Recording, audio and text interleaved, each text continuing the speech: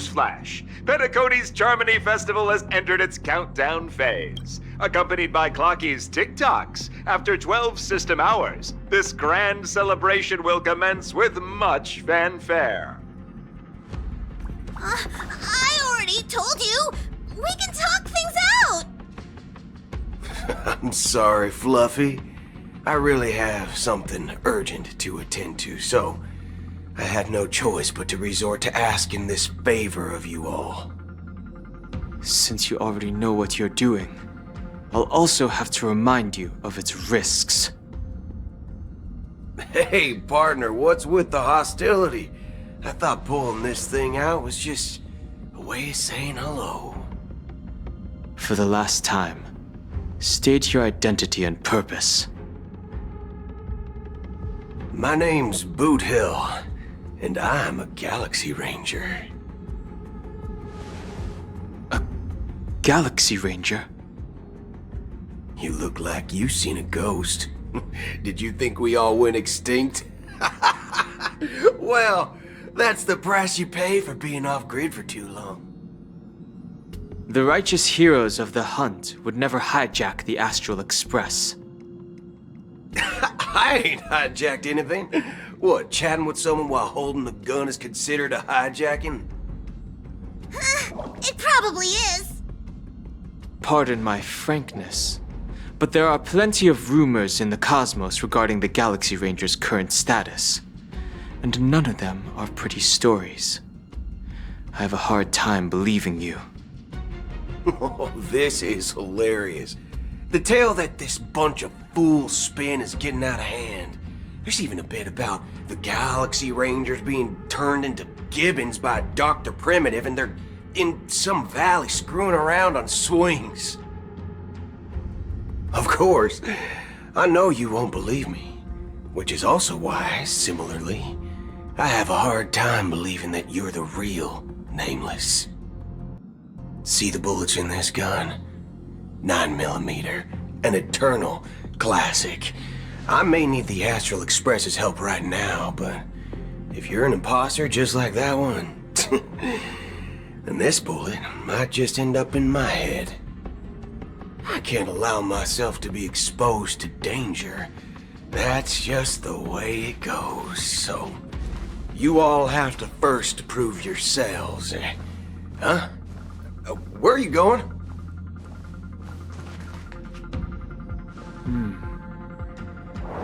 Recognize this? It's a model fudger. The Jade Abacus of Ally and Oath. The CN Joe really gave this to you guys? Model fudger? This is the Jade Abacus gifted to the Express by the Xianzhou Luofu's general, Jing Yuan. Its presence on board serves as the Xianzhou Alliance's official recognition of the Express. Is that enough? Not bad, kiddo. And across these sprawling stars, a gentle squeeze is all it takes to rustle up a whole legion of Cloud Knights. Now, I reckon that'd be one fudging sight to behold. Now it's your turn. Been ages since the Galaxy Rangers had the spotlight shown on them.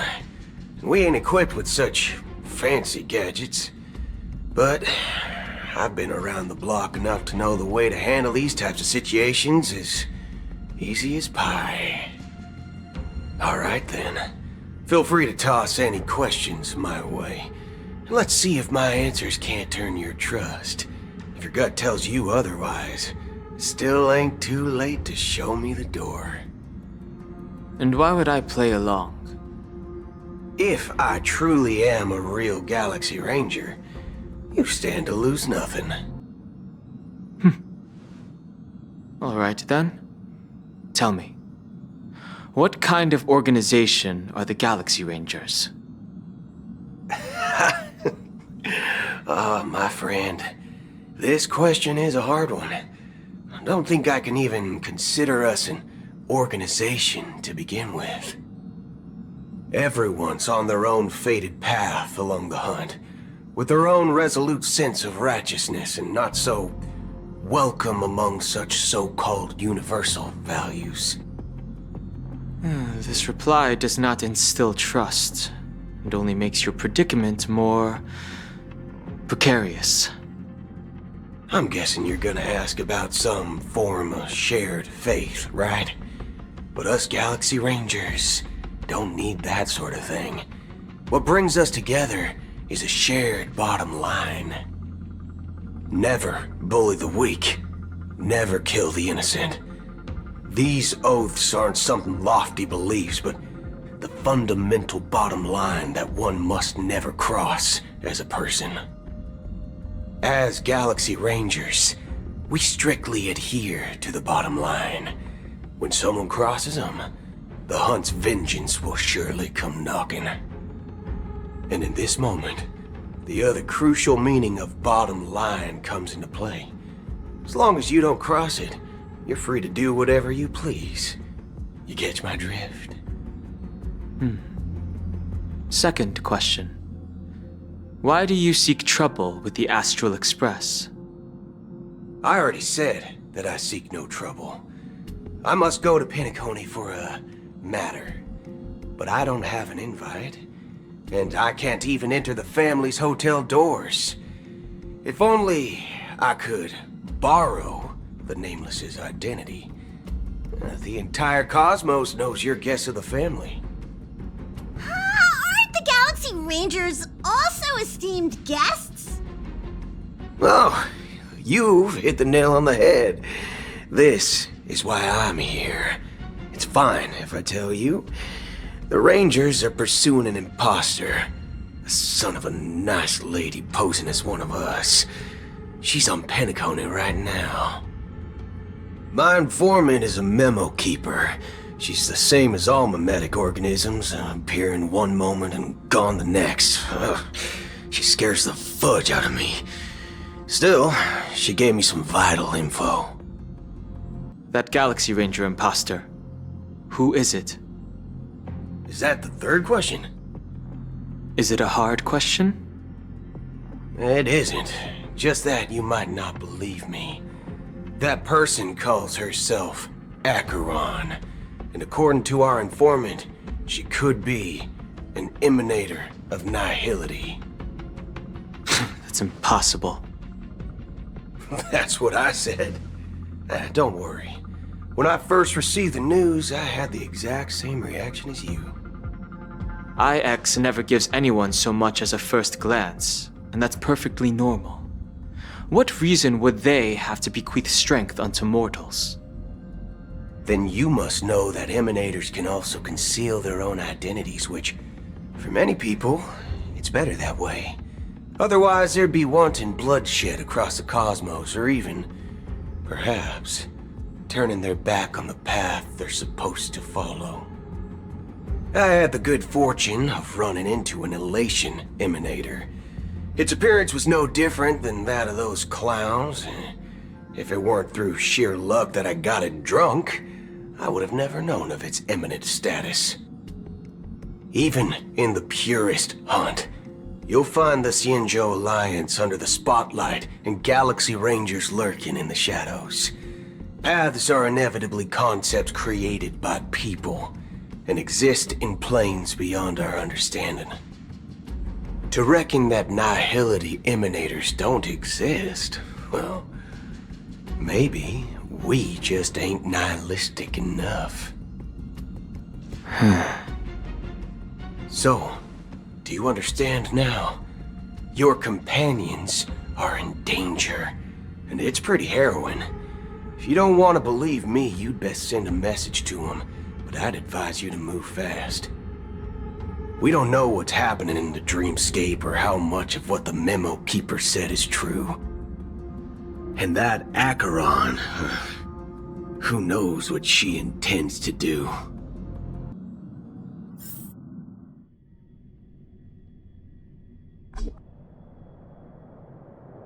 I don't intend to do anything. That's not up to you. Did you know? People who come to the land of dreams for the first time, they'll subconsciously stop to reaffirm that they're still walking on solid ground. And then they will unanimously raise their heads to gaze at the sky. Be it reality or dream, staring at the sky is instinctual for humanity.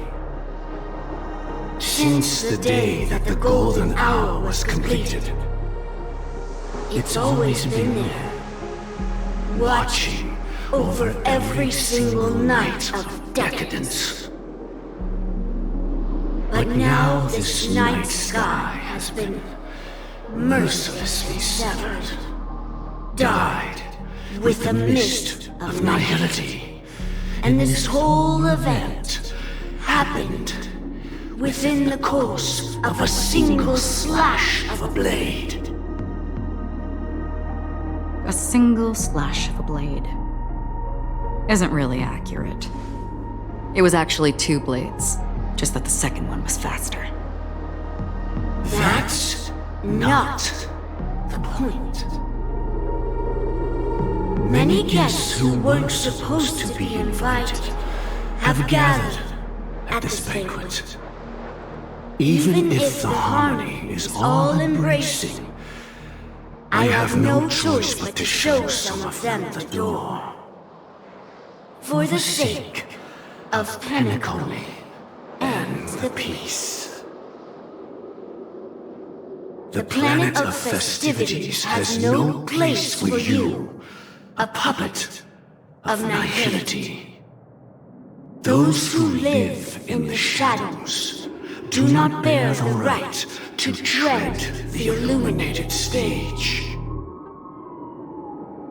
Speaking of living in the shadows, there's probably not much difference between us. It's only polite to reveal your true self, at least when speaking to others. Penacony's Dream Master.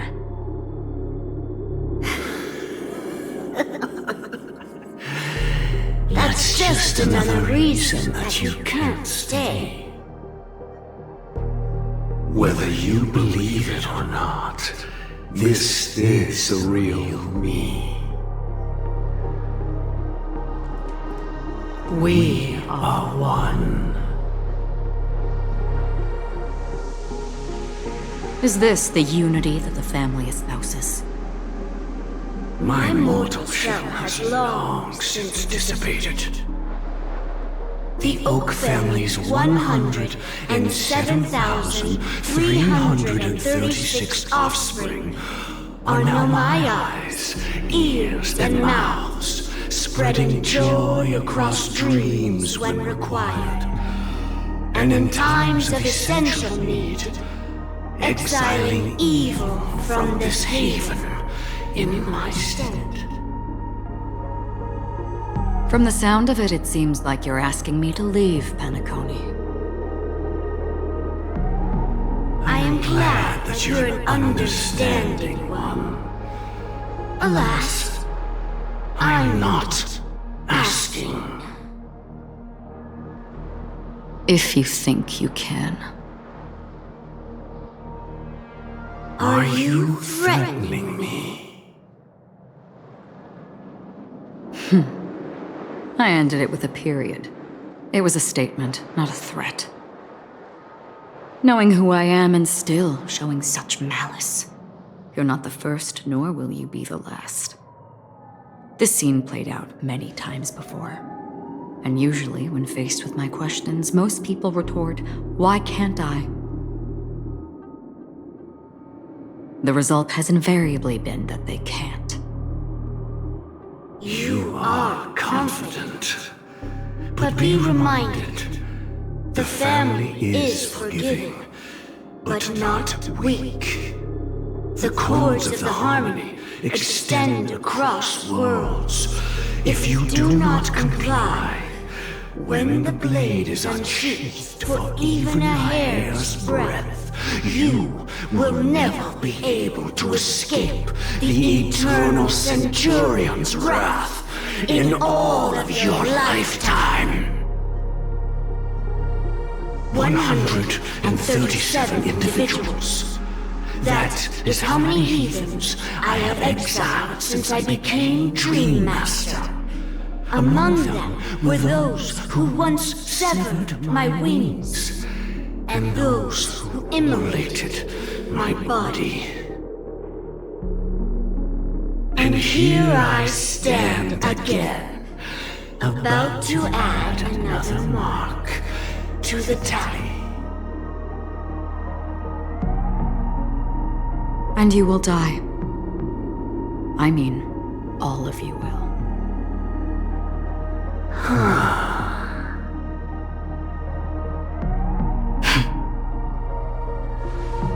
But that won't come to pass. I'll do as you ask. I'll leave.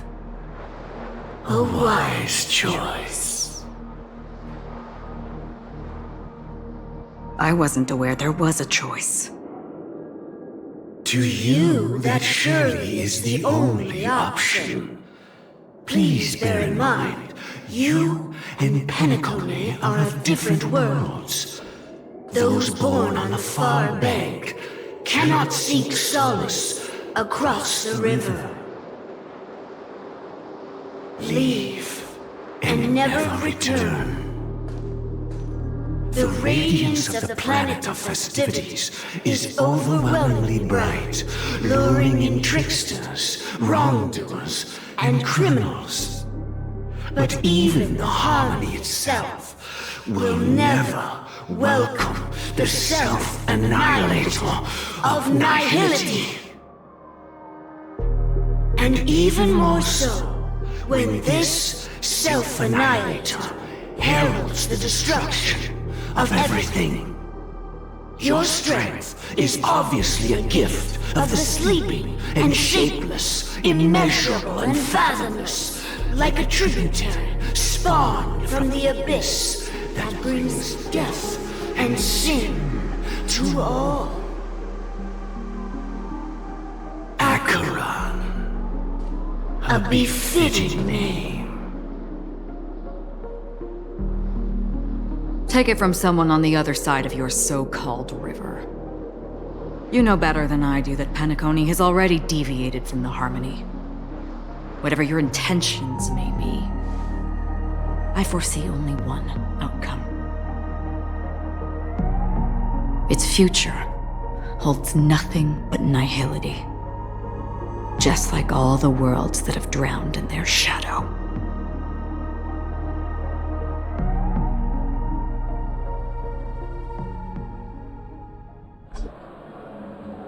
Attention, please. The unusual event that occurred moments ago was due to a technical malfunction at Clock Studios theme park. The family has promptly responded to secure the area, and we're happy to report that there have been no injuries. Oh, I swear that was no movie shoot. So many chips fell from the sky, and I even caught one of them. But it vanished in an instant before my very eyes. Excuse me. Are you talking about the Clock Studios theme park incident? Yeah, what about it? Oh, Miss Robin! Am I seeing things right? No need to worry. I apologize for any inconvenience caused to your delightful dream journey. What you just mentioned about the chips really piqued my interest. Would you mind providing more details about the incident? Oh, it was just those chips you normally see everywhere. The green ones? They fell from the sky as if it were raining. And then those chips simply disappeared. It appears to be the dream sim tech the Iris family has been developing. Huh? Miss Robin, you mean those chips were all part of a performance? But I really... Shh. This technology hasn't been made public yet. It was originally planned to debut at the Charmony Festival, but it seems it's been leaked. can you help me keep this secret? The raining chips were supposed to be part of my act.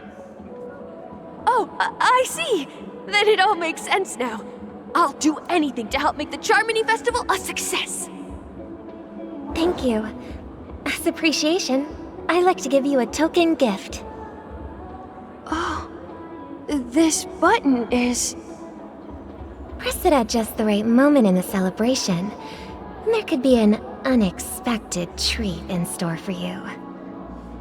All right, it looks like there are other guests who are also confused. I'll have to excuse myself. Please, enjoy the dreamscape. So many people talking about it. This commotion at the theme park definitely made waves.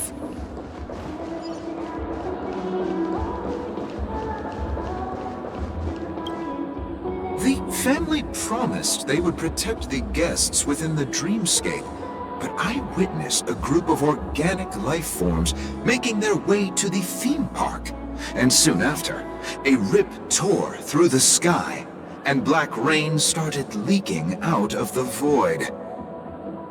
The family needs to provide a reasonable explanation, or I'll take my loved ones and return to reality. I thought the dreamscape was supposed to be a paradise. If it's not, then there's no point staying here. It appears the good sir has seen many great events. And it's true that an uninvited guest has unexpectedly entered the dreamscape.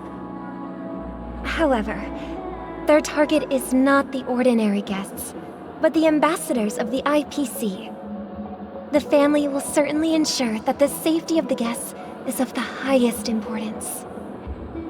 Miss Robin, I know the Bloodhound family has already sealed off the theme park and has control over the situation, but it won't resolve the problem.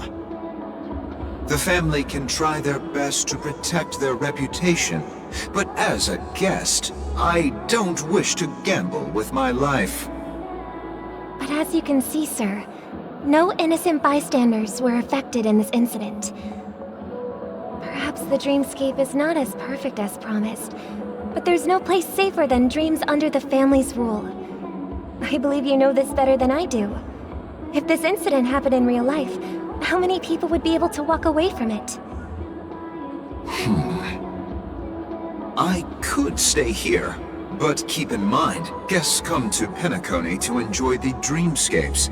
They do not wish to be entangled in a conflict between the family and the IPC, so let's not have any more unnecessary incidents. Of course. With the Charmony Festival about to commence, we will spare no effort in our preparations. Rest assured. To express our apologies, the family has arranged this gift for the guests. Thank you for understanding.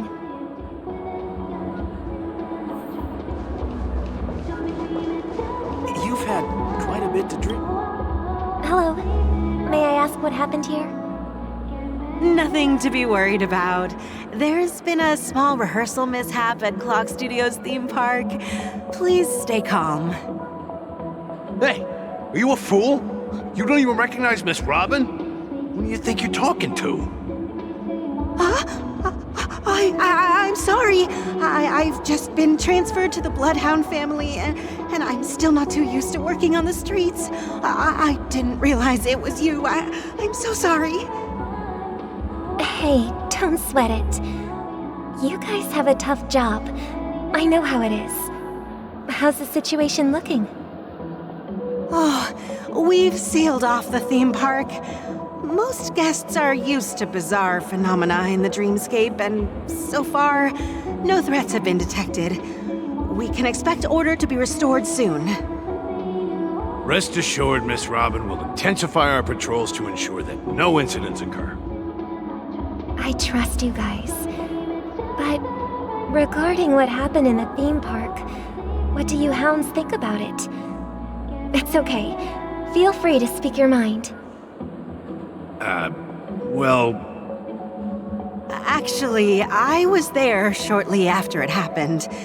Is it true that the IPC's ambassadors came with ill intent? And that Galaxy Ranger who easily cut through the sky? Miss Robin, tell you the truth, everyone's been talking about it. The myriad factions on Penacony have already been causing unease for everyone. Thank you all for your loyalty towards the family. The planet of festivities has indeed run into some trouble. The representative from the IPC, he's trying to regain ownership of Penacony and is prepared for a hostile takeover. Of course, the family did not agree. The result of the failed negotiations is as you see it now. No wonder. So this is the main reason why the IPC staff are banned from entering the dreamscape. Did they apprehend the troublemaker in the end? Don't worry. Mr. Sunday is currently tracking his whereabouts, and he'll have something to show for it soon. However, given the situation, the IPC surely won't let this go easily. Therefore, we are relying on you hounds to maintain the order and stability of the dreamscape. Please be assured, Miss Robin, we take our orders seriously. We won't let those IPC cronies get away with this. Thank you for your hard work. If there are any other members who still feel uneasy, please tell them on my behalf that protecting the dreamscape requires everyone's help. This is a small gift prepared by the Iris family for the guests. There's one for you too. Please, open it at the Charmony Festival for an unexpected surprise. I can't believe I received a gift from Miss Robin.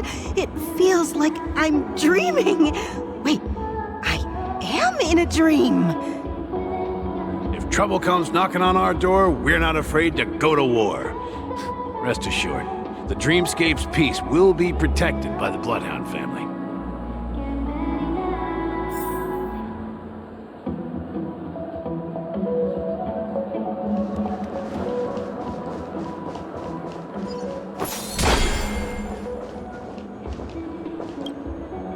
Miss Robin? That's the renowned cosmic superstar, Miss Robin! I didn't expect to meet a fan here. I'm honored. Welcome to Penacony, a world filled with wonderful dreams. I can't believe I'm actually meeting the real Robin! Shouldn't you be preparing for the Charmony Festival? Preparation is important, but the ceremony is fundamentally about sharing the Great One's harmony with everyone. If there's a chance to sing with everyone, I will not refuse. Regarding the recent mishap, I understand it negatively impacted some of our guests. As a member of the family, it's only right for me to come forward and offer my apologies to everyone. But, are you sure it was actually a mishap? Everyone saw those chips descending like rain and the red light tearing through the sky. Claiming it was merely special effects seems a bit far-fetched. Plus, I met that generous gentleman. He looked really out of it and kept talking to himself. Is this also part of the performance? Everyone, please do not panic. I believe that the family will give everyone a satisfactory answer in due time. Even if you say so, Miss Robin, it's hard to believe. Some people just never listen, do they? It's never ending. It just goes on and on. I'm getting really tired of this. Miss Robin? Still, I suppose I should keep on helping everyone. I am the epitome of joy, kindness, and goodness, after all. Huh? What was I just doing? And, who might you be, miss? Here, take this, little guest. This gift has been specially prepared for you by the family. Make sure to take good care of it until the opening of the Charmony Festival. Then, when the show reaches its climax, press the button together with the others around you. You never know. Something very exciting might happen.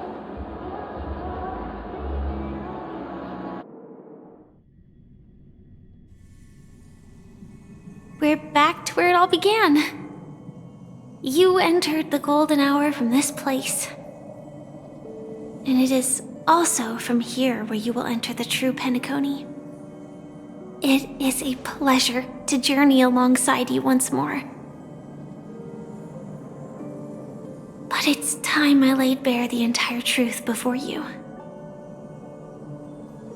As you might have heard, I also go by another name. Stellaron Hunter Sam.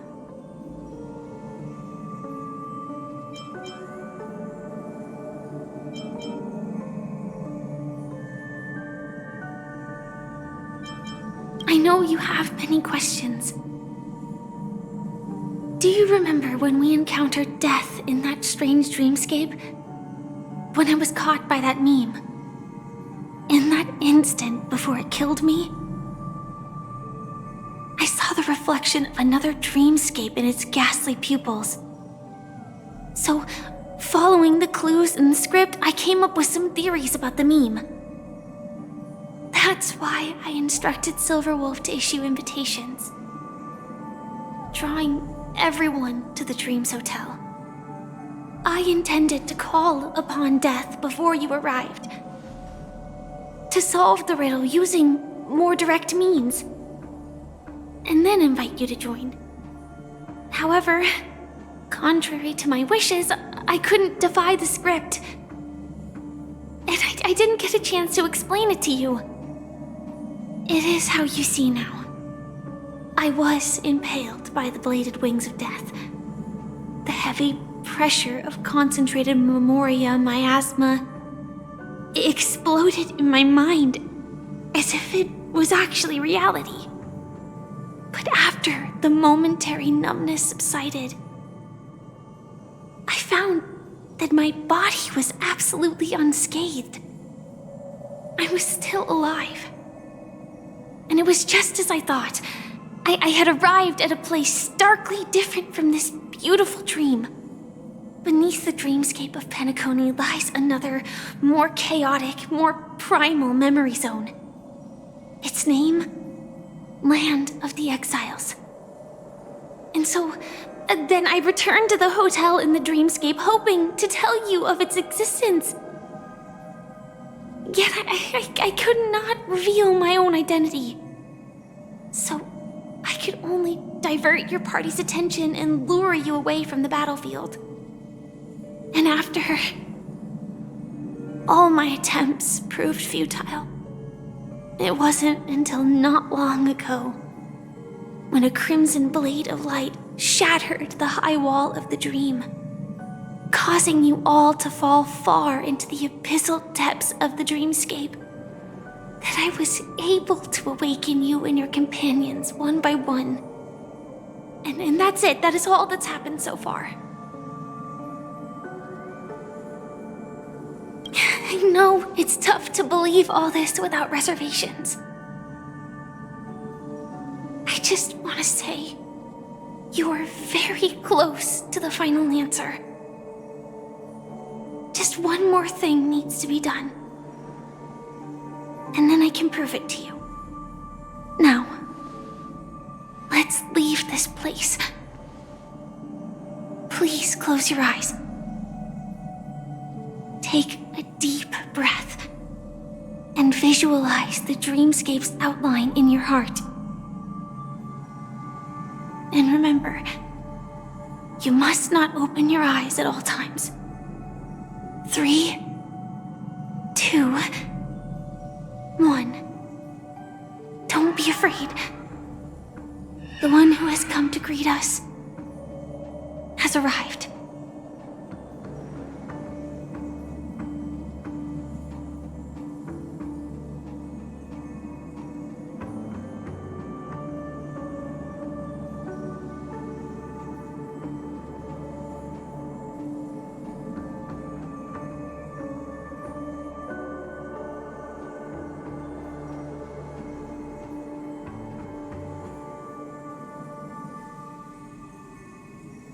I never knew you could do this.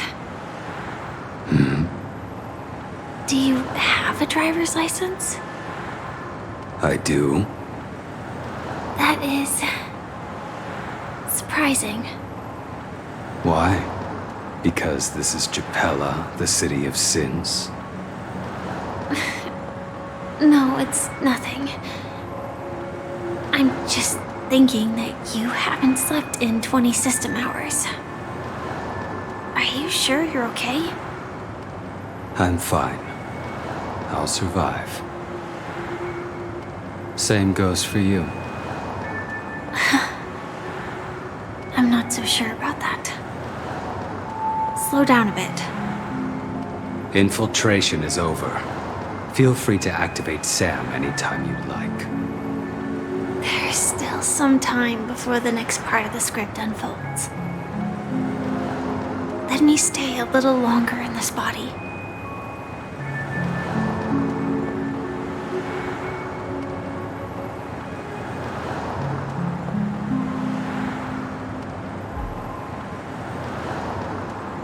Such a long tunnel. Didn't feel this long when I set off. In half a system hour, it will lead us to Kafka. And then comes the downfall of the Japella Brotherhood. Is that also part of the script? It's in your script too. Sorry. I didn't notice. Their destiny won't change just because of your selective ignorance. I told you before, it's a bad habit. What about you then? Is this the moment you finally find the death you've been looking for? As always, it's a blank slate. It's not on this planet. Why the sudden inquiry? Because I'm currently in a car with a sleep-deprived driver. I just want to get there in one piece. This car has full self-driving capabilities. I'll just put my hand on the steering wheel. Will that do? Hey, don't take everything so seriously. Elio would always say there's only one type of destiny. The inescapable type. He can see the future, and we, likewise, are aware of our predetermined end. But before that moment arrives, we can still choose what we do. We all have this right, don't we? After today, Japella's name will disappear from cosmic history, and the Everflame Mansion will take its place. In the not-too-distant future, you'll receive an invitation. That's your next stop. Land of the Dreams. Penacony. I hope you find whatever you seek there. Be it answers or salvation.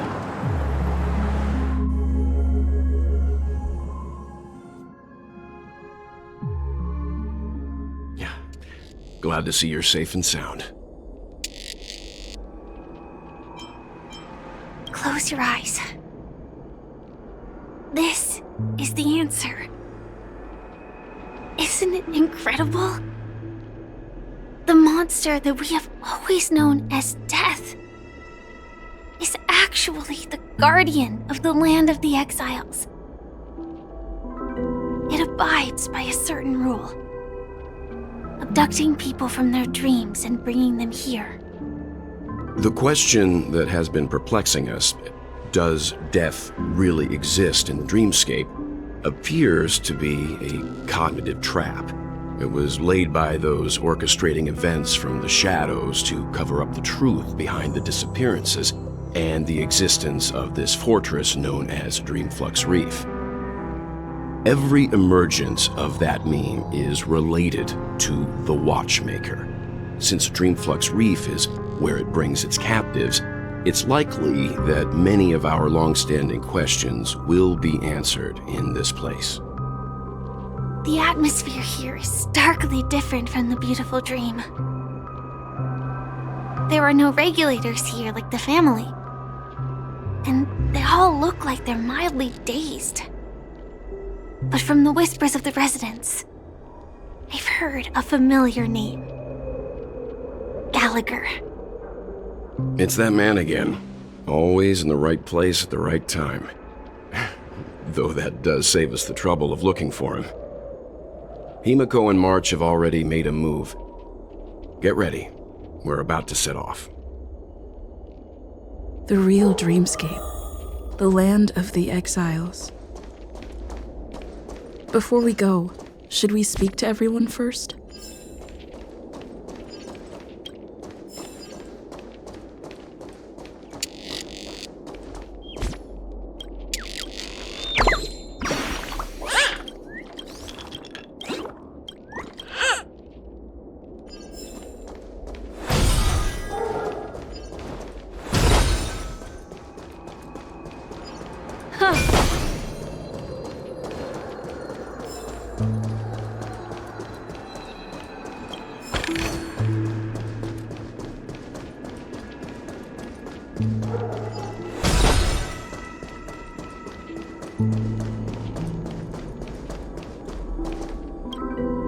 Something on your mind?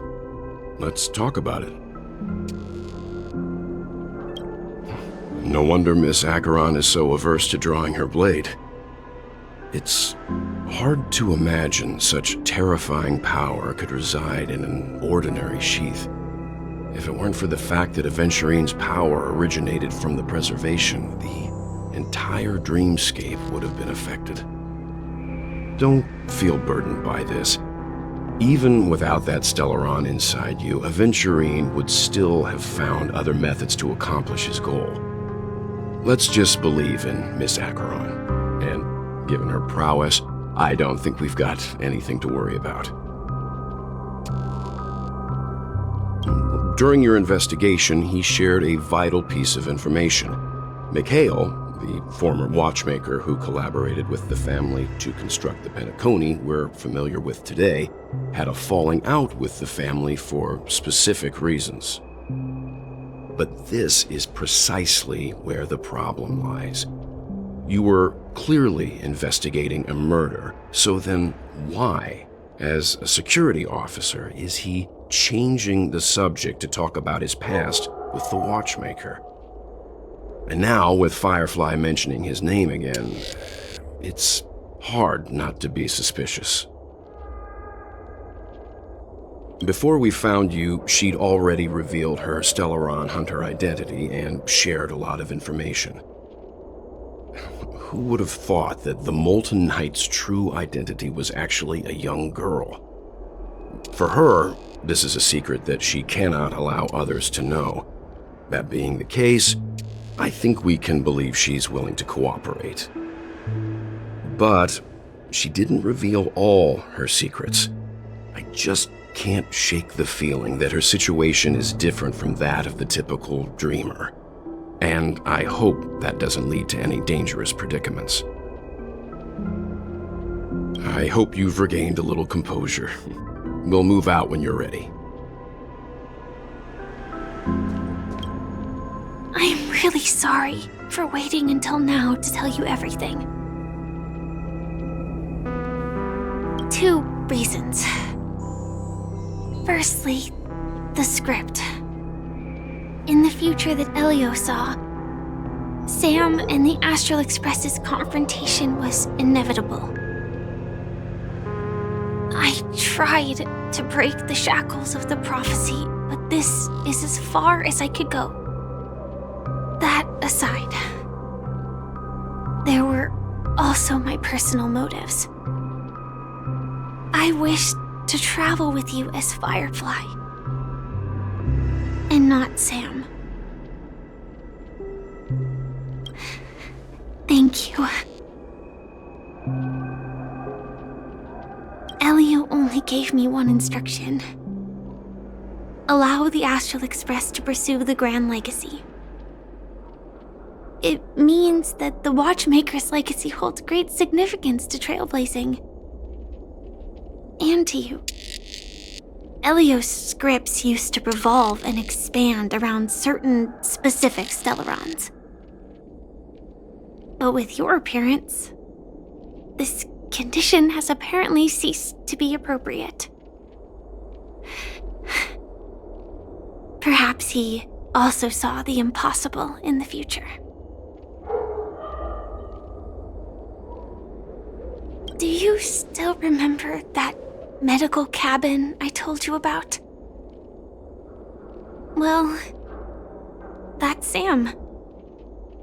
It belongs to the Iron Cavalry of Glamoth's Firmament Frontline. A Firefly Type 4 tactical heavy assault mech. It is the cradle of my vitality. And the meaning of my birth.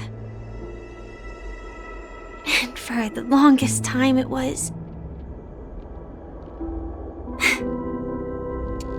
how I should have looked to the rest of the world. The timescale of Dreamflux Reef differs from reality, so we mustn't lower our guard. You're sensitive to memoria. A slight misstep, and you could get lost in this memory zone.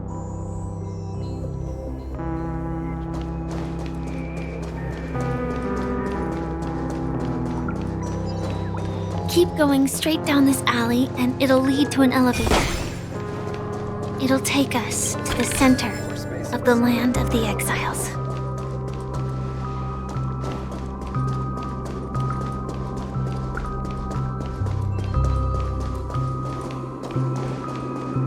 What a huge clocky.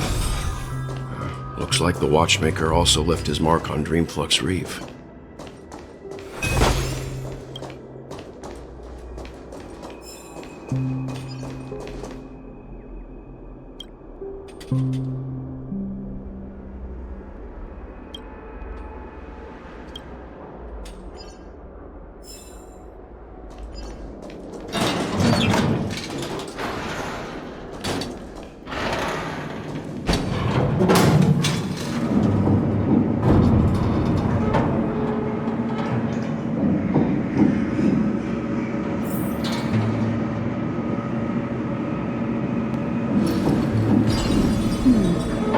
Memories seem to be different again.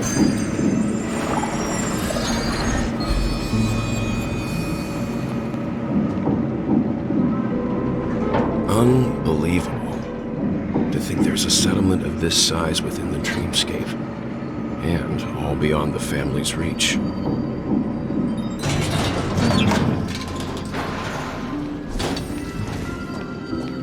The atmosphere in this fortress is pretty different from that in the beautiful dream. When I first saw it, I was in awe too. The sky here, it's like a reflection of the 12 dreamscapes. What's even more bizarre is that this place is also separated into trade and residential areas. The layout may be simple, but the facilities are very comprehensive. It seems that there are quite a number of people living here. Though both dreamscapes have distinct styles, the architectural designs are quite similar. Works of the same hand, perhaps. Hard not to speculate on the connection. But there's no point in overthinking things. Let's meet up with Himiko and the others first. Take a right turn at the end of this road and you'll reach the trade district. There are more people there, and perhaps someone knows where she is. Not coming with us? The Astral Express likely needs room for some internal deliberation. In the meantime, I'll try and locate Gallagher. Sure. Let's reconnect later. Letting her go was the right decision. Further observations are needed before we decide whether to trust her. But first, there's someone I need to talk to. Let's go. I'm sure you've already noticed him.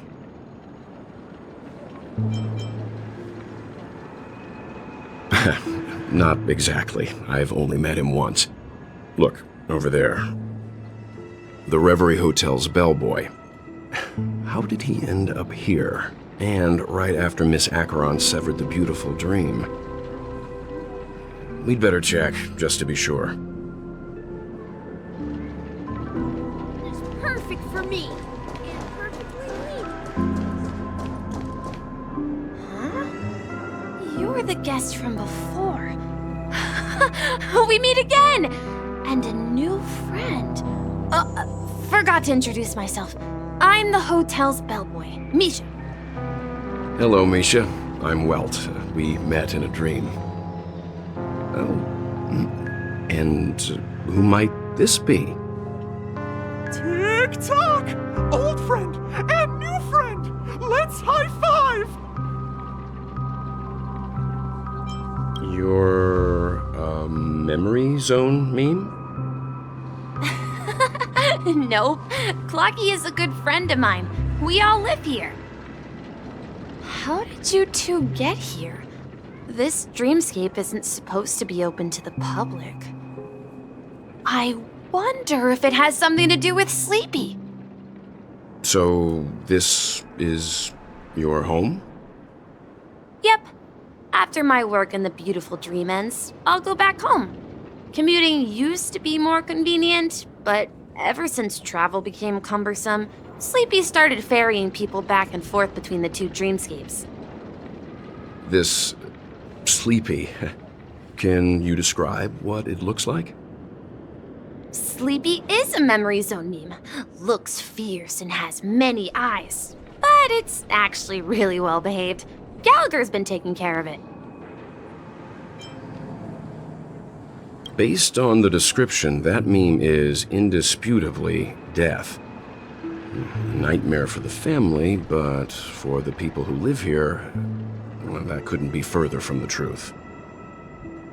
Death? Not in a dream, surely. Sleepy's just a little aggressive, and sometimes messes up by fetching the wrong guess. But it would never hurt anyone. I see.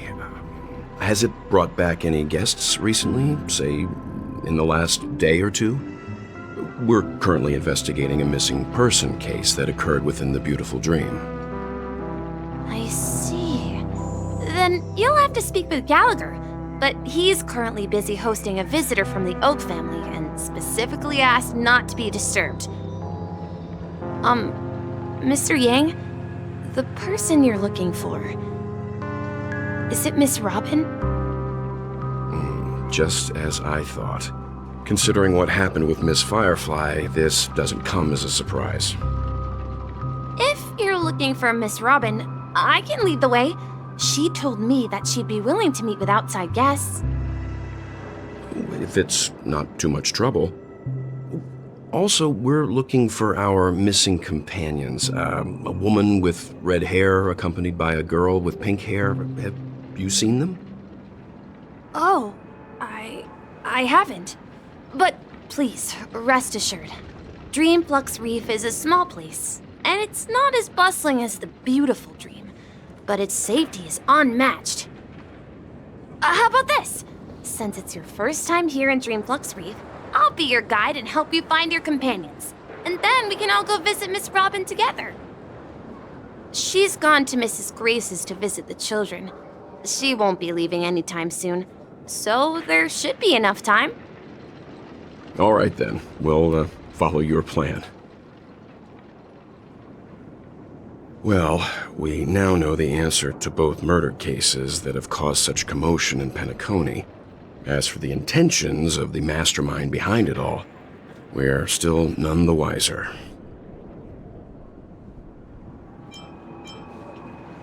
Yes, that's my thinking as well. I'm not entirely certain, but we still have to find him one way or another.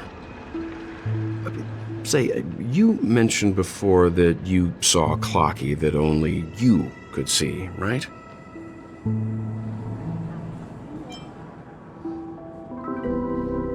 I can't shake off this strange feeling. Am I really still so young at heart? Forget it. It's not important. We'd better just follow Misha.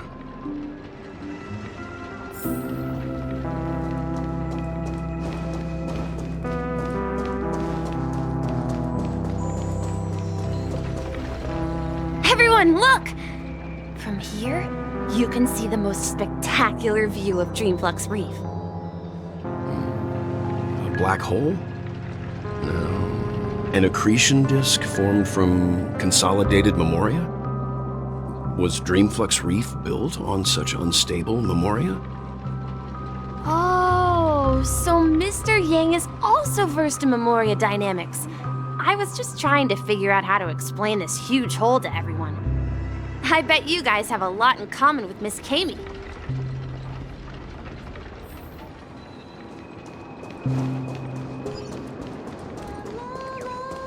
Look! There she is!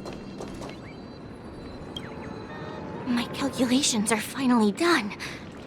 In another 10 system hours, the above dream will swallow the dream below. My hypothesis was correct. This place will cease to exist as the dream devours everything. Who are you all, and why haven't you left yet? This place is about to disappear. I'm Kami, a dreamscape surveyor specializing in memoria dynamics, and this is my life's work that I'm researching. See that huge gaping hole? It was just a narrow rift many years ago, but now it's grown into a giant hole. The surrounding memoria has been flowing towards the other end of the hole at a constant velocity, slowly but surely. But the scary part is, according to my calculations, the flow rate of memoria has recently changed, and it's faster than ever before. It's almost as if something is sucking it in from the other side. By constantly improving upon Madame Rosalina's memoria measurement method, I've finally obtained accurate results. After 10 system hours, the Dreamflux Reef will cease to exist. Just like the melting of glaciers, everything will crumble and disintegrate. The dreams on that side of the void will fuse into one. Please don't worry. This sort of thing has happened many times before. Miss Kami isn't a bad person. She's just a bit lost in her own world. She'll probably realize she's wrong soon enough. You don't say. There was something else that piqued my interest. Who is Madame Rosalina? Oh, do you know her too? Or are you also a fan of memoria dynamics? We're very interested in Madame Rosalina's achievements. Could you tell us a little more about them? Why, of course! She's an excellent scholar of memoria dynamics, and the first person to apply memoria rate measurement methodology on interstellar travelers. Regrettably, due to the presence of the Garden of Recollection, ordinary people don't pay much attention to the nature of memoria. She departed this world without much fame, leaving only a few thin journals behind. I came to Penacony to learn more about my idol, and went to great lengths to seek out Dreamflux Reef, all because this is her final resting place. Prodigies always meet their demise prematurely. If only Madame Rosalina had more time, she would have discovered a way to reverse the flow of memoria. I felt it. The source is in the golden hour. There is a certain anomalous presence stirring the currents of the memory zone. I must uncover more concrete proof. I must convince everyone. Does the name Madame Rosalina sound familiar to you?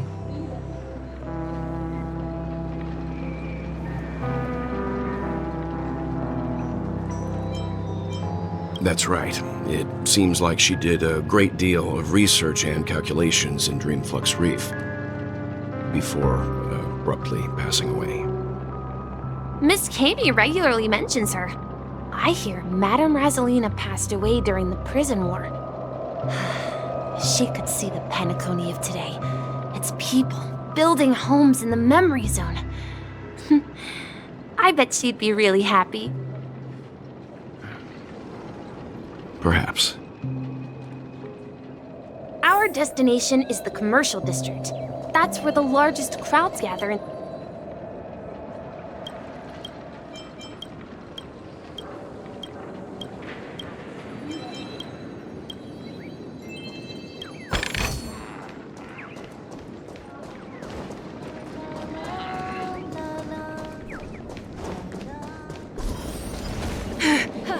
Let me go! Please, come to your senses. I'm begging you. Ghost! There's a ghost! Don't come near me! Oh my. I'm human and so are you. Can you get a grip? Mr. Yang and Miss Trailblazer, I've been waiting for you. Quickly, come help. I bumped into a member of the family on the way here. He was so scared and I just wanted to calm him down. But... Let me go! Let me go! I've only done good in my life. Why can't I rest in peace after death? Well, this is how it turned out.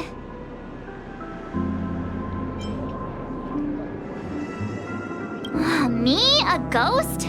Don't make me hit you. He thinks he's dead. Although, when I first fell in, I also thought the same. Dear guest, this is not the afterlife. This is Dreamflux Reef. That's right. Did you hear that? Repeat after me. Dreamflux Reef. You're talking to someone invisible. If I'm not dead, what am I? I shouldn't have pushed my luck and tried sleeping in my dream. Curiosity kills the Papeshi.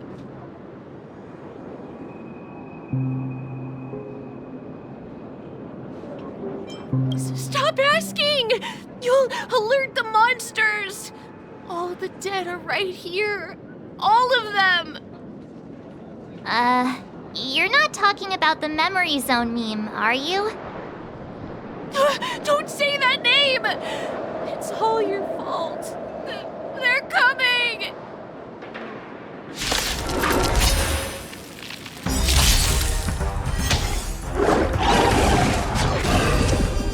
Say bye to breathing. Good times never last. Time to say bye. Boom.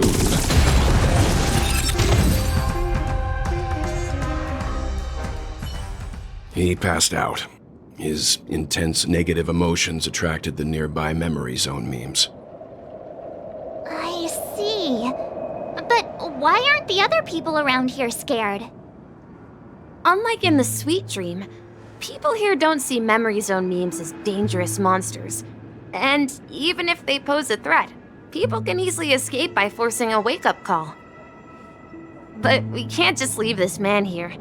Can we take him somewhere safe? We can ask Jessie for help. I've gotten to know many locals while waiting for you guys. Everyone here is living a self-sufficient life. I don't know how to describe it, but this place feels like the real dreamscape.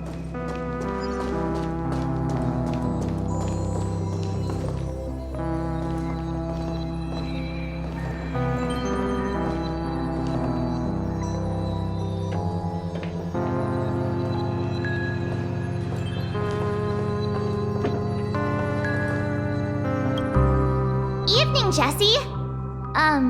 Is it evening? Welcome, Miss March. Who might these be? These two are my friends. As for the man lying on the ground, he's a scaredy cat who fainted from fright. I see. Another poor guy who accidentally ended up here. I'll take care of him. There have been a lot of new faces lately. Things must be tough in the beautiful dream. The few remaining havens of freedom in Asdana will soon face trouble. Do such things often happen here? Not really, but they're becoming more frequent now. Guess it's one of the signs of the Sweet Dreams collapse. This man has had quite the shock. Could you help me find a Halovian lady, March? Her songs can heal mental wounds. A Halovian lady? That must be Robin. She's also here in Dreamflux Reef. Huh? Robin? But I thought she...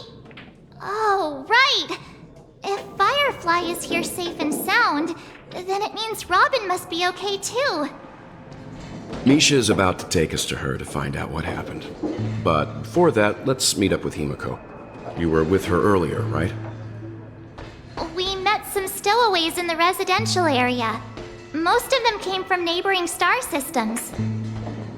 I heard that places like Dreamflux Reef are scattered throughout the memory zone of Asdana, like islands in the ocean. They existed before the family arrived. I also heard that when Dreamflux Reef took shape, it was the center of all dreamscapes in Penacony. If that's true, it's no wonder there are so many similarities between this place and the Sweet Dream. Himiko must be gathering information. Let's hurry up and get going.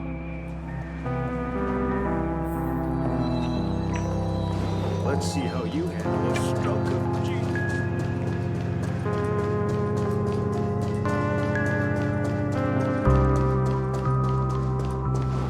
This is where we split up. She can't be too far away. So that's how it is. I never imagined we'd gather the remaining details here. To borrow Gallagher's catchphrase, what an unpredictable twist of fate. Himiko, here they are. Ah, perfect timing. Now that everyone's here, I'd like to introduce everyone to Micah, who's partly in charge of the Land of the Exiles.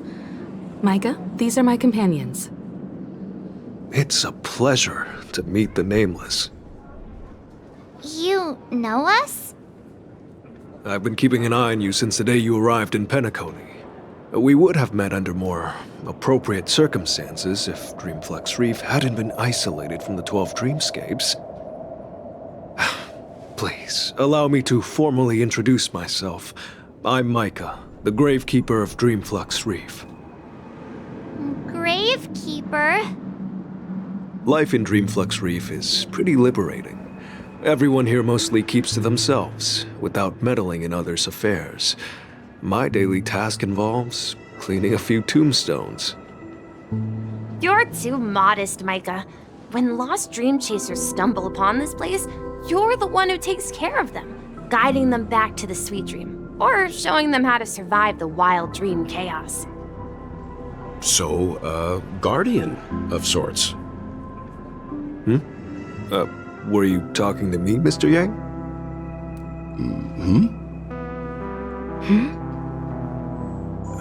On that note, Mr. Mika, which tombstones are you referring to? We didn't come across any graveyard when we arrived. They're actually just symbolic stones. But since you're curious, Mr. Yang, I'll take you there. I have a feeling you might find something of interest there. But before that, you have an important guest joining you. An important guest? Who could it be? This way, please. The roads here in Dreamflux Reef are a bit run down, so watch your step.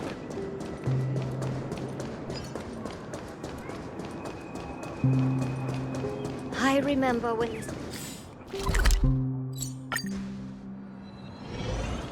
This trash can is perfect for me.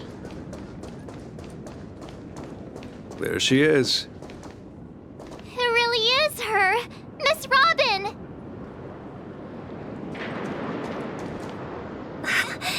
Everyone sang so wonderfully.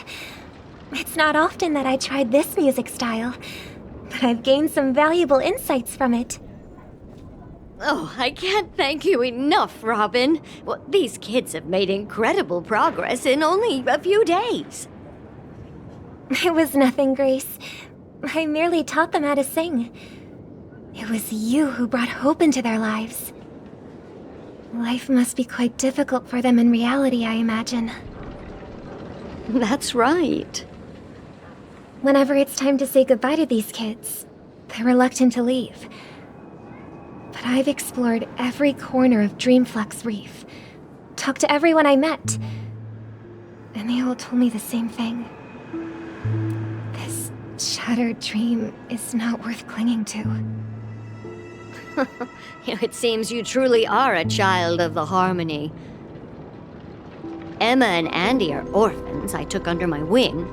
Carol there with her blind eyes used to work at a nutrition center in the outer ring of Penacony. And as for Gary, he's been living with autism since he was a child.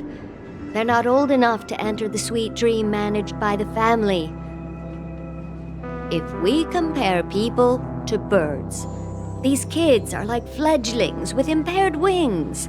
But in this dream, well, they can fly freely. Even if they stumble along the way, well, they're still relying on their own strength. And me, an old lady with no legs. Well, without this dream, I couldn't even walk toward them. I'm glad that you found a new life here in Penacony. It's just... Don't worry, Robin. Dreams have their significance, but they aren't everything. Both the children and I understand this. No matter how long we fly through this dream, we will one day return to reality. But you know what? Emma and Gary aren't plagued by their insecurities anymore. No, and Carol is learning how to cope with her blindness. And Andy is livelier than ever. Well, even I've become more optimistic. You see, in dreams, we learn how to live. Once we return to reality, we learn how to survive. And should our feathers be damaged, then we share our wings with one another. There's no need to covet an illusory sky in dreams, because we have the right and the ability to fly towards a broader horizon. It's a relief to see you safe and sound, Miss Robin. It's nice to see you all again, Astral Express crew. I heard my disappearance caused quite the commotion out there. I'm really sorry about that. Since you're here, can we assume that you're fully aware of the situation in Penacony? Ever since I returned to Penacony, my voice started to change, until it gradually faded away. At first, I thought it was a temporary ailment, perhaps due to having been away too long. I thought maybe it just takes some time for my body to acclimate to the high concentration of Memoria and Asdana. But now it seems the root of the problem goes way beyond me. There are elements around me that don't align with the harmony. And losing my voice is just one of the signs of the Sweet Dreams collapse.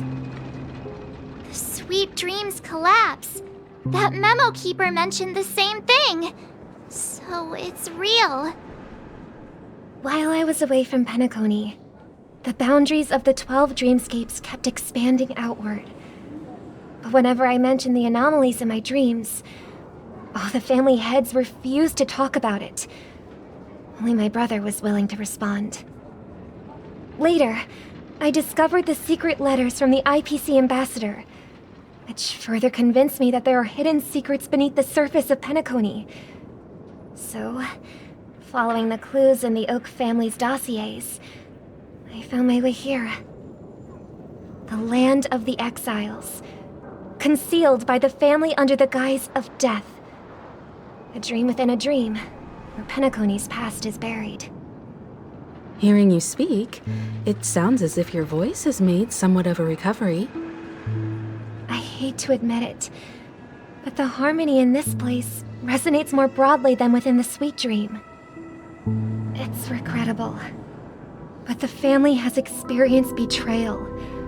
The traitor, or traitors, abandoned their original principles and, using the name of harmony, exploited people's weaknesses to turn Penacony into the planet of festivities, trapping everyone in the illusion of the Sweet Dream. This is not the strong defending the weak, but rather the strong exploiting the weak. A world without equality won't ever be favored by the harmony.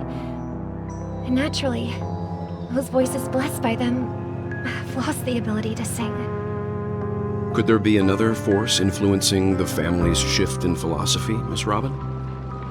Considering what happened with Acheron, it's difficult to conceive of another entity within the realm of the harmony capable of influencing everyone.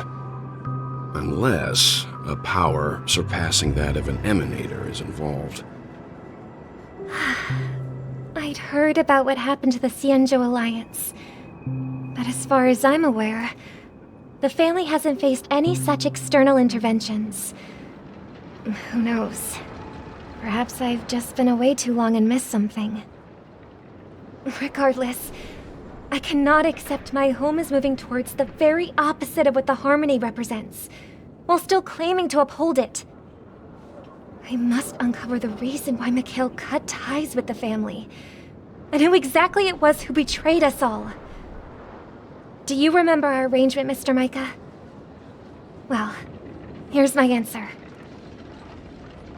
I've decided to forgo my role, and never step foot on the Charmony Festival stage again.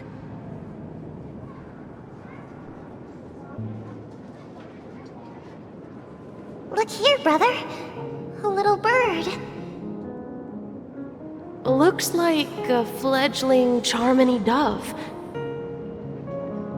But Charmony doves don't live here. So how did this little bird get here? Maybe its parents abandoned it?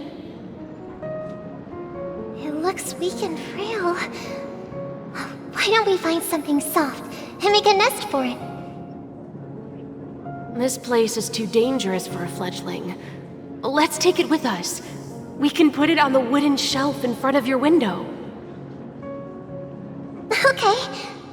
A bird like that must have a beautiful singing voice. But where will it live? I'll ask the family head to build a cage for it. A cage? But then it won't have the freedom to fly, right? Let's see. What is it that has captured the attention of the two best interpreters of the Great One? To the point that they've forgotten how to enjoy their dessert. Oh, poor little thing. Doesn't look like it's doing well. Do you want to rescue it? I do. But I don't want to lock it up in a cage. Why? Even if it's small and not fully feathered and can't sing, it didn't come into this world just to be locked up in a cage. Birds, they should be flying free in the sky. That's quite the romantic idea. And what about you, a young scholar? Do you agree with your sister? I think she's right. But if we leave it out in the wild, it won't survive for more than a few days at best. Ah, I see. It seems our little scholar is still a bit unsure. Well, let me tell you youngsters a story. As you probably know, Charmony doves can fly through the air. When they fly really high, the friction caused by the flapping of their feathers against the atmosphere creates amazing lights, so that they look like shooting stars. We've seen this spectacle so many times that we think it's just something they can naturally do. But that's not the truth. Their radiant display is the result of countless struggles against nature over generations. Their ancestors were too weak to survive on the ground, so to escape predators, they started seeking new opportunities in the air. After countless attempts by many generations, one of them finally figured out how to fly. It soared into the sky and never looked back at the ground again. So, you mean birds aren't born to fly, but they find a way to do it through their determination, right? Well, that's an idealistic way of putting it. So, what are your thoughts, Sunday?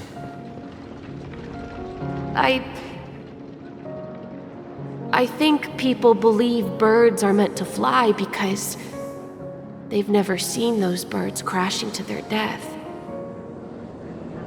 That's an interesting perspective. So, have you decided what to do with the bird now?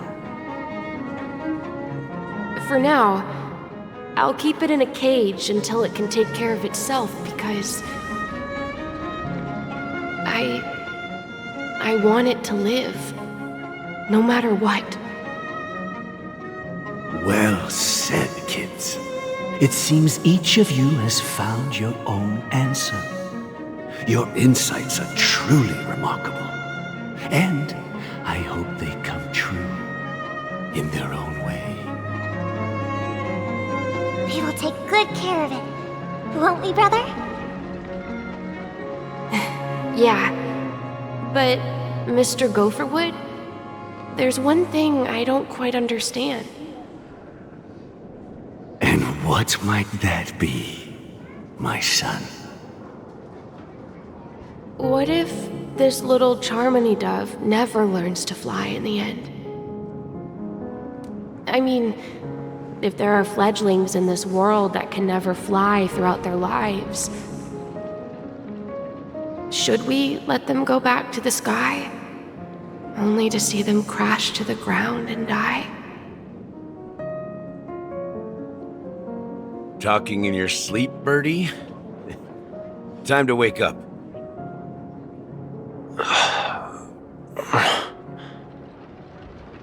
Huh?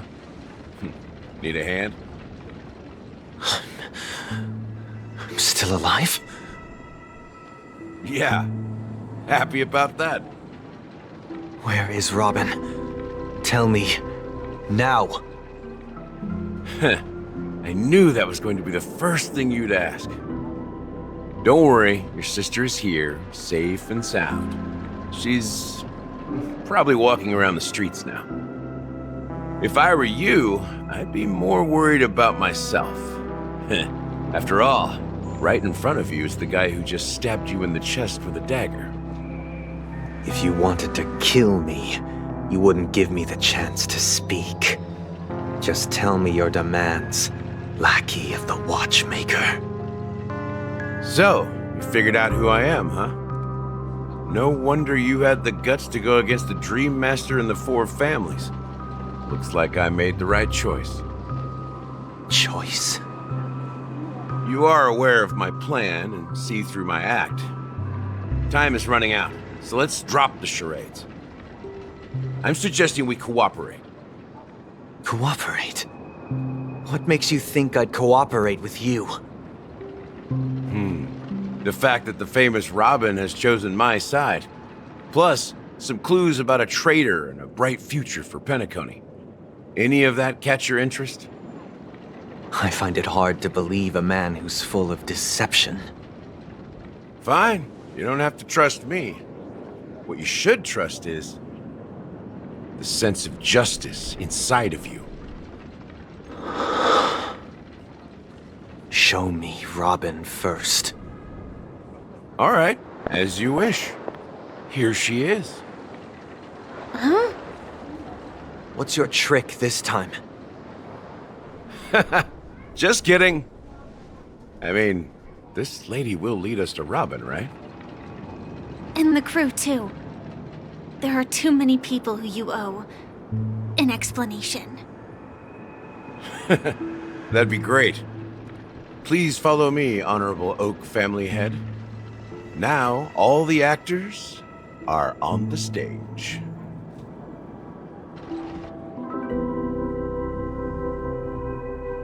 This is the monument I mentioned earlier. The names inscribed on it should be familiar to all of you. Rosalina and Tiernan. When Penacony was known as a frontier prison, it was the Trailblazers who connected it with the stars. They were the heroes who saved Asdana, and their names deserve to be immortalized, not just on this small stone tablet, but in the annals of history for all of time. However, today, the planet of festivities is nothing but sweet dreams. That heavy piece of history is all a distant memory. Just like that prison. If their names are inscribed here, then that means... According to Micah, they died long ago. Rosalina was killed during the War of Independence. She ventured alone into the heart of the star system to investigate the flow of Memoria, but she never returned. Tiernan was a skilled gunslinger, strong and reliable. He led the people through countless battles, but he didn't live long enough to witness the arrival of true peace. In the decade following the war, Penacony faced challenges internal and external. To protect Asdana, Tiernan took up the way of the Trailblaze and led the Lampmoth family to explore beyond the system, only to be surrounded and wiped out by the Swarm. Though I had expected as much, the tales of these heroes truly are sorrowful. True to the title of Trailblazer, they spent their lives venturing into the unknown. But what about this tablet? There are no names carved on it. When Dreamflux Reef was created, its owner was still alive. However, he insisted on erecting a monument for himself, saying that it will happen someday. Here we meet again. Everyone from the Astral Express. Robin.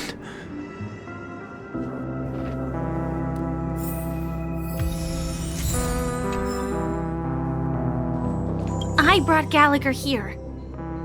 It's time to face the truth. The atmosphere sure is livened up with all these people in here. Well, I did my job. I gathered everyone here. Gallagher will explain the rest to you. Take care. Brother. There's no need for words. You're safe, and that's all that matters. Make a wish. I promised to give the siblings some privacy, so let's talk about our business first. What do you say? That sounds sensible enough. Since you went through the trouble of gathering the family heads, the crew, and the Stellaron hunters, I'm guessing you have something important to say, Mr. Gallagher? Oh, is it that obvious? The look on your face is practically screaming I'm the one behind all this. You're right, Mr. Yang. It is indeed time to come clean on everything. The siblings already know what they need to, and they've made their choice. But you, Nameless, arrived a bit late. So it's only fair that I answer your questions. Before we begin, let me reintroduce myself. I'm the founder of Dreamflux Reef, the deputy of the Watchmaker, and the one who sent out that invitation. As Gallagher, the history fictionologist, I humbly extend my greetings to you all. History fictionologist? So what, everything you told us was made up? Well, don't worry. Almost everything I shared was true. Well, except for the part about the family accepting me back. I double-checked with Micah, and everything he said about the family, the Watchmaker, and Mikhail is true. Thank you for your understanding. Now let's get down to business. I'm sure you're all wondering why I went through the trouble of setting up this battle for the legacy, inviting different factions, and stirring up a ruckus all over Penacony. Well, it all boils down to something very familiar to all of you. The Stellaron. The Stellaron? But how is that possible? Penacony is a free-flowing interstellar hub. There are no signs of contamination whatsoever. You're totally correct. So, Care to take a guess at what that means?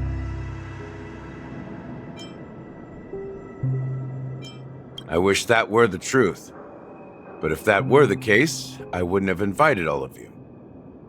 The sweet dream doesn't come out of thin air.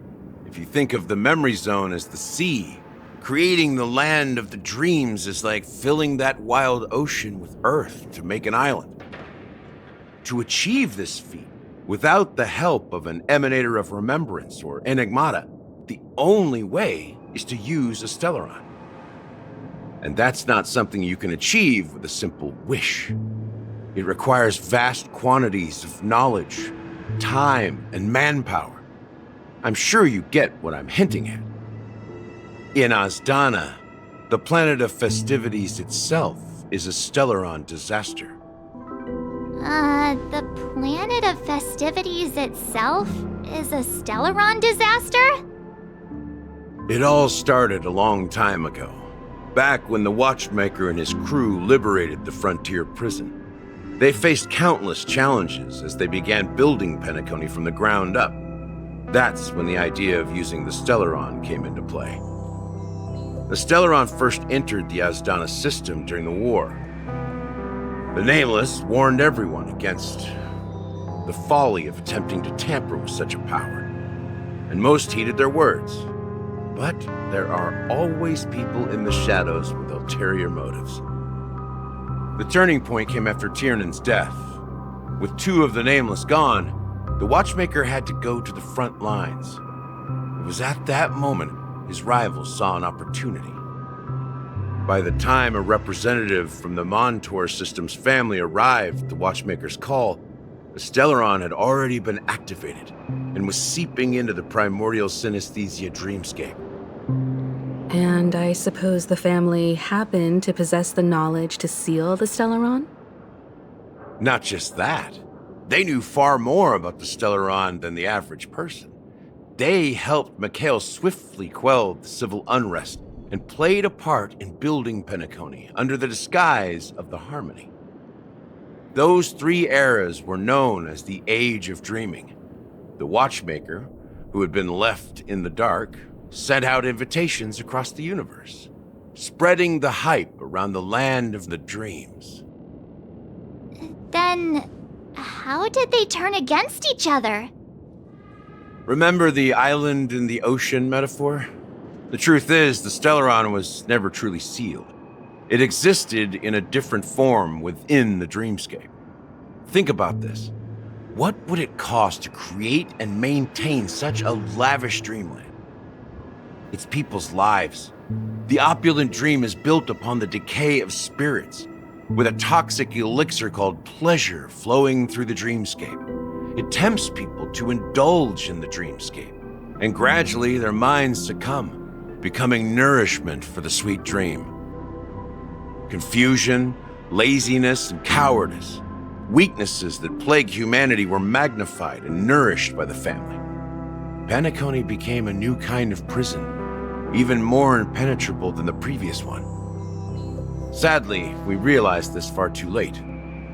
By then, the family had a firm grip on Penacony, swiftly quelling any opposition that arose. At my wit's end, I had to use the power of the Enigmata, and sought refuge in this chaotic realm. Over the years, I created a meme within this dream for our use. Dormancy. That's its real name. We exploited a loophole. You see, regular people can't fall asleep again while they are inside the dreamscape. So this is the true meaning of the impossible.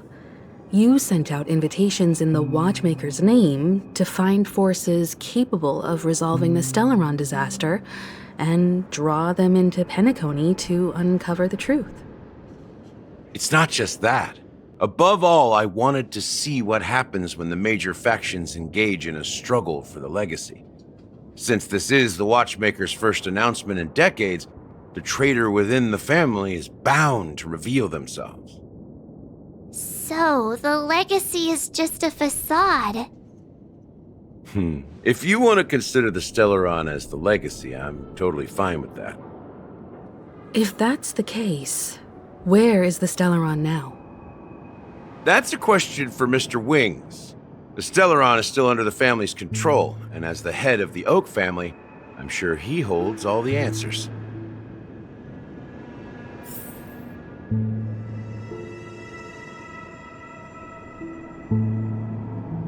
Go ahead.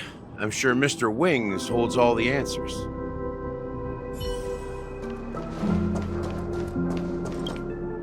Are you done talking? So, will you tell us where the Stellaron is? It is the Penacony Grand Theater itself. As I suspected, it's the embodiment of the family. The edifice that first materialized within the Sweet Dream. That's what turned Penacony into its current state. As for the person who employed its power, it is in fact Mr. Gopherwood, the current Dream Master. Well, that was easier than I thought. Did you conduct your own investigation already?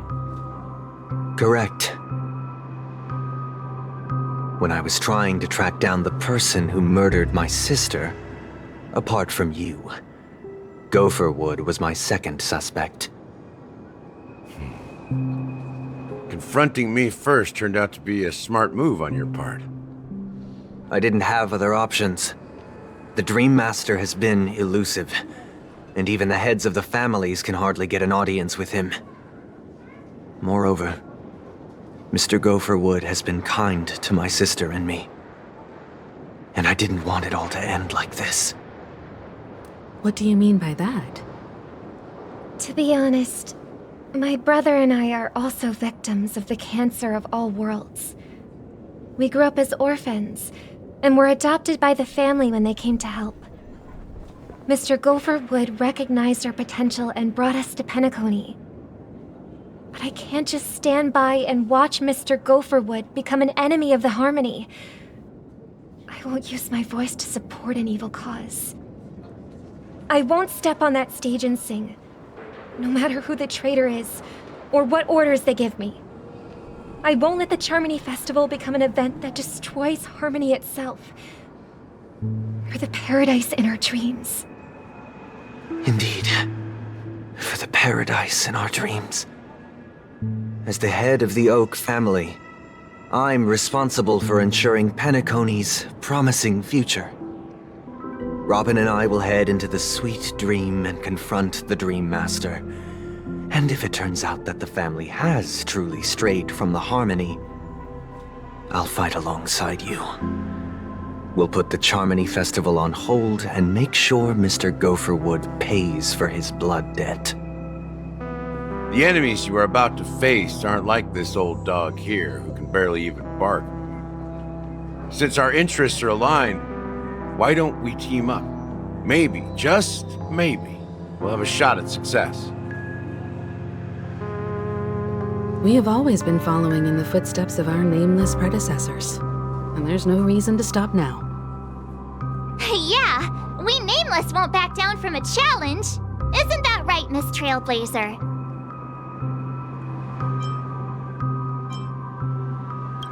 Come on, don't crack jokes at such a serious moment. Rest assured, sitting on the sidelines isn't in our nature. Mr. Sunday, Miss Robin, I'm willing to accompany you on behalf of the Astral Express. Having a third party present should help with negotiations, and could make all the difference if things get ugly. Thank you, Mr. Yang. Thank you all very much. The Charmony Festival is about to start, and time is against us. We must hasten. Everyone, let's gather over here. We still need to make some preparations.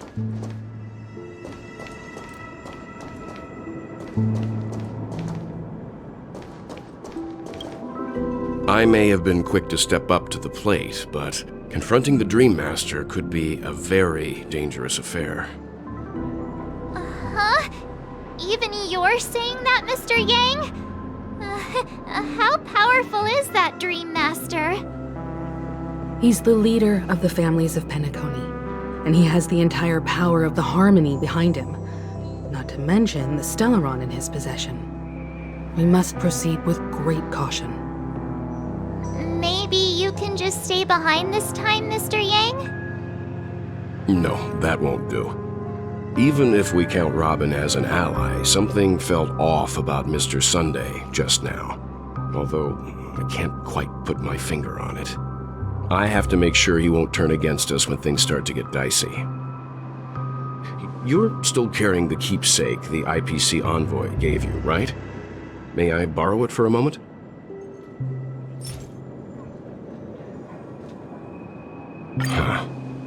I knew it. As I suspected, this chip Aventurine gave to you is actually a miniature transmitter. If I'm right, he intends to use it to track your location or contact you when needed. As it so happens, this may actually be of some use in the current situation. Aventurine? Is he still alive? And what does he have to do with our mission to confront the Dream Master? Remember what I said earlier?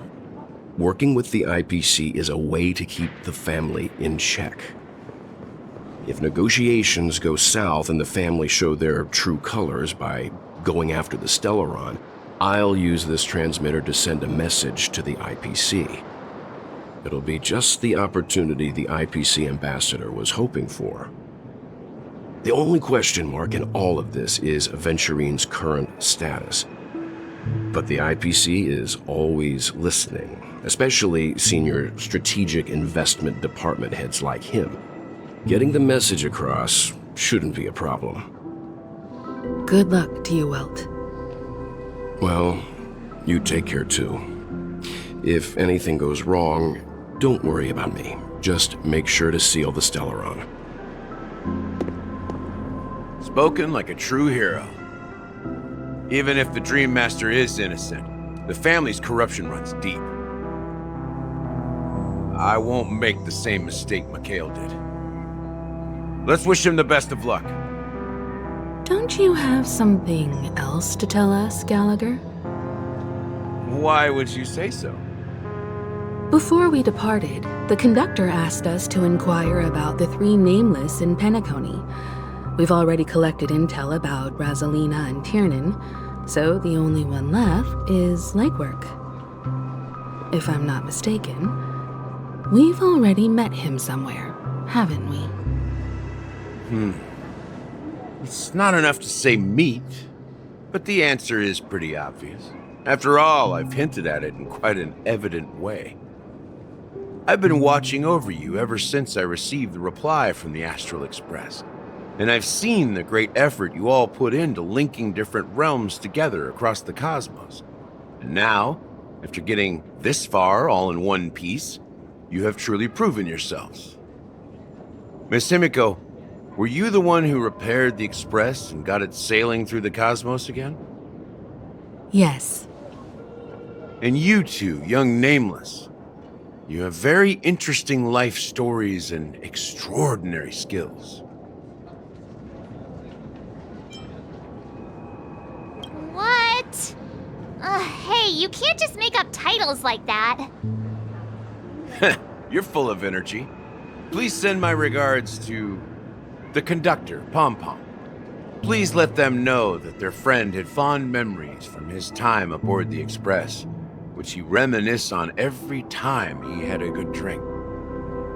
As for the last Nameless, he embarked, disembarked, and embarked again, traveling in a great circle, ending up back where he started. On his deathbed, he told me to find the Astral Express and deliver an invitation to the future Nameless. He left behind a special gift, a true legacy. Something that belongs only to the successors of the Trailblaze. Come with me. Now is the time to reveal it.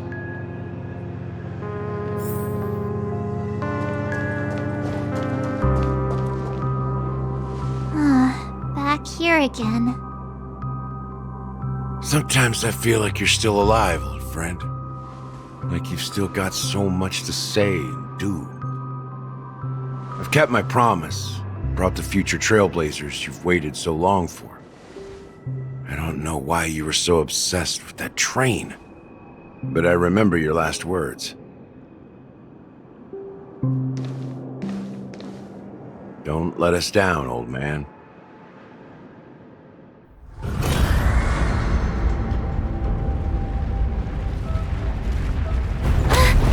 What's happening?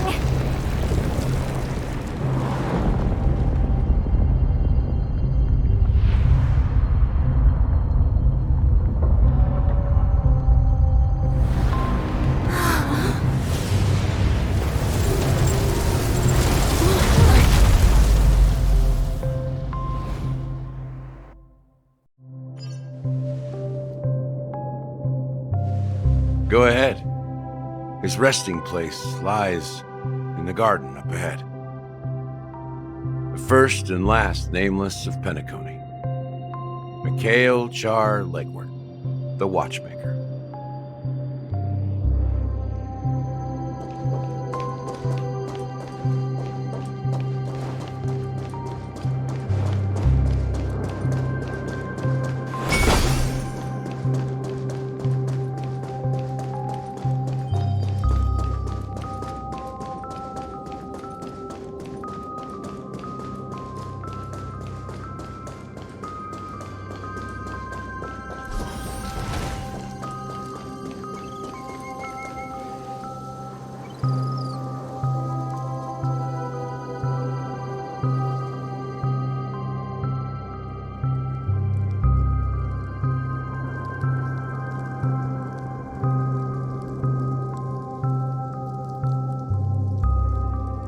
Sure enough, the watchmaker is the third nameless.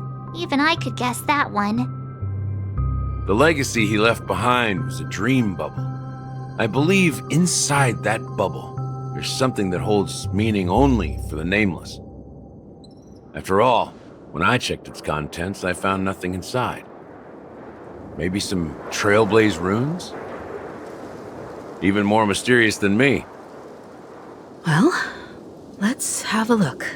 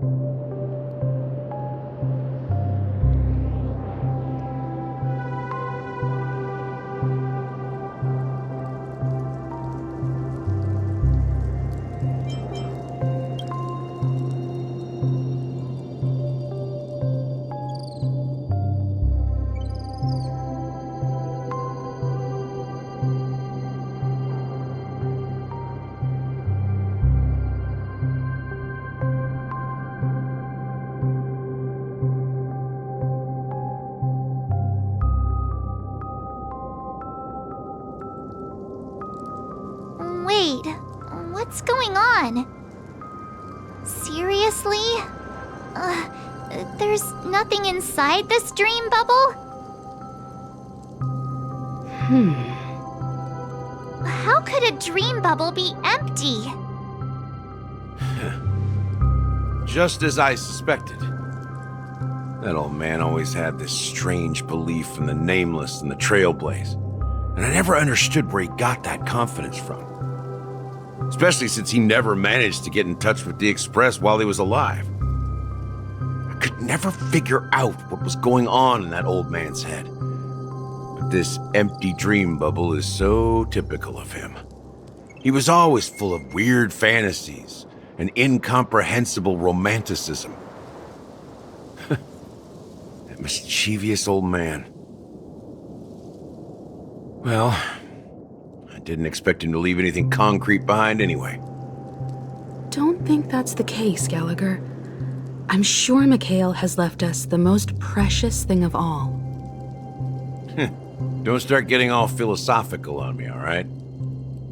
Just as Mikhail believes in the nameless of the future, We unconditionally believe in the nameless of the past. How could they leave with regrets for the future when they were ready to dedicate their lives to the land they loved? There must be something contained in this dream bubble. It's just we haven't figured it out yet. You also have faith in the Watchmaker, don't you, Gallagher? Well, I'm a follower of the Enigmata. My philosophy forbids me to have faith in anything. That's why I understand what faith means in the path of Trailblaze. And I also want to know what he left behind. I'll leave it to you guys then. Can I borrow your pet? I need to make a trip back to Golden Hour and check something at the Dreamscape sales store. It's for Mikhail, and for the future of Penacony.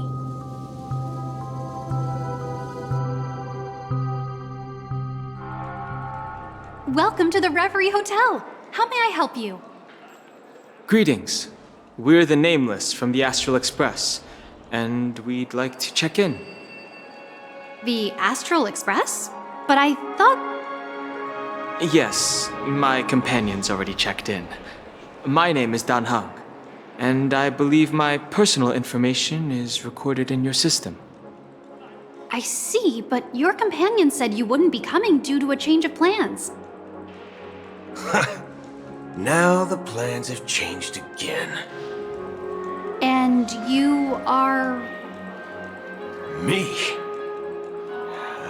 I'm Pom Pom, a new Nameless who's also with the Astral Express. He's my fellow trailblazer. We responded to the family's invitation before he boarded the express, so he wasn't registered in your system. Is it possible to accommodate him as well? Oh, I see.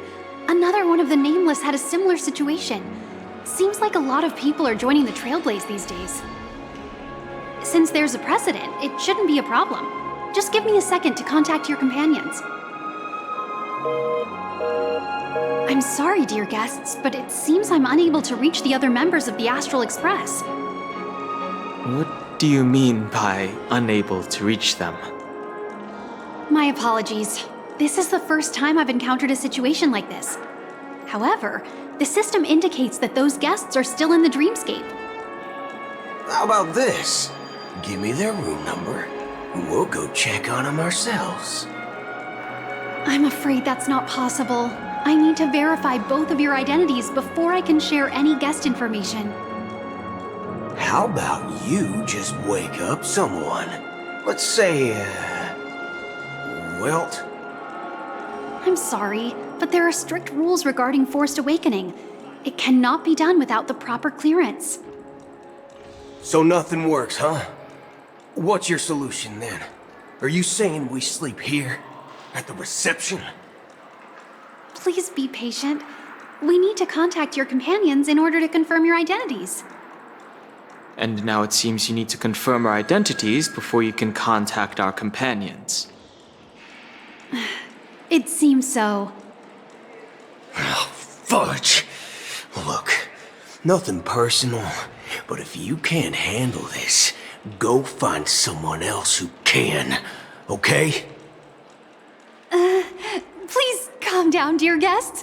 I do recall that Mr. Sunday, the Oak family head, personally handled this issue earlier. Oh, please wait a moment while I contact him. I don't think she's trying to give us a hard time. She really just doesn't know what to do. I have a bad feeling about this. You tried to contact them on the Express earlier, but they didn't respond. Something doesn't seem right. I need to leave for a moment. You can stay here with the receptionist. Sure thing. Just don't keep me waiting forever.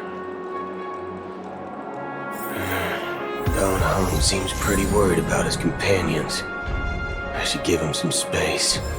Stressing out about it won't help anything.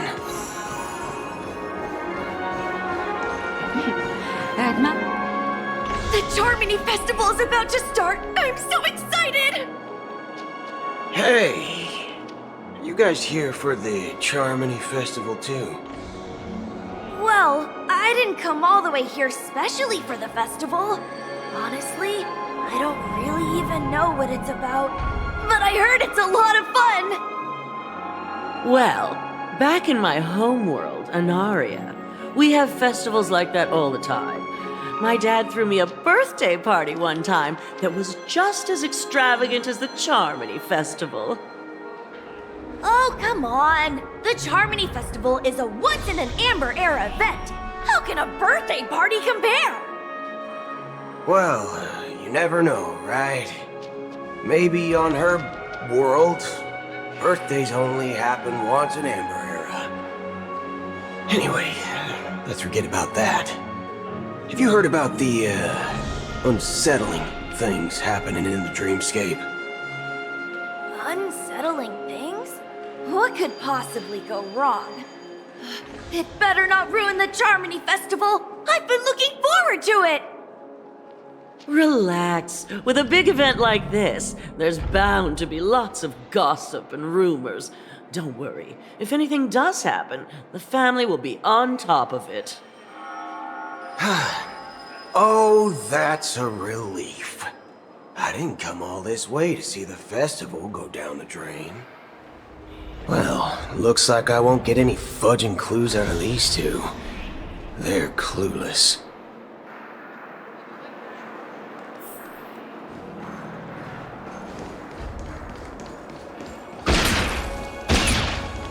Locked and loaded. Greetings. I'm Cody of the Bloodhound family, head of security for the hotel. How may I assist you? Hello. So, there's something I wanted to ask about. I've been hearing some unsettling rumors about certain incidents that might affect the Charmony Festival. Do you think there's anything to be worried about? I've traveled all the way from the Hawaii Federation, and I don't want my trip to be ruined. What do you mean? Wait. You haven't heard? I'm not sure where you heard those rumors, but they're completely baseless. I can assure you, as a representative of the Bloodhound family, that everything is going smoothly for the Charmony Festival. At present, all of the families are focused on making sure the festival starts on time. Even the Dream Master himself has arrived. So don't worry, your trip won't be in vain. That's a relief to hear. She doesn't appear to be acting. So, it seems that even the hotel staff are out of the loop. Back already? Hasn't she returned yet? Nope. I'm starting to wonder if sending her to contact Sunday was a good idea. Neither the staff nor the guests seem to know anything about what's happening in the dreamscape, and wherever we go, all we see is people enjoying themselves. Definitely not a good sign. I agree. Another unusual thing is that the Oak family is supposed to be in charge of organizing the council and managing everything inside and outside the dreamscape. However, I walked around the hotel but didn't meet a single member of the Oak family on such an important day. Well, I'll be forked. If I remember correctly, the head of the Oak family is that Sunday guy, right? We shouldn't linger here too long. Let's go back to the Express for now. Not so fast. Have you ever robbed the IPC, bro? If you run away now, everyone will be chasing after you. Are you suggesting we sit here and do nothing? I wouldn't say do nothing, but let's stay put for now. Even if the family has ulterior motives, they couldn't have anticipated us showing up here. We're the surprise factor for them. They don't want to attract unwanted attention from certain outsiders, so they won't do anything reckless. See? The IPC lackeys are keeping a close eye on this hotel. If I were a family member, I'd find an official excuse and keep the surprise factors here. If we just wait here, that would be like walking into their trap. Of course, we don't need to walk into their trap. I gave a backup plan to the memo keeper. If it turns out we won't be allowed to enter the dreamscape, she'll order a drink for me in the VIP lounge at the hotel. In reality, a secret signal. That's right. Oh, a concrete object can indeed help the memo keeper establish a connection with you. But Boot Hill, if you have more backup plans in the future, I hope you'll let me know in advance. I'm sorry, but it's one of my quirks. I have too many unreliable friends. And if I reveal that I have backup plans, things can go awry. And that would leave all backup plans completely useless. How do we get into the VIP lounge? This is where my street smarts come into play.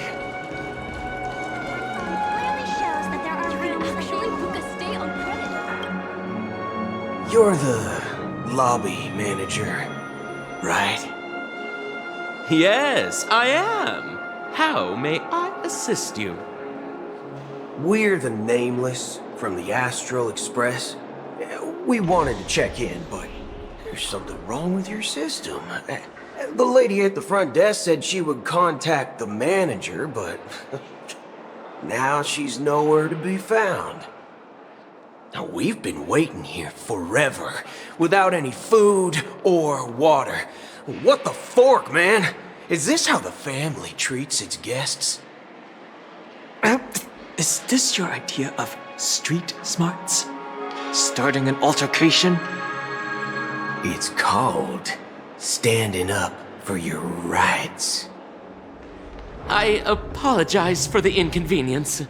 Please wait while we try to contact Mr. Sunday. I'll arrange 2 premium seats in the VIP lounge so you can rest there while you wait. See? Just like that. Just don't call yourself Nameless next time. Wow, this bar's something else. Certainly worthy of the planet of festivities.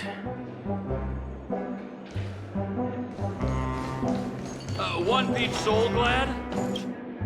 Good evening, gentlemen. Hey, I have an order for a bottle of Hasdana's White Oak. Can you help us find it? Hasdana's White Oak? I think there might be a misunderstanding. We don't serve that here. Oh, no way. Are you sure you're not mistaken? If someone had reserved such a beverage, I would definitely remember it. It sells for hundreds of thousands of credits per bottle, after all. I couldn't afford to cover for such an item if it were broken or lost. That's strange. Well, could it be that the memo keeper couldn't afford it? Then what should we do now? Oh, no need to rush. Let's grab some drinks first. Maybe I arrived too early and she hasn't come yet. Now, let's see what kind of juice malts you all have here. Well, give me a glass of Heenum Valley, 40 years. I'll have it neat. No ice. Wow, that's the most expensive one on the list. You have a taste for the finer things. It's on the house, anyway. What can I get for you? Anything you recommend is fine. Then I would recommend today's special, Glass Village. It's classic Soul Glad mixed with Laboon juice. It's refreshing and suits your cool demeanor. Just 1 minute. Ah, this flavor. Dynamite barbecue with rocket fuel. Ooh, really hits the spot. Truly the finest sherry cask-aged malt juice in the cosmos. Dynamite barbecue with rocket fuel. Is that really something that humans enjoy? Hey, this guy doesn't know anything at all. As long as you're satisfied, dear guests, please enjoy. Let's give the memo keeper another half-system hour. If she doesn't show up, we'll need to come up with a new plan. In the meantime, let's take stock of the situation. What do you think? The situation is unclear.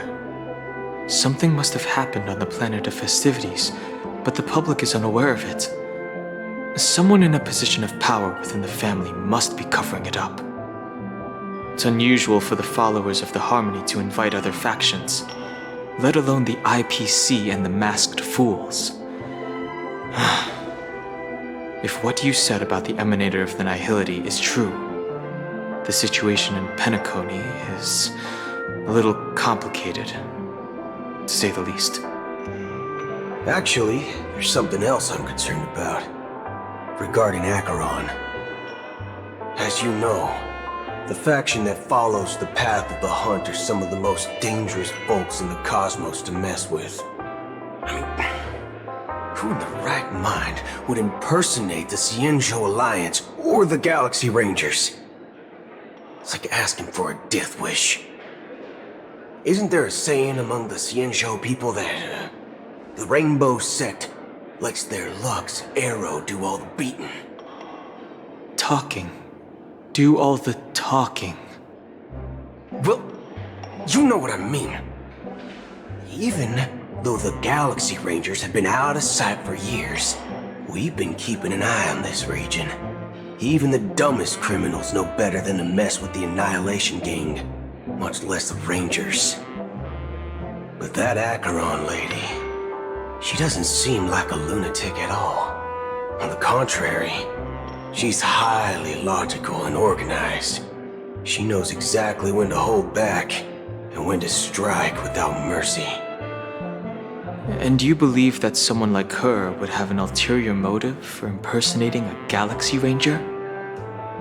I'm not entirely sure, but I do have my suspicions. Maybe she knows a Galaxy Ranger, or perhaps she's trying to lure us out for some reason, which I can't figure out. Anyway, what worries me more are the anomalies within the family. They've summoned followers from various paths for the festival. No matter how generous such a gesture is, this move seems highly unusual. Unless the invitations weren't sent by them. If that's the case, it's even more intriguing that the family insists on organizing the Charmony Festival, despite the chaos. Maybe it's Shipei the Harmony pulling the strings.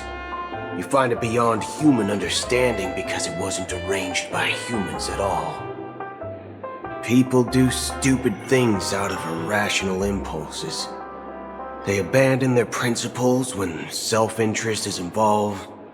They believe in things they know they shouldn't, and fudge, they even break their own rules.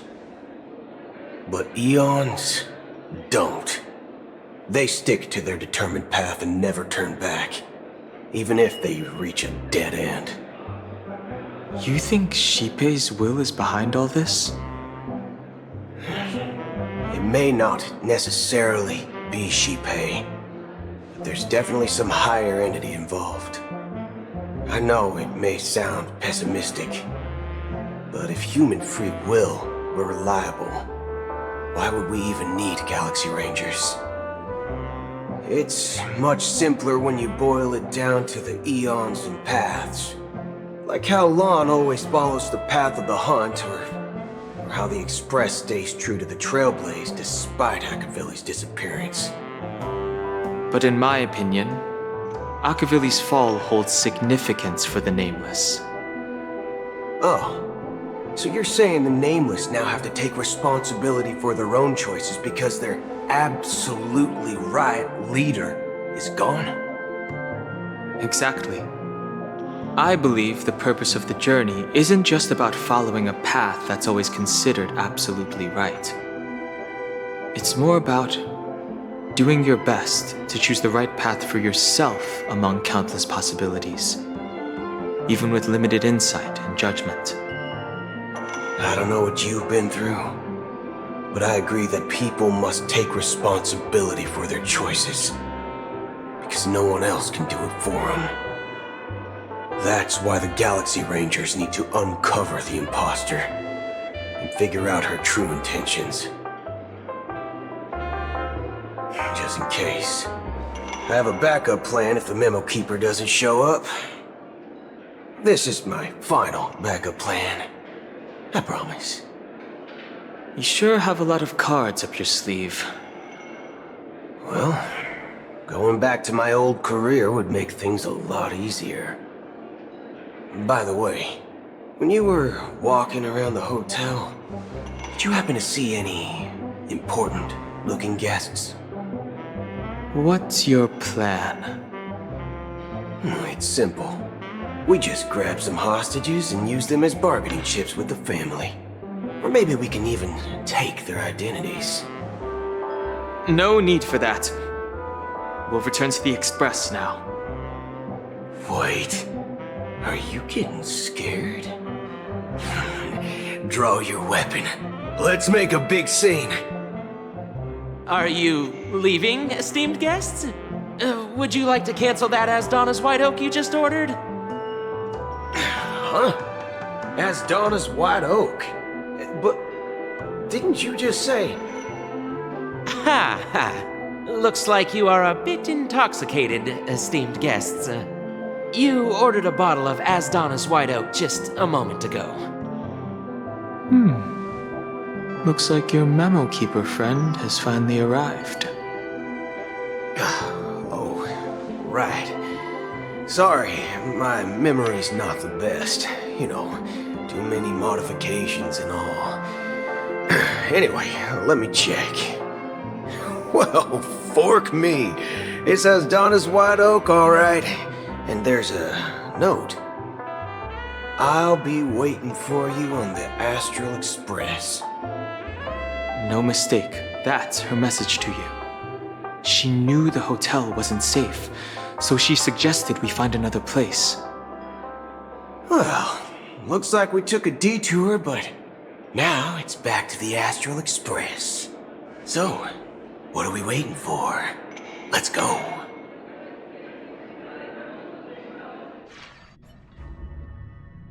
You're back? 2 guests just boarded saying they were looking for Boot Hill, so I told them to wait in the parlor car. Oh, just in time. 2 guests? Yeah, or 2. Look, we welcome all passengers on the Astral Express, but sneaking in like that, you have no regard for etiquette. My apologies, conductor. It was an oversight on my part. I assumed you were already acquainted with the garden. Given the chaotic situation in Penacony, the Nameless are the only ones we can truly trust right now. You are the Memo Keeper. Pleased to meet you, Dan Hung. I've seen you in others' memories. And as for Boot Hill, this is our first face-to-face meeting. I hope you enjoyed that bottle of Astana's White Oak. You sure have a refined taste. Finally, Memo Keeper. Well, let's cut to the chase. Spill everything you know. That's precisely what I intend to do. But before that, please allow me to introduce myself. My name is Black Swan, and I serve the Garden of Recollection as a Memo Keeper. As for Acheron's story, I'm sure she knows it better than I do. Greetings. I'm Acheron. What? You Garden of Recollection shirtbag! You betrayed me! I apologize, but she did that at my request. Due to certain reasons, I have been exiled by the family. Thankfully, this memo keeper came to my aid and helped me escape their surveillance unnoticed. To be honest, it was more like stalking than helping. And the process was far from unnoticed. But we did escape. I asked her to guide me to a place beyond the family's reach and to contact a few trustworthy individuals, namely all of you. Trustworthy? Son of a nice lady. You think I'm dumb or something? How about this? I'll put a few bullet holes in your head and see what secrets spill out. Then, we can talk about trust. It doesn't have to be like that. I'm willing to answer all your questions, but not right now. If my cover hadn't been blown, we might have had more time, but at the moment, we don't have any other options. No other options? What do you mean? This is the only way I can ensure everyone's safety. I kindly request an immediate warp jump out of the Astana star system.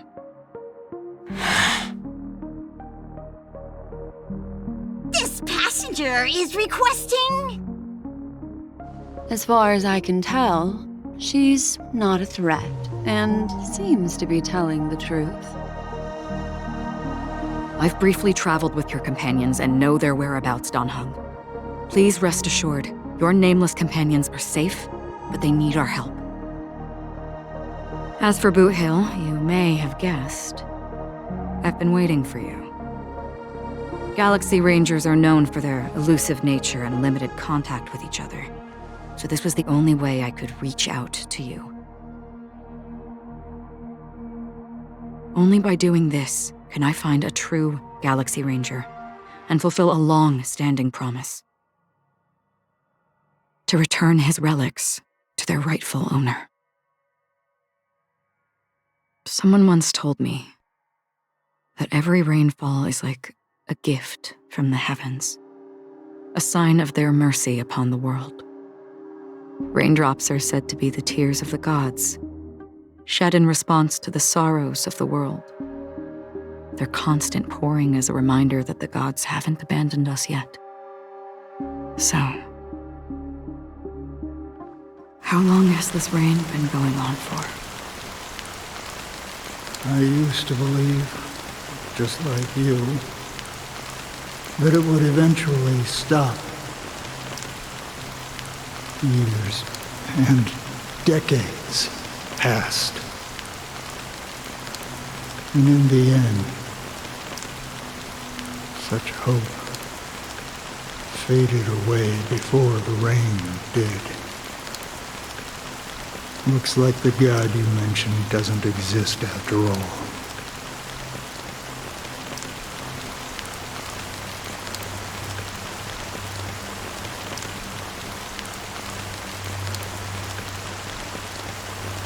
Well, let me share a story with you. Mortals who walk the paths are like sailors on a vast ocean, leaving behind a trail that creates countless ripples of possibilities. These ripples last longer than the fleeting lifetimes of humans. And for some, their presence leaves such a strong mark that it's reflected in the waves. Like those shadows on the ocean. Sin-thirsters, the obsessions of the Pathstriders, they emerge from the depths of IX, seeing themselves as masters of their own destiny, unknowingly repeated the actions of their past lives. They emerge from the nihility and head toward it, leading purposeless lives. However, these hollow phantoms, they were once my dear companions. A group of galaxy rangers. Are you watching over them? Watching over them? No. I'm guiding them toward transcendence. It was a brutal war. A crusade that shook the universe. The universe witnessed the fall of Zuro, the Lord Ravager, but it came at a price. A price so hefty that only those who were there still remember. The unwavering determination of the Hunt followers persists even in death. So someone must guide these lost souls to their life beyond. They were heroes in their time, and they shouldn't be reduced to mere puppets of nihility. As for me, I've suffered too many losses on that battlefield to advance any further. And that makes me the most fitting person to carry out this task. But you know, these sin thirsters, they're not who they used to be. Does this seem pointless to you? Well, some tasks have to be done, even if they are pointless.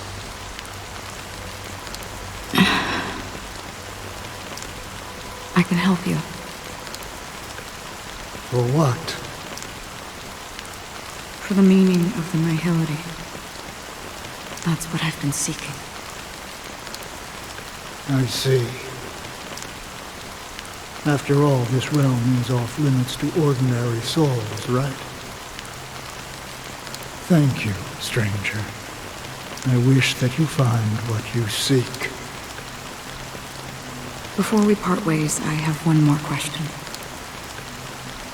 It is true that their actions and even their entire lives may seem pointless from our perspective. But if, and it's just an if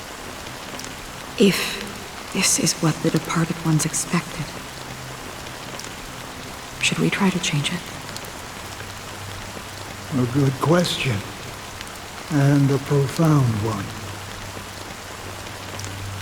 I don't know the answer. What I do know is that one day I too will pass away. And when I bid farewell to this world, someone will stand at my grave and place a bouquet of flowers on it.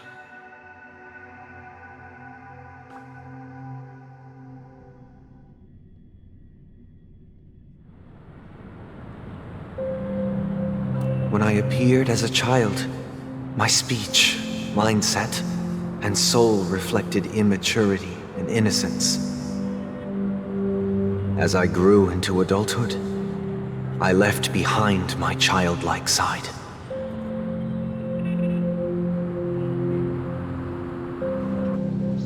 I humbly request your blessings, esteemed advocate of Shipe. Come to me, my kinship. I have sought their presence with us. As you wish. I have faithfully served the Alfalfa family for nearly a decade, promoting the path of the harmony to the best of my ability. However, I made a mistake yesterday. While I was preparing dinner for the family head, I accidentally dropped a prepared dish on the floor. Out of laziness, I lied and claimed that everything was ready. Although the head has dismissed me as punishment, it has been tough to sleep with the guilt still gnawing at me, as I worry that the seeds of evilness may have taken root in my soul. So, I confess to you now to seek atonement for my sins. Do you sincerely repent and vow to change your ways? Yes.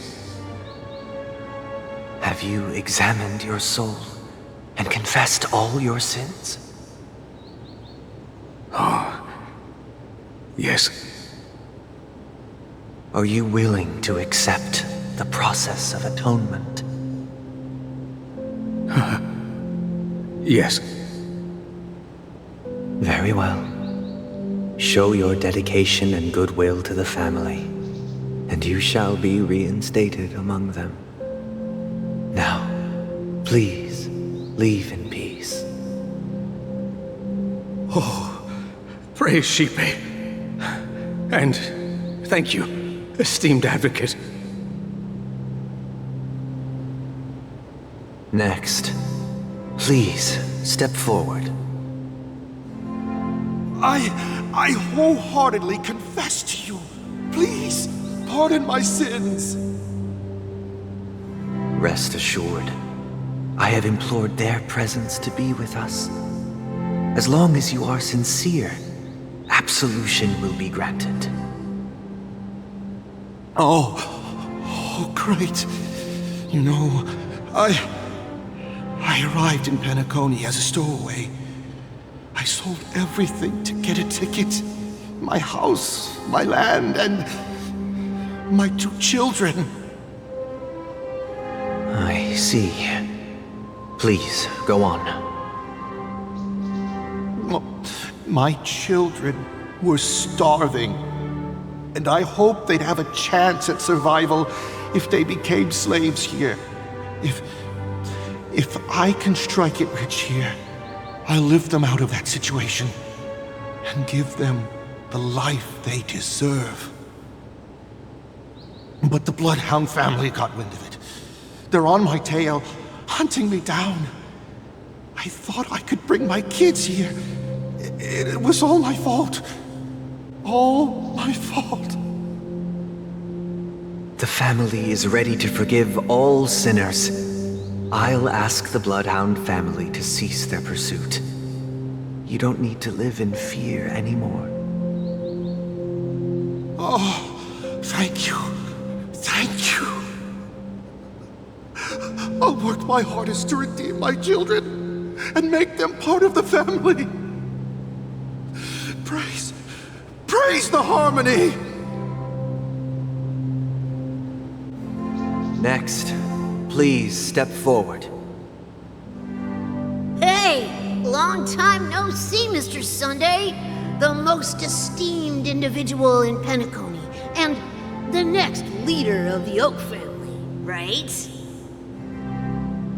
I have sought their presence with us. Let us proceed. Sure. Let's just get this over with. I have sinned. Please forgive me. I wasted half a pizza at breakfast, and a bottle of Soul Glad. That's it. Nothing more. When we wrap this up, I've got a robo-ball game to catch, you know? Do you seek to atone for your sins through good deeds? My sins? Well, starting to sound like a saint, huh? Well, let me tell you something. Neither the family nor you have the right to judge me. You think nobody knows what your precious family has done? About the watchmaker? Huh? Don't kid yourself, Featherbrain. Those dream chasers might be fooled by your act, but don't fool yourself. Before you start spouting off your holy verses, answer me this. where does the power of the Oak family come from? And your power? What makes you think you can sit there all high and mighty, looking down on everyone else? Well, I've spent enough time in confession today to enter the Harmony's paradise, right? Then I'll take my leave. Good luck with your election, and, don't make me regret my investments in you.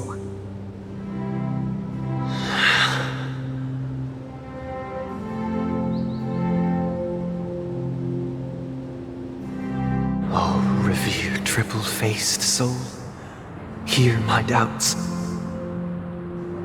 Who can judge the strong when their power hides their crimes? Who can vouch for the weak when they will pay any price to survive? Who can comfort the purest souls when even they get led astray? If the strong defending the weak is truly the foundation of paradise, then who is responsible for the suffering and anguish in this wretched world?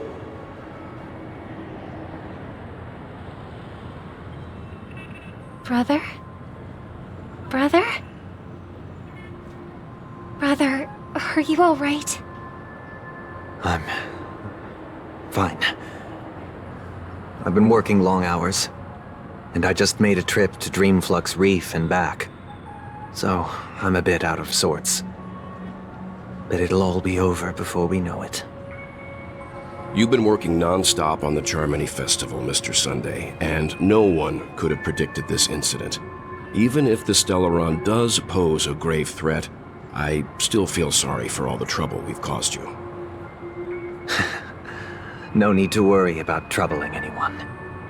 The Charmony Festival was meant to spread joy and harmony across the cosmos. But now that we know the truth, I'm afraid we'll have to cancel it. It has always been our wish to make everyone happy, so we'll do our best to explain everything to the Dream Master. I'm sure he'll understand. Even if the negotiation does not go smoothly, I'll refuse to go on stage.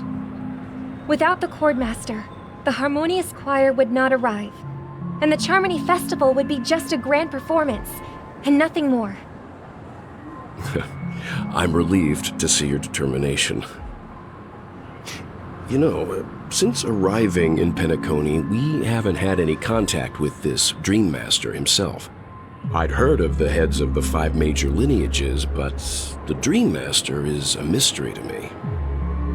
The Dream Master rarely grants an audience, even for us. But, given the urgency of the situation, he's agreed to meet us in person. Perhaps you'll be the first guest to meet the Dream Master in years, Mr. Yang. Let's hope we can reach a consensus that satisfies everyone. Indeed. Let us hope so. It's about time. We'll have to get ready for the meeting. I apologize for any inconvenience caused by the urgency. Don't worry. I'll be waiting here. It's Mr. Sunday! Hey, come over here! Looks like someone needs help. Let's go check it out.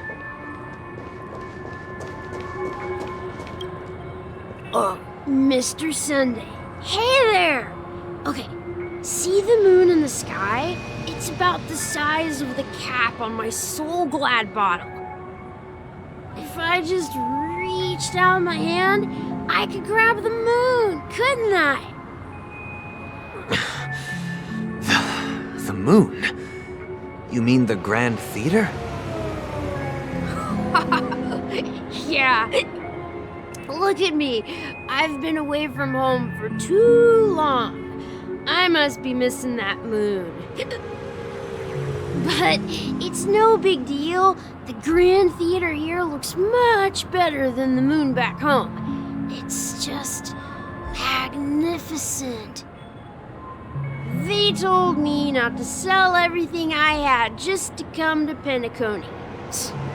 How short-sighted.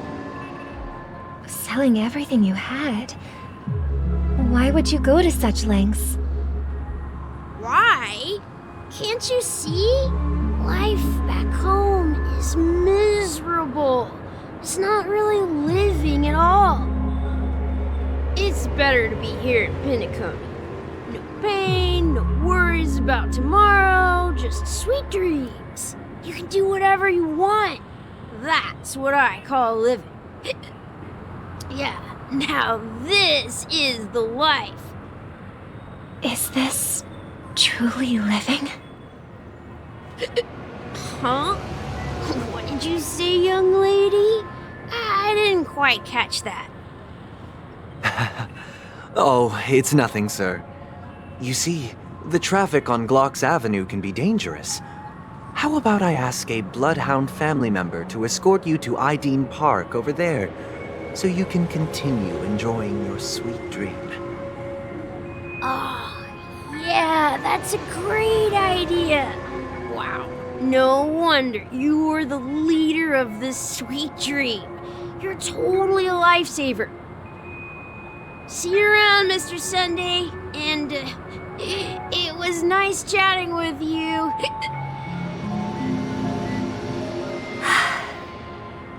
What's up, sister?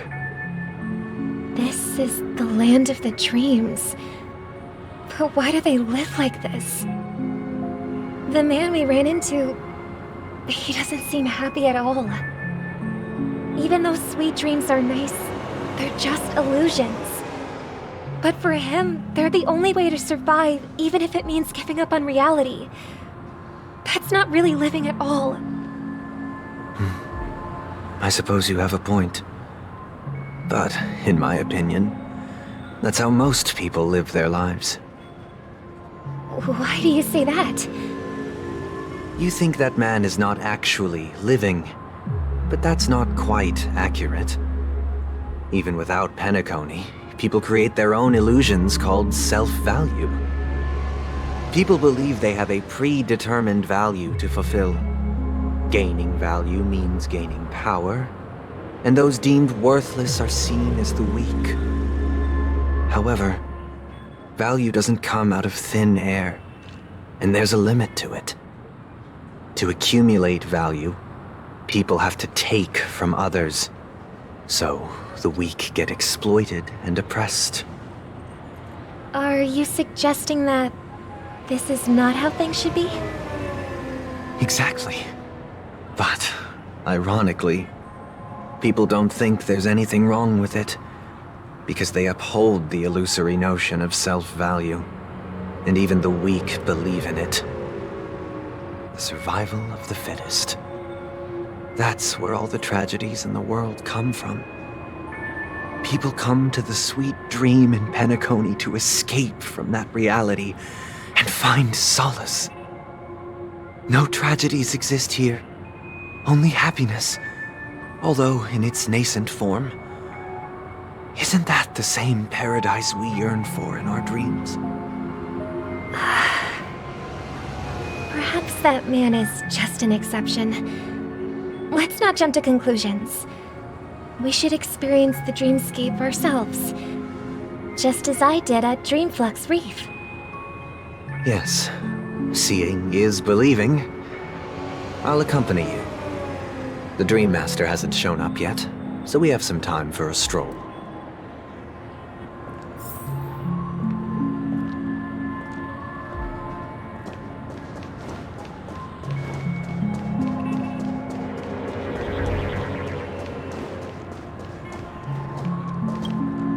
Glad to meet you again, Robin. How are the preparations for the Charmony Festival coming along? We're all so excited about it. It's going smoothly. Thanks for making the trip to join the festival.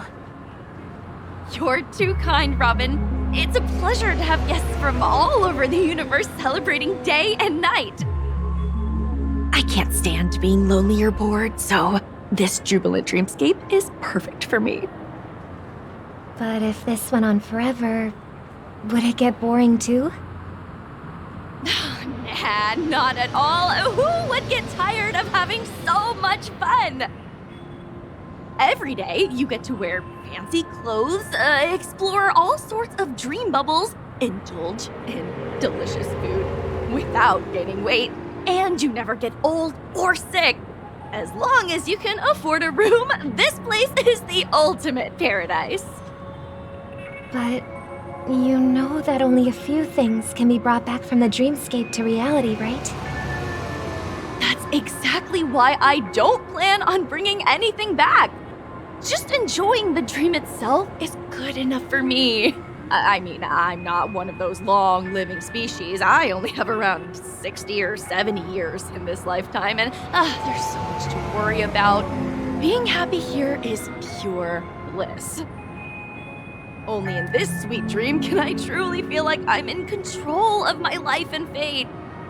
Who would want to go back to reality after experiencing this bliss? I see. I genuinely wish you all the happiness in the world. And I wish you a fantastic performance, Robin! I'm off to the Blue Hour for the ball. See you later.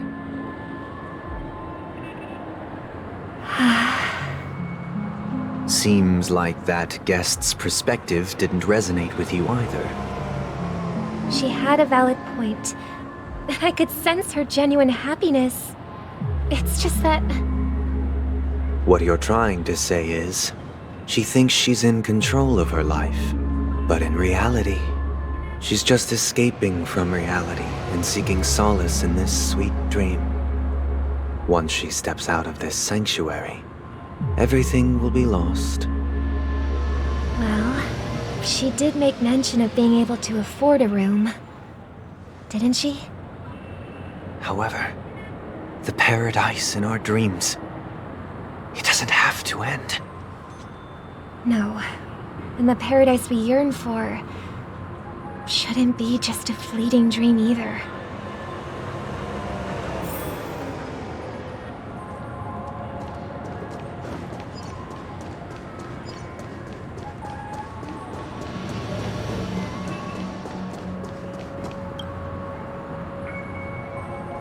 The scenery in this dreamscape is truly breathtaking, isn't it?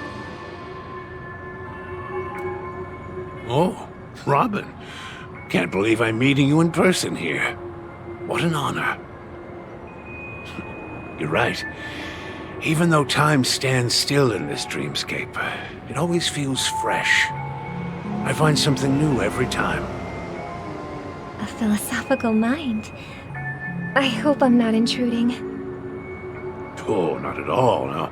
With little time left, I yearn for meaningful conversations, especially with someone as esteemed as you. Do you mind if we chat? It's my pleasure. No need to be formal. Just speak your mind. You said, with little time left. Please, forgive me for being blunt. But is that why you came to Penacony? Yeah. I was part of a war, and while escaping from the Sarkozian mothership, I got exposed to some radioactive materials. And then, all my comrades died, and my hometown was wiped out by neutron bombardments. I couldn't bear to live with everything I knew gone. That's when I heard about a possible solution here, so I came. How heart-wrenching. I hope the family has been able to help you. They have, and I'm truly grateful for that. They provided me with a comfortable room, the most advanced life support devices in the cosmos, and a stellar team of caregivers. My physical body is now in the dream pool, sustained by life support. The me you see here is whole, rational, and no different from any other person. But I can't say the same for the me in the hotel room. My true appearance, I hope you never have to witness it, Robin. So, you'll be living forever in this dreamscape, right? Just being able to live at all is good enough for me. Whether it's in this dreamscape or not, well, I don't really have much say in the matter. My world has been torn apart, and my life could end any second. So, even if this whole place is an illusion, it's still my paradise, and I'll treasure every moment I spend here. How I envy those everlasting things. That old man's story. It's so tragic. Fortunately, this sweet dream gives him joyful memories to hold on to for the rest of his life. That's precisely why this sweet dream in Penacony exists. However, even this sweet dream has its limitations.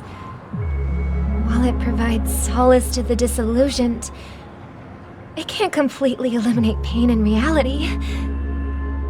There will be a way out. Penacony is already on the right track.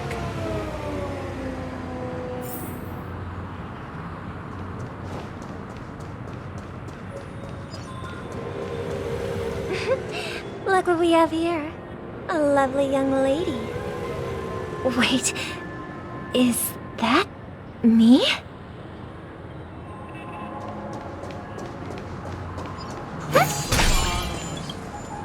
Brother, what a surprise to see you again. Show yourself. Your trick won't work on us. I've heard that a skilled masked fool received an invitation too. That must be you, right? Did you enjoy yourself? Barely. The people here are way too gullible. A little bait is all it takes for them to bite. And they run away at the slightest hint of danger. In other words, they're naive and cowardly. Now that you've had your fill, it'd be wise to leave before it's too late. The music of the harmony doesn't tolerate discord. What? Now that you have the real Robin, I'm useless? Oh, how disheartening. I've done so much for the family. You should be thanking me, because if it weren't for me cleaning up this mess, Penacony would still be in shambles. Don't you think? That was a personal request from the head of the Iris family, and it has nothing to do with us. Step aside and stop causing trouble for the Charmony Festival. The Charmony Festival? You think you can scare me? You think I've no idea what you're planning?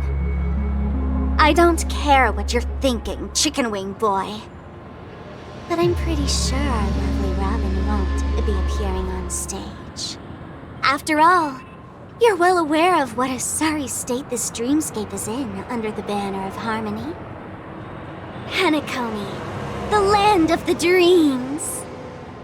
Is this truly the paradise you desire? Stop it. What's the rush, chicken wing boy? Did I get to you? Our paradise is none of your concern, masked fool. Leave now, or the family won't tolerate you anymore. All right. I'll go. But Robin, I suggest you seriously consider this. Do you really believe those living in dreams can escape pain and find true happiness? Well, I've done my part, and now I'm simply waiting for the fireworks to begin. Here, the last 2 gifts for both of you. And don't lose them. If by some unfortunate chance the Charmony Festival starts against all odds, remember to use them during the show. And it'll be thrilling. Bang! I heard a raven cawing in the distance. It seems the Dream Master will arrive soon.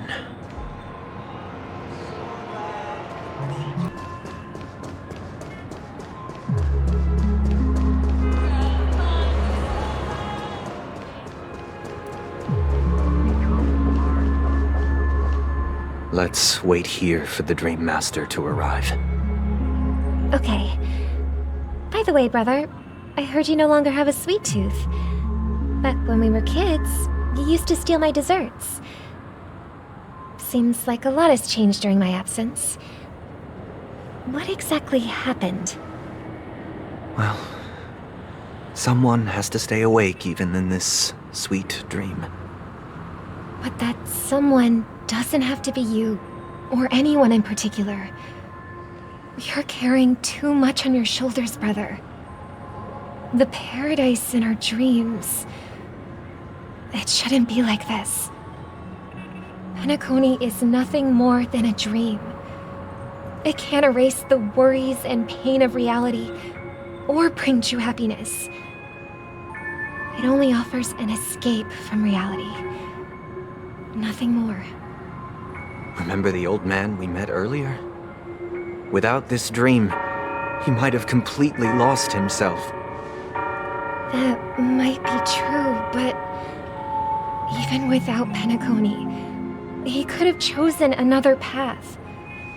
As far as I know, the Intelligentsia Guild has been promoting their rehabilitation techniques for a long time now. That path may have been more ordinary and challenging, but now he is receiving hospice care in a comatose state, and his fate is sealed. Is Penacony granting these people a future, or is it taking it away from them? Well, don't forget this. Not everyone really has a future. The future for humanity is like the sky for birds. People mistakenly believe that flight is inherent to birds because they've never witnessed those birds crashing to their death. Do you remember how we took in that little Charmony dove when we were young? Yeah, we took care of it. Provided food and water, groomed its feathers. And later, when I decided to leave Penacony, I opened the cage and set it free. Well, I didn't mention what happened to it in my letters because I didn't want to upset you. Shortly after you left, it crashed to its death right in front of your window. I had surmised as much. I knew you wouldn't have avoided mentioning the bird for no reason. Despite that unfortunate outcome, I still believe it was the right decision. Birds aren't meant to spend their lives in cages. They belong in the sky, even if they can't fly. But here's the thing. If there are birds in this world that can never fly, can we really assert that they belong in the sky? Are you implying that the same goes for humans too? Let's take the Astral Express as an example. The Nameless made tremendous efforts to bridge worlds, gaining fame across the universe. However, only a few extraordinary individuals can endure such a perilous journey. That's because the pursuit of the Trailblaze exceeds the capabilities of ordinary humans. Otherwise, why would this path be filled with broken rails, an abandoned express, and even a fallen eon? That's just sophistry. If that were true, then only the powerful would have the right to determine the future. Unfortunately, that's exactly what happens. Another name for the future is self-value. While this world has its fair share of heroes who inspire people and garner admiration for their heroic deeds, the majority of ordinary people will never become heroes in their lifetime.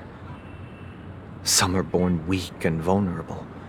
Some find themselves trapped in unfortunate circumstances. Some fall victim to malice and cowardice. When it comes to survival, everyone is equal. And the weak can only watch as their value gets constantly diminished by external forces. That's why we should care for the weak and support them as if their suffering were our own. That's what the Odes of Harmony have always taught us. While the Harmony holds noble aspirations, the strong will always be strong, and the weak will always be weak. Even in this carefree dream. Human nature contains greatness, but it also harbors inherent weaknesses that can't be eradicated. In the end, if people can't even secure their own survival, they won't care about the illusory future of equality. As long as the law of survival of the fittest prevails, there will always be fledglings crashing to their death. But if people don't live for the future, do they merely exist for survival? If even you, my brother, don't believe that the Harmony will save the weak, then which eon can make our dreams come true?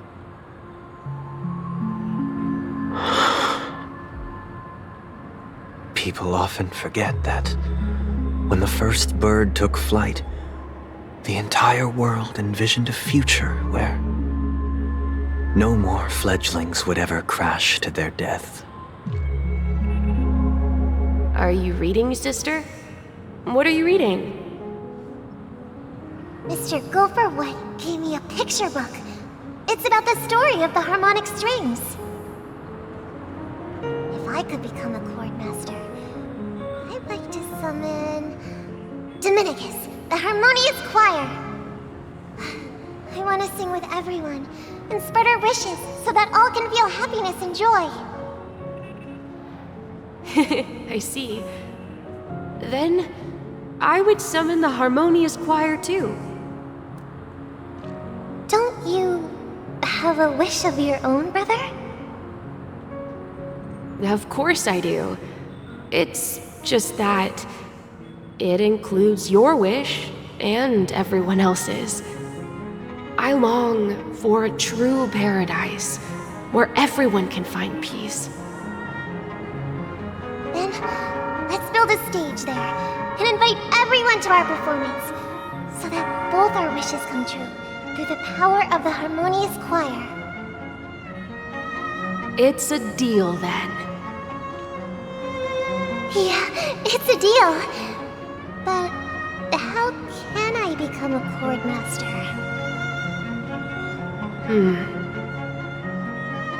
Maybe you'll have to become a star first.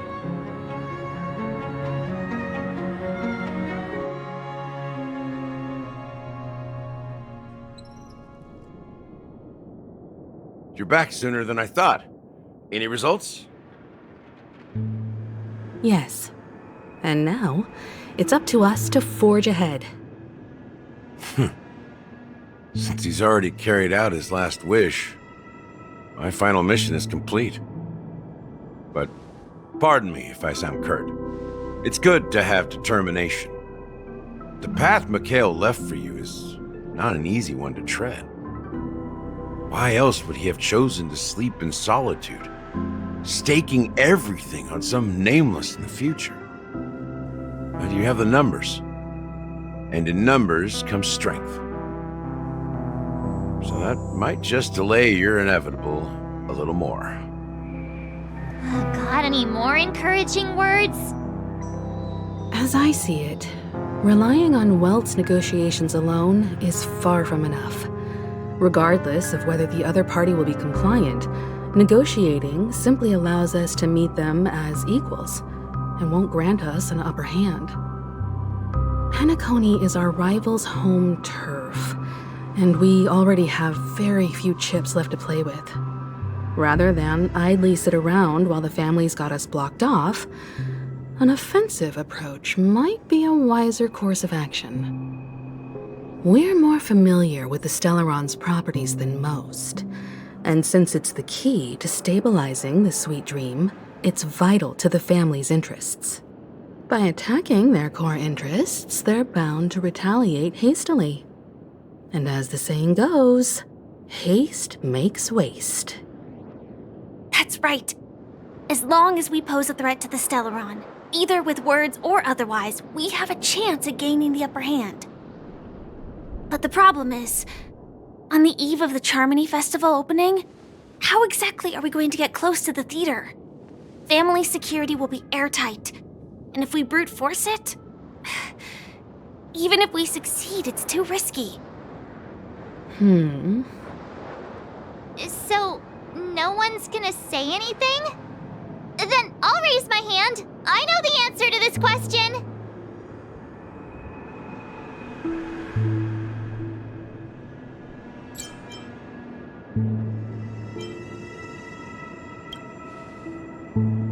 The express crew would have been disbanded long ago if it weren't for me. So, I heard that before the Charmony Festival begins, there'll be a pageant to kick off the festival. It's called the Soul Glad TM Festivity Auditions, or something, and it's going to be held in the moment of scorched sand. As long as we clinch the top spot, we'll be able to attain the title of Festive Superstar, and be able to personally bask in the graces of Miss Robin. Not that that's important. What's crucial is that we can enter the Grand Theater before the audience arrives. So, how do we go about participating in these festivity auditions? I've already procured special invite tickets from Miss Robin's fan club. To tell you the truth, I had been preparing to join the auditions all along, but now it looks like even if I scrape through, I probably still won't have the chance to shake Miss Robin's hand. So they're still running this thing, huh? It was originally just a publicity stunt, set up by Mikhail to drum up attention. But it looks like it might be worth a shot. We'll follow Marge's plan. Mr. Gallagher, will you be joining us? I'm afraid I won't have the time. As a virtual character, I've already completed my final mission. Whether Penacony can awaken from this dream is all down to you. Should we ever cross paths again? I'd love for you to visit the Express. All right. I'll have to add to that data bank of yours you've got on the Express. And Miss Firefly, we thank you for all your support. We're faced with a formidable enemy. As long as the Astral Express and Stellaron Hunter's objectives are aligned, we're willing to cooperate with you. We've already come this far together. I'd like to join you for the rest of your journey on Penacony. I'm pleased that we can finally fight shoulder to shoulder. I couldn't ask for a better ending. This is also the spirit of the Trailblaze. Now everyone, let's prepare to move out.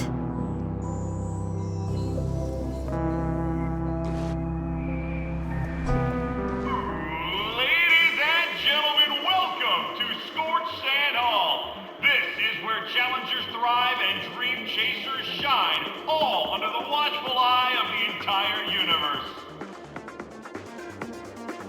If you have ambition, dreams, and the drive, dear friend, the next superstar of Penacony's Charmony Festival could be you! Oh, wow, they've really outdone themselves! Oh, I'm starting to get excited! Behold, here come 4 friends with spirits high and full of steel. Are you aspiring to be the superstars of the festival? Is he talking about us? Yes, you! There's no doubt about it. I see you have all the potential of a superstar in you. Excuse me, you 4. What are you hoping to get out of all this? As the last group of contestants, how confident are you in overcoming all of the challenges? Would you be open to a brief exclusive interview with us? It'll be quick. Your journey is long and fraught with peril, yet under a sky blanketed by banners, you vie for the crown. The sword and rose! Protect the beauty! The beauty, the beauty! A knight's head is hard as steel. Brother Lance Focus is stubborn as a heel. We don't all have to be winners. But if we don't have fun, we'd all be sinners. People are pouring in. It kinda feels like all sorts of baddies are showing up. Let's get in there quickly and enter the competition. Ladies and gentlemen, please, make way. Make way. Coming towards us now is one of Penacony's top 10 wealthiest tycoons, and the soul-glad business empire's founder, Mr. Idean. Allow me to introduce myself. I'm the director of Soulglad's factory, Idean Leader. My four friends, introduce yourselves to the audience across the cosmos. Hello, everybody.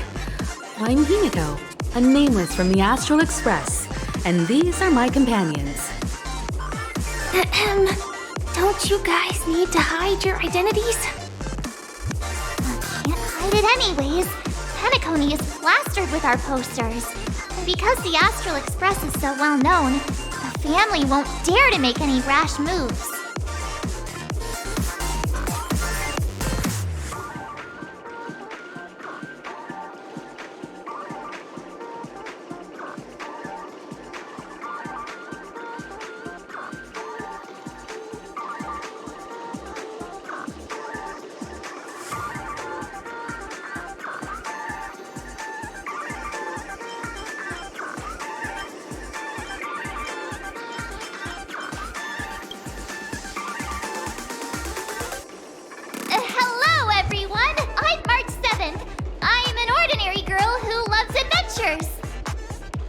Hello, everyone. I'm Firefly. I am also an ordinary girl who enjoys adventures. So it's a bunch of nameless guests. This final face-off is bound to be spectacular. Time is precious. My four friends, come with me. Grab a bottle of Soul Glad and make your dreams a blast.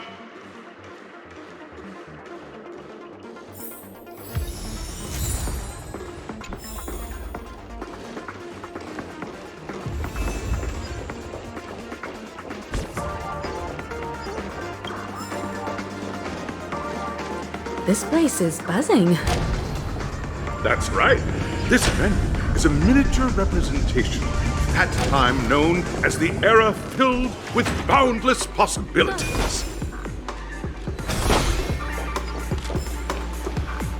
Grab a bottle of Soul Glad and make your dreams a blast. Nameless, your arrival reminds me of the grand occasion when Penacony was first established. I was still a young, bright-eyed lad back then, lured here by the watchmaker's ads, full of zeal and ready to make my first fortune in life. Once, during a particularly grueling day, I passed out and was resuscitated by a drink from Mr. Sousa. That sweet taste has since been etched in my mind, and that was what drove me to create the Soul Glad that we all know and love today. The dream-chasing era was truly a wondrous time. Oh, I miss those days, and the watchmaker. Scorched Sand Hall is my homage to that time of boundless possibilities. I wholeheartedly hope you make it to the finish and emerge as the next superstars of Penacony. Now then, is there anything you'd like to say before the competition officially begins?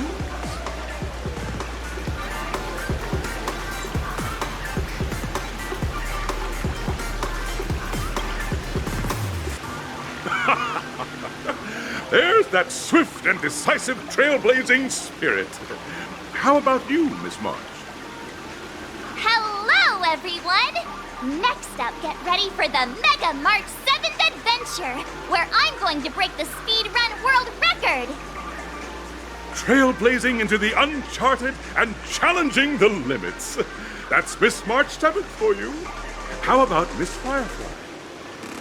I hope that by the end of this journey, everyone will have achieved the outcome that they hoped for. A wonderful wish! Miss Himiko, what are you expecting from your team? Safety first, everyone. Simple words, but full of warmth. Waiting for you are 3 stages, each connected to that era. The first 2 stages offer 2 distinct paths to choose from, with unique challenges on each route. And in the last stage, you will face off against a champion who has defended the title to this very day. A beloved contender whose noble virtues are unrivaled. Those are the rules. Simple. Everyone clear? Now, I hereby announce that the 33rd Scorched Sand Festival of the 20th season, sponsored by Soul Glad Enterprises, has started.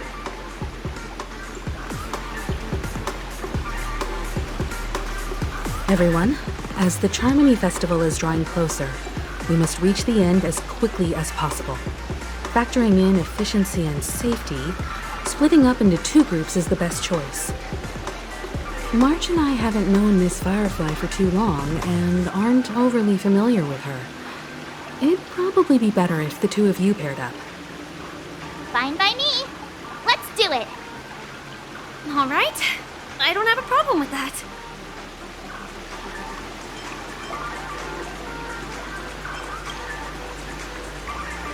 Time's ticking. Just listen to the grown-ups. We'll split into the assigned groups then. Let's not waste time.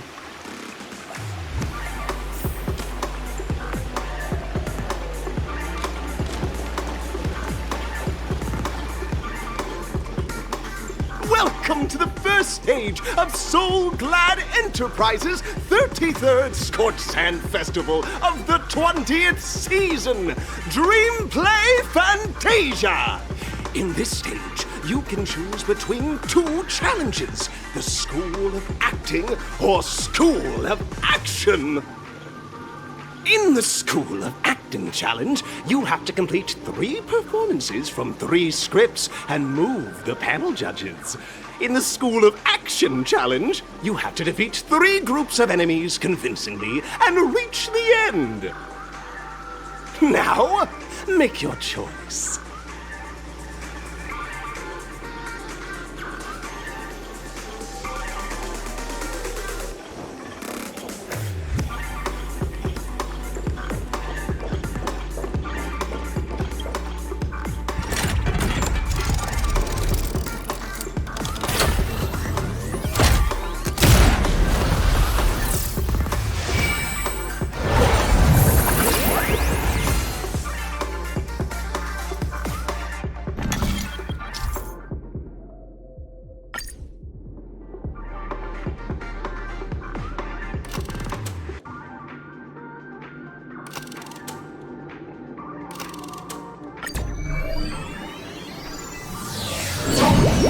The champion's crown awaits you on the stage.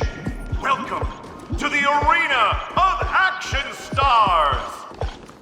Competitors, allow me to introduce the rules of this challenge to you. There are a total of 3 stages up ahead, each with their own challenges. The enemies you will contend against are antagonists from the film Once Upon a Time in Dreams. Defeat them swiftly and decisively to set a new record. It's worth mentioning that the fastest time for this stage was achieved by a contestant with fiery red hair. Astoundingly, he overcame all enemies across the 3 stages in only 5 minutes. Time is of the essence. Let's make this quick.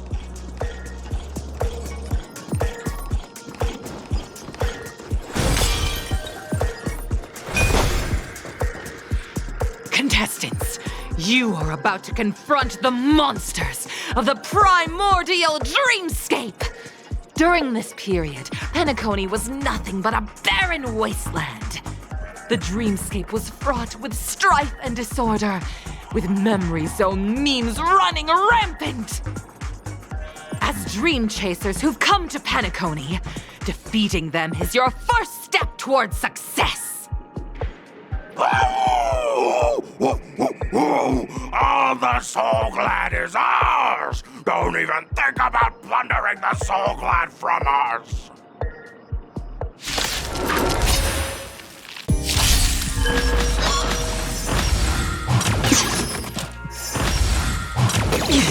Say bye to breathing.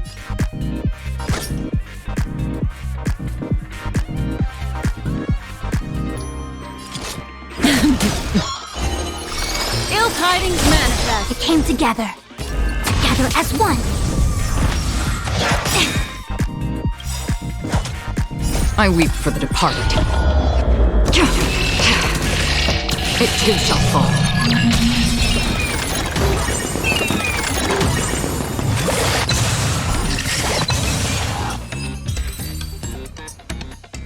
Soul Glad! My Soul Glad! Pretty simple. I just hope these tests don't take too long.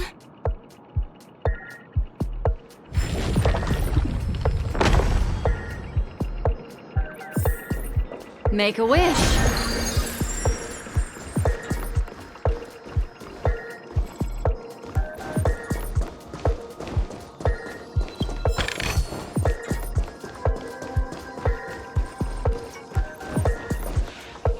Congratulations on becoming the first group of Dream Chasers! Answering the call from the Watchmaker, you are disappointed to learn that Penacony isn't paved with gold. Resigned to your current plight, you start from the hierarchical dredges, biding your time for a chance at success. Just as you're about to give up, a downpour sparks a business idea. You enter the umbrella business! But just as things are looking up, you encounter a competitor. Defeat them and emerge victorious from this trade war. Why is our opponent Soul Glad? Because this is Soul Glad Enterprises' 33rd festivity auditions of the 20th season! Isn't this just product placement? To safeguard the integrity of Soul Glad, I will soar high into the sky and become its shiniest star. Whoosh!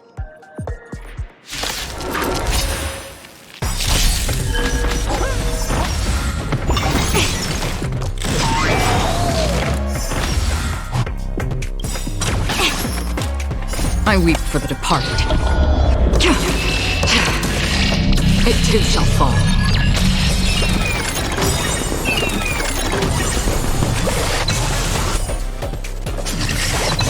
Just in time. Memories are ever-changing. Beneath the waters lies an endless abyss. Good times. Time to say bye. Boom.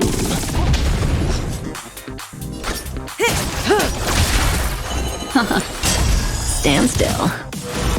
Converge and awaken. Free will, destined for oblivion. I weep for the departed. It too shall fall.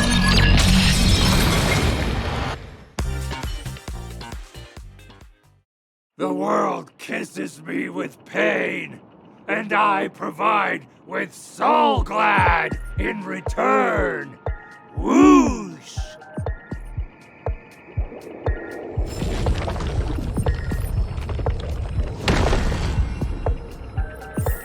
Make a wish.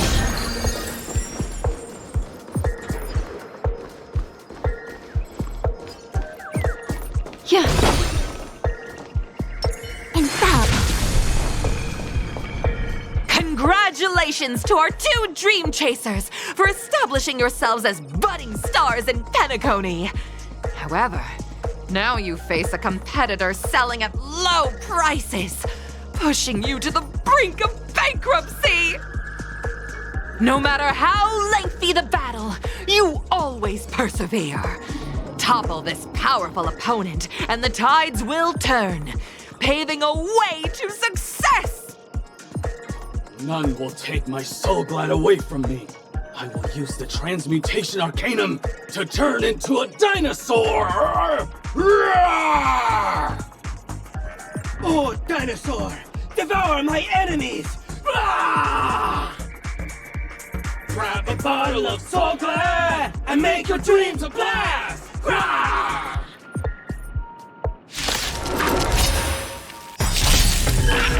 Just in time. Ill tidings manifest. All things in this world have their law. Human creations!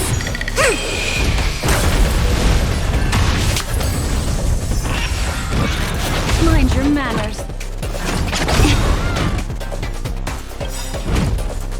I weep for the departed.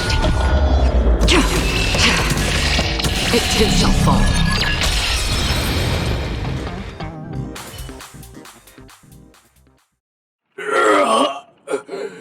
The body withers, but the soul-glad name shall not.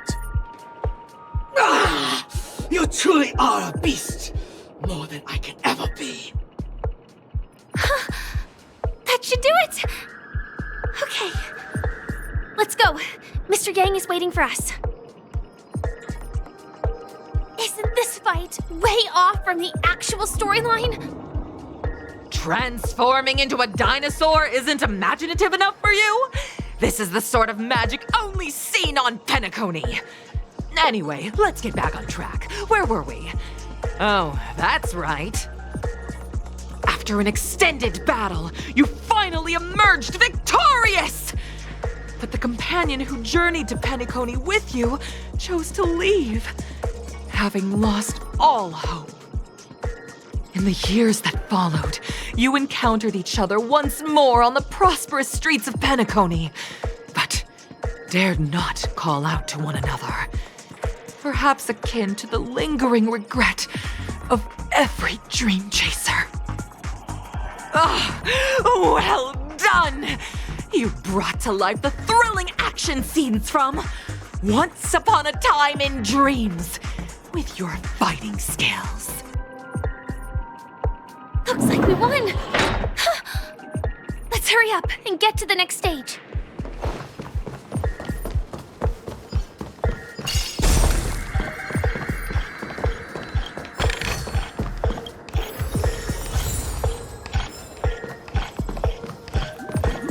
Congrats to both of you for clearing the stage, but more importantly, are you having fun? Fun is more important than success. Look at the time! You finished much faster than that red-haired contestant did. That red-haired contestant. Who is that exactly? You'll find out eventually, but only if you clear the next test first.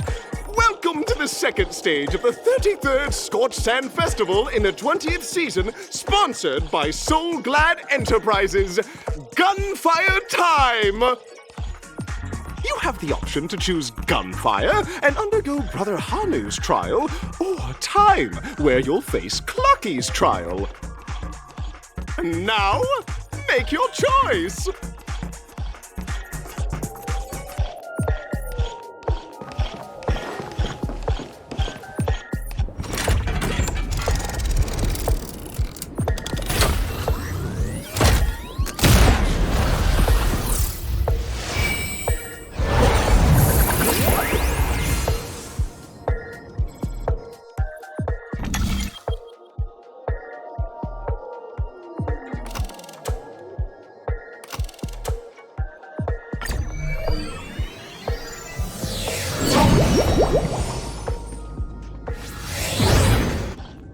Dear friends, welcome to the enchanting universe created by the Watchmaker.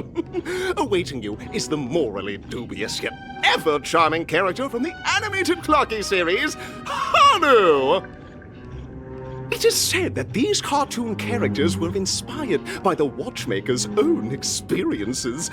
According to research by Clucky scholars, the original Hanu of reality shared a deep friendship with the Watchmaker, akin to comrades in arms. Enter into the world of Hanu via the TV by the entrance and partake in an enchanting and suspenseful story with him. Good luck in there! If it's a gunfire trial, We should be able to settle this with a fight, right? I hope this won't waste too much of our time.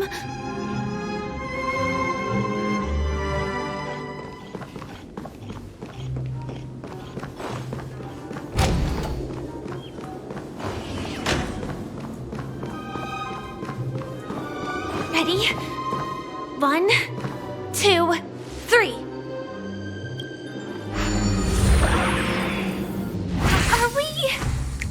Are we both in control of this Hanu character? Very good! Looks like you've got the hang of it! In this Hanu's adventure episode, Boss Stone has gathered his battleships for an assault on Dreamville. Old Buzzfly, Cousin Wolf, and Bombhead are all raring to go. The brave Hanu must thwart their advance and protect his home. Alas, Hanu presently is ill-equipped to fend off the malevolent mischief makers, which is why he is preparing to seek out the Puzzle Gentleman's aid. Go forth and speak to him.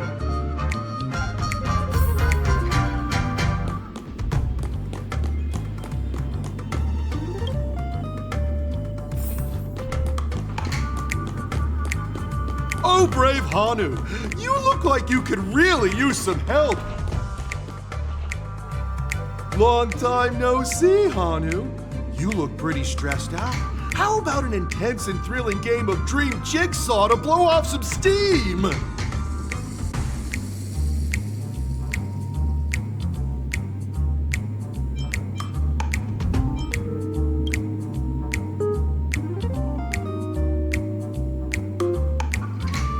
Oh my! Telling me that Boss Stone has rallied the villains to seize Dreamville? What a dreadful twist of fate! Listen closely, Hanu. I'm aware you're in need of a suitable weapon. And I also know there's one just upstairs. But you know what? You'll have to play an exhilarating round of Dream Jigsaw first. No Jigsaw, no moving forward.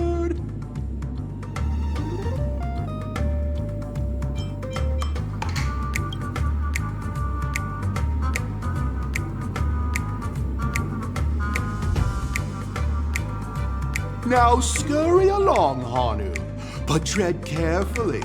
Two ne'er-do-wells are also eyeing those jigsaw pieces. Either outsmart them with the quick knockout, or ensure they don't catch you in the act. I can't wait to see you finish the Dream Jigsaw. Best of luck, Hanu. Let's stay alert and make sure those monsters don't spot us.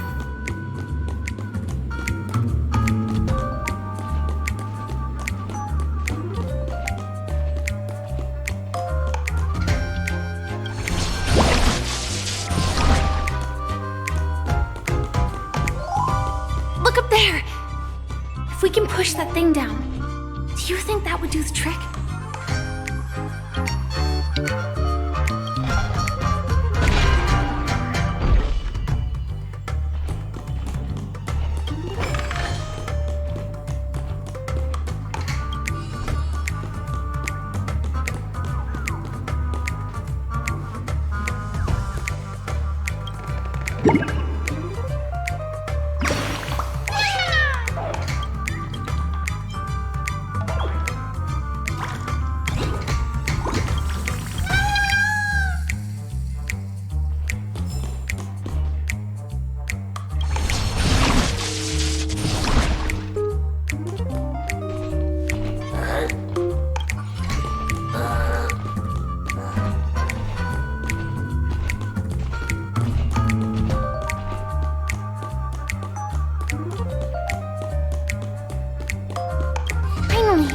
Jigsaw pieces. Let's hurry back.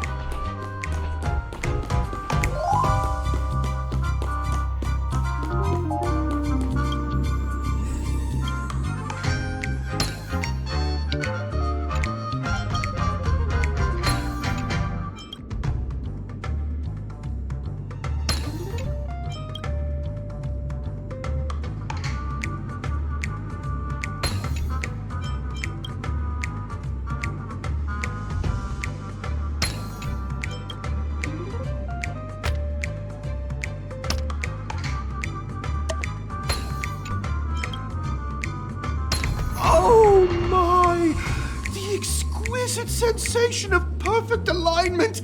My organizational itch has been quite thoroughly scratched. Hurry now, Hanu. Touch that TV set and transform back into your own self. Then head upstairs. Your weapon awaits you there. Are such haphazard instructions really okay?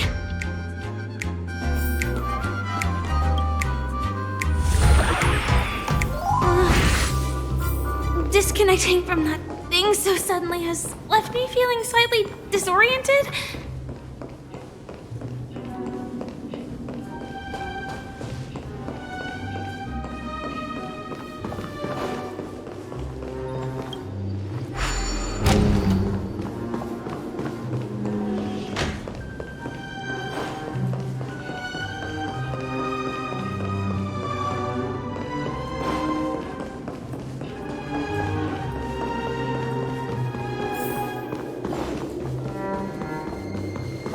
Is that Hanu?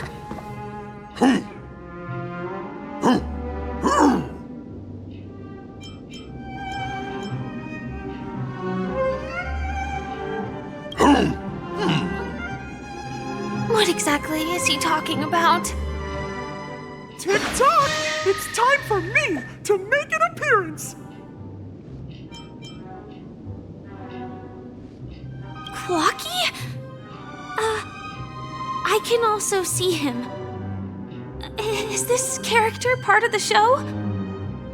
In Dreamville, Clocky is everywhere and can do anything! Like right now! I can be your translator! Tick-tock!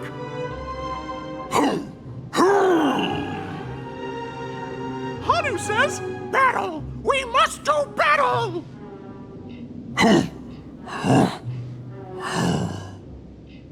The enemy is at our doorstep, and we have no path of retreat for the future of Dreamville! Touch that suspicious-looking TV right now! So they just jumped inside that TV. Sheesh. Logic in this plot and dialogue is really being pushed to its limits.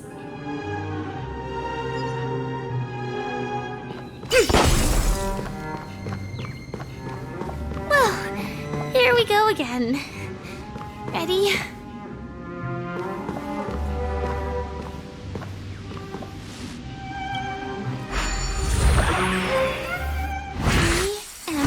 Gradually getting used to this. Huh. Who knows? I might even be able to perform some high-level moves with Hanu. Oh, did someone say high-level movies just now? That's right, pal. The upcoming script is just exploding with all sorts of high-level shenanigans. Last we saw, Hanu was preparing for battle. Suddenly, he hears heavy footsteps coming from the hallway. Malevolent mischief makers have broken into his home. But brave Hanu won't go down without a fight. He instantly sprints for the storage room, ready for a do-or-die showdown against the baddies. But we still don't have any weapons in hand. Guess what? Hanu's favorite bazooka just so happens to be in that storage room. So get a move on. What a coincidentally convenient plot twist.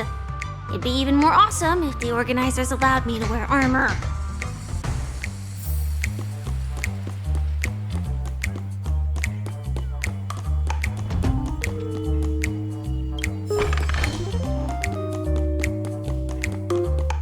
The storage room. It's behind the shelves, right?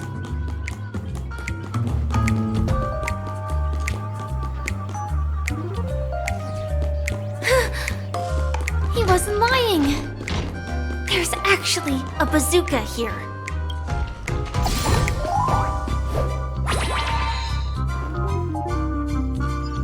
Now we should have a way of dealing with it. This thing feels just like the soaring locust too.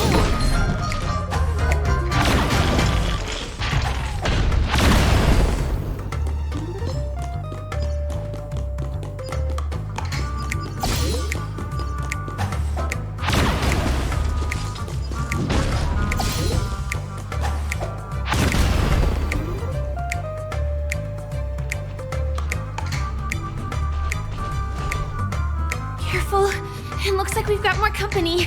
Get ready to fire!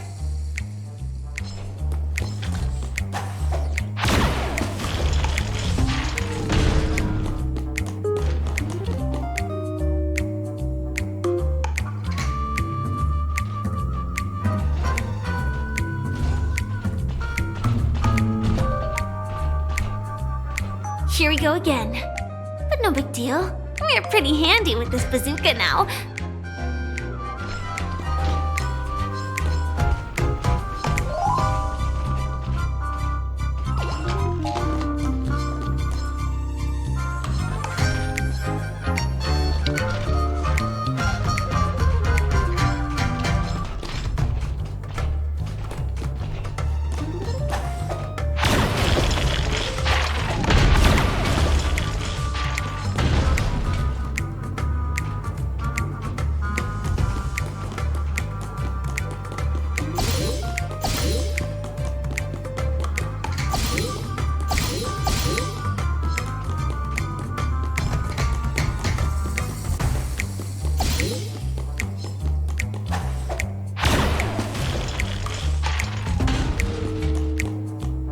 Should be all of them, right?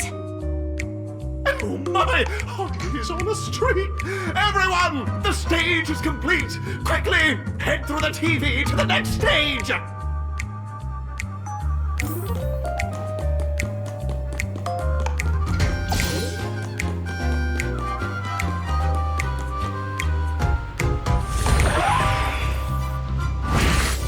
Well, that's that.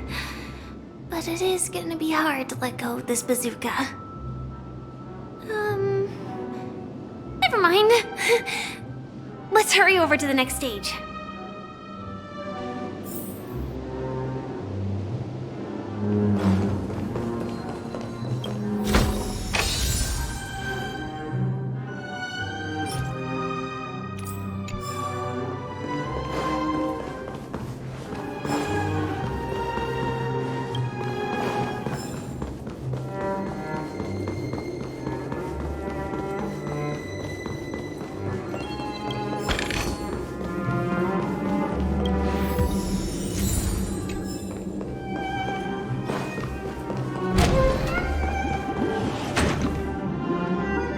Congratulations to both of you!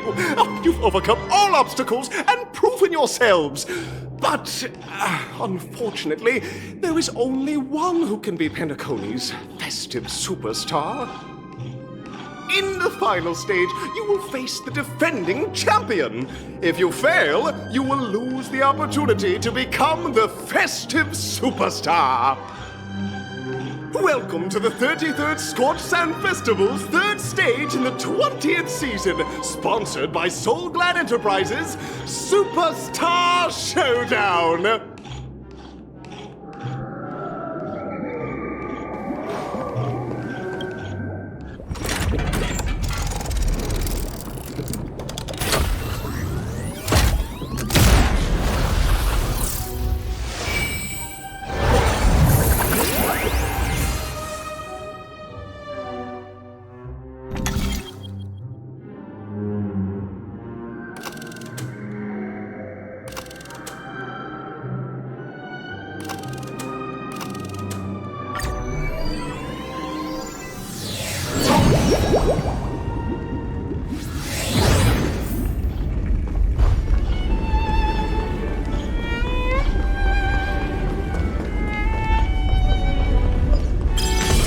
No way.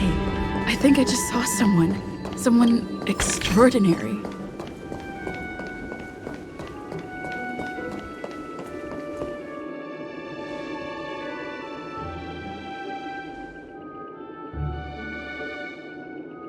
Are you a Knight of Beauty?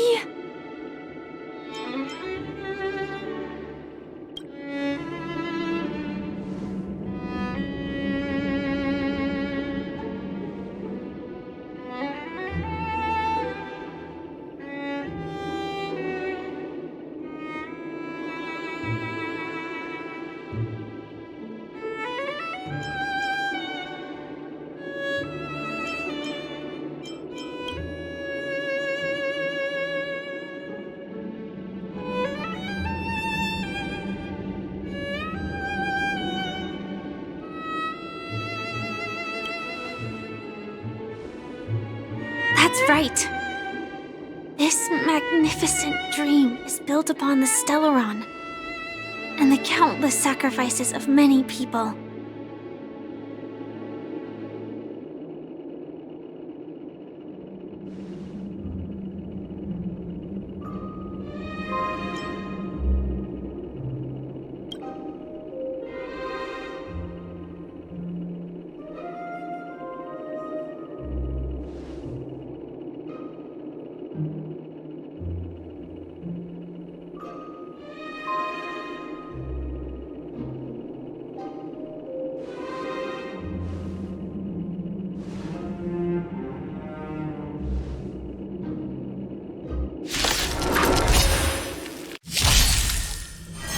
Behold, this symbol of pure...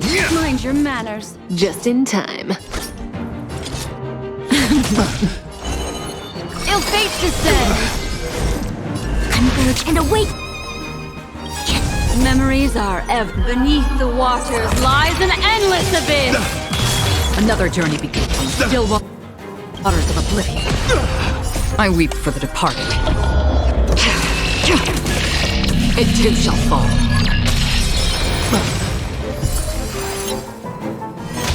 Confess! Put forth all your might!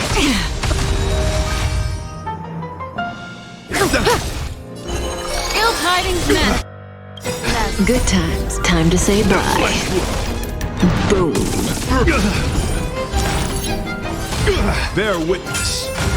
Let the duel commence. A quick divination. Relax. Destined for oblivion.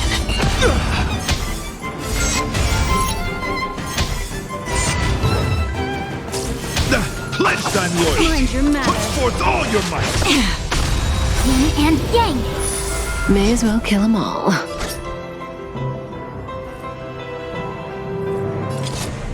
Rise to the challenge.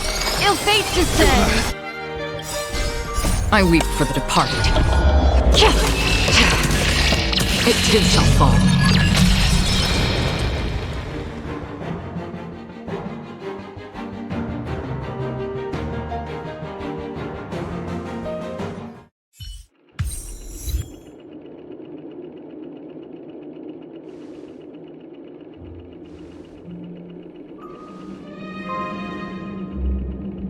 We don't have much time. May fate allow us to meet again, Night of Beauty. In that case, let's make our way to the end. Penacony's really thronging with talent. I hope we make it in time.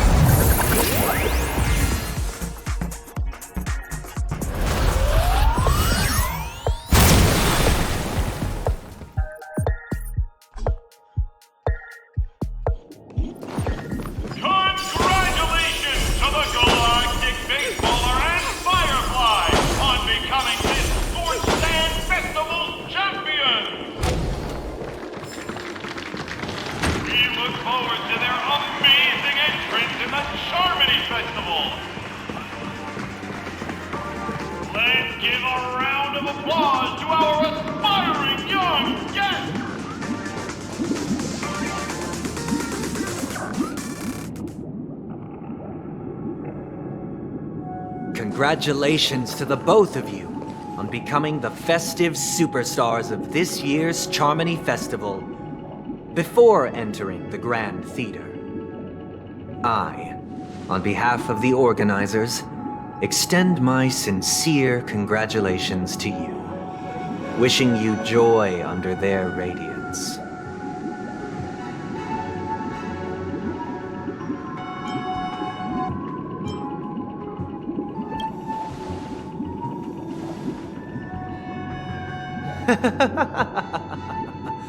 Your endeavors are worthy of extra recognition, and I've taken steps to ensure that.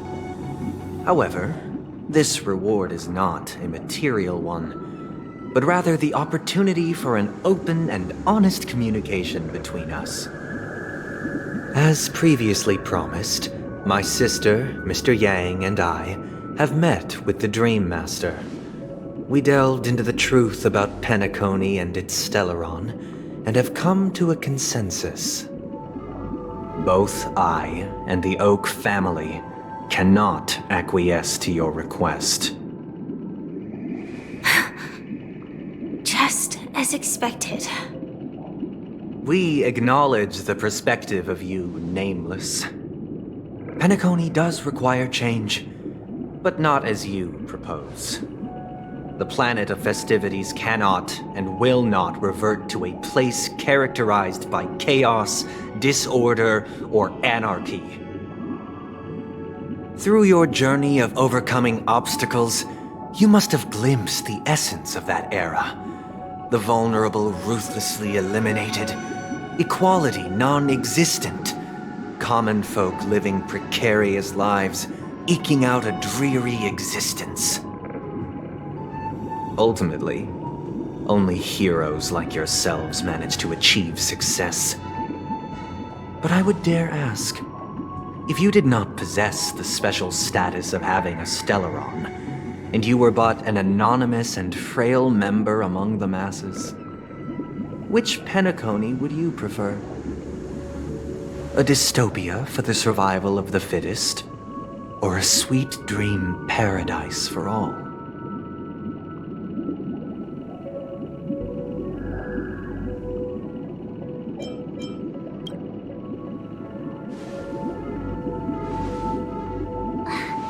That's not the point! Don't let him mislead you! Mr. Sunday, even if the members of the Oak family can't fully agree on what to do about the Stellaron, now's not exactly the time to be holding an extensive discourse about Penacony's past and future, is it? The Stellaron issue concerns the life and death of everyone on Penacony. If anyone has a better suggestion, the crew is more than willing to listen. Also, it'd be best to tell us the ins and outs of that meeting. This way, we'll at least know what Welt and Miss Robin are dealing with, and the reason why they failed to make our appointment. Ah, Navigator. That is precisely my intention.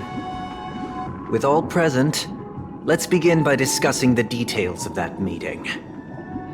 Let's talk about our tribulations and choices, our ideals and beliefs, and our final course of action. The only path to take.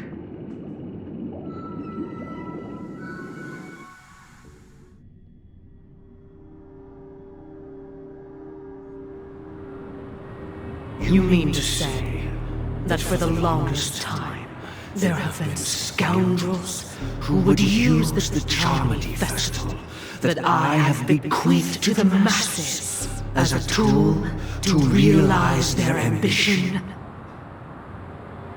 Indeed, Dream Master. Once the Charmony Festival begins, the Stellaron's powers, along with the song, will be broadcast across the entire planet of Penacony. And then everyone in their dreams will be unable to awaken. This is indeed surprising to me. The dreamscape is maintained by the collective effort of the 5 families. If someone were to use the Charmony Festival to recklessly disseminate the power of the Stellaron, this individual must hold a position of great authority. Do you have any suspects? I'd like to ask, did you really not know of the Stellaron's existence? I would have never thought that this Nameless would point the spear at me. Quite astonishing indeed.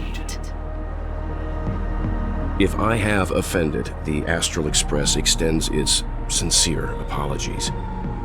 but the current circumstances are dire and leave no room for meticulous inquiry. We're doing this out of concern for the dreamscape's safety. So, if you could, please alleviate our concerns. Dream Master, it's just to prove that the Charmony Festival has nothing to do with the Stellaron. If we're being overly cautious, I will return to the stage to offer tribute in song, just per the arrangement.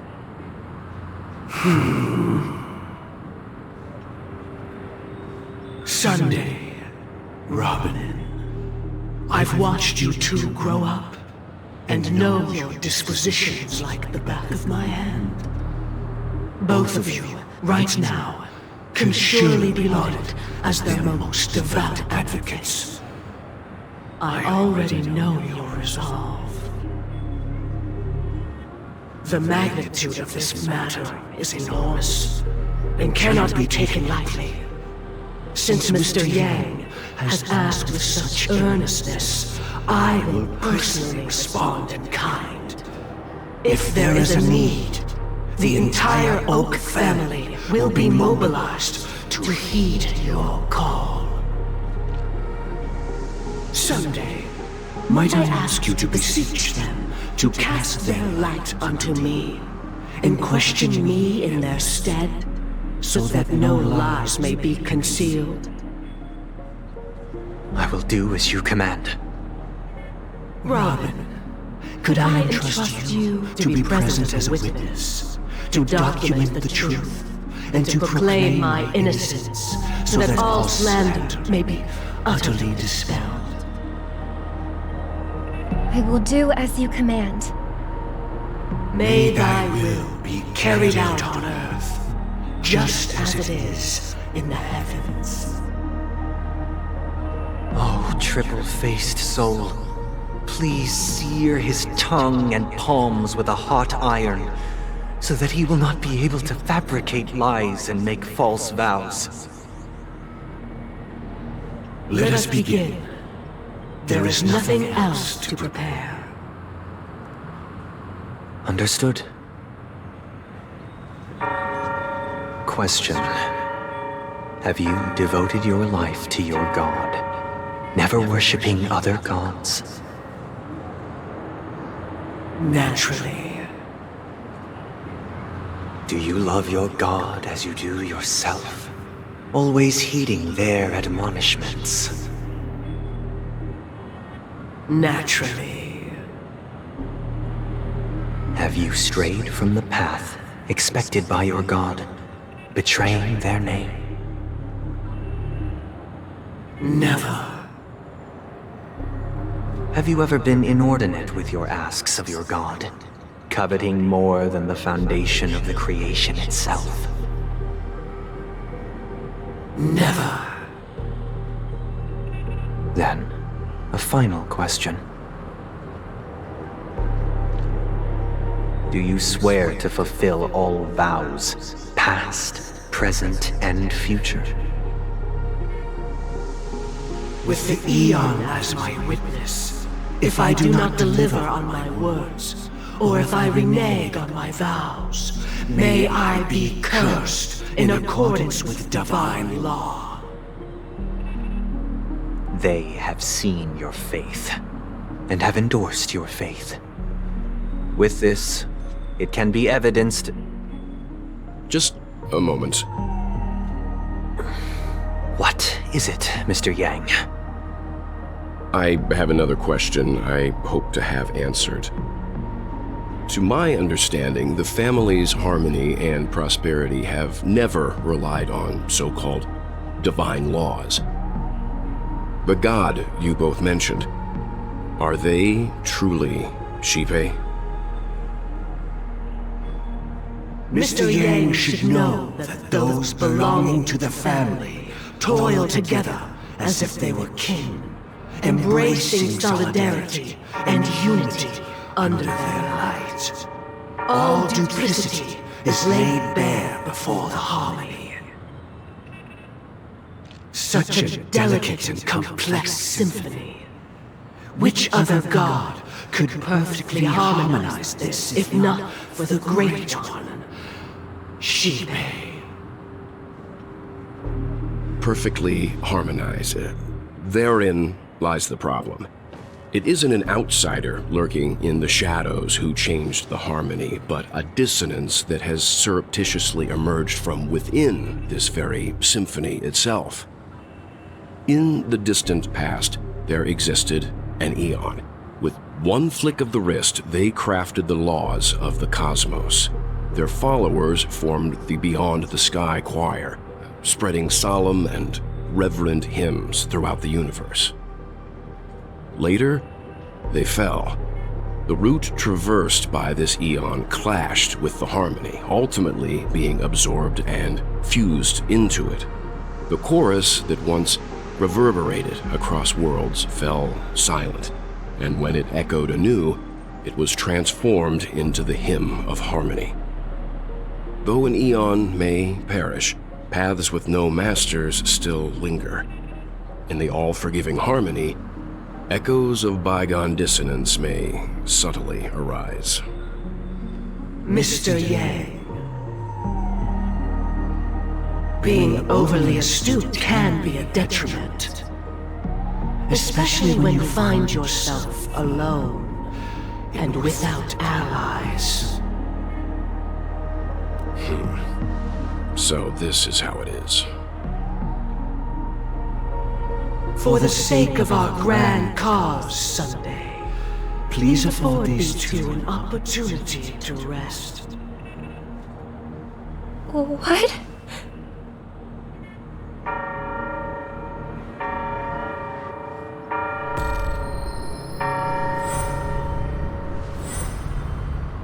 Sorry, Robin. It's just you. I did not wish for you to know this. It's a pity that things have turned out this way. So, this is the true reason I can't sing? The shadow that envelops Penacony is actually... We were never children of the harmony. Our ideal paradise could not have been crafted by Xipe. True bliss can only be guaranteed by the one who transcends the many. Within the foundation of law, humanity establishes civilization, and through harmony, we obtain order.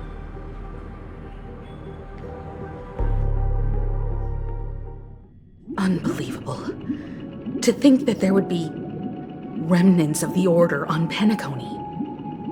What have you done with Mr. Yang and Miss Robin? Don't worry. I just gave them some time alone to ponder their fates. You should know that these actions make you an enemy of the Astral Express. Should we need to stand against the Nameless, it would only be myself and the Oak family involved. But we haven't reached that point yet, have we? Your efforts for the justice of Penacony are evident to everyone, and have been widely observed.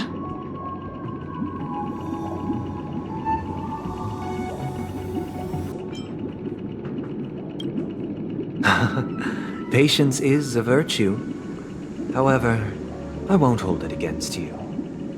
On the contrary, I'm here to make my intentions clear. If it is the Order that drove you to imprison Welt and Robin, and you're using them to coerce our compliance, then there'll be no point in entertaining any type of discussion. You're mistaken, Miss Himiko. They are in very safe hands, and just as the family has always proclaimed, no one can be harmed in the dreamscape, least of all in the beautiful new world belonging to the Order. Penacony and the entire universe have witnessed far too much innocent bloodshed. The strong wield their blades against the weak, and the victors push the vanquished to the brink of life. Natural selection. The world abides by this principle, establishing the well-being of humanity atop the corpses of the downtrodden. Only we, or Rather, I possess the power to put an end to this farce. So you've decided to resurrect a dead Eon? No one's ever done such a thing. If Miss Himiko is interested, let's draw back the veil and speak candidly. I've always firmly believed that people can understand one another through peaceful means. I'm willing to divulge the unembellished truth as to the intentions of the Order's Pathstriders, so that you will make better judgment for the Astral Express, for Penacony, and for this stretch of the universe. Words can hardly do justice to the beauty of that ideal. So, come with me, everyone. Let us retrace our steps and see once again where this road leads. Huh? Where'd he go? Welcome. This isn't any location in Penacony's dreamscape. It's my inner world. The reason the scenery before you remains unchanged is because your consciousness has drawn on similar concepts to fill in the gaps.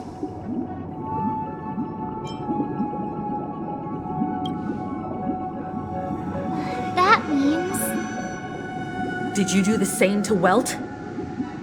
It's a tuning process. Stronger in effect and more draining on the mind. The gray-haired guest has experienced it before, so she should understand what it entails. Tuning allows you to intuitively grasp my feelings, which also means that I cannot hide anything from you. Now, everyone, please look at the huge screen. The road we once took begins here. From this point on, you will witness the numerous decisions I've faced. I've selected a portion of these to share with you. I believe after going through similar predicaments, you'll be able to better understand my thoughts. Let's begin. The first decision. A story about a baby bird. This story happened when Robin and I were very young. We were victims of the Stellaron disaster, and the family's Mr. Gopher Wood, who would later become the Dream Master of Penacony, saw that we siblings had no one to turn to and took us in. Later on, Robin and I lived a time with nary a care in the world.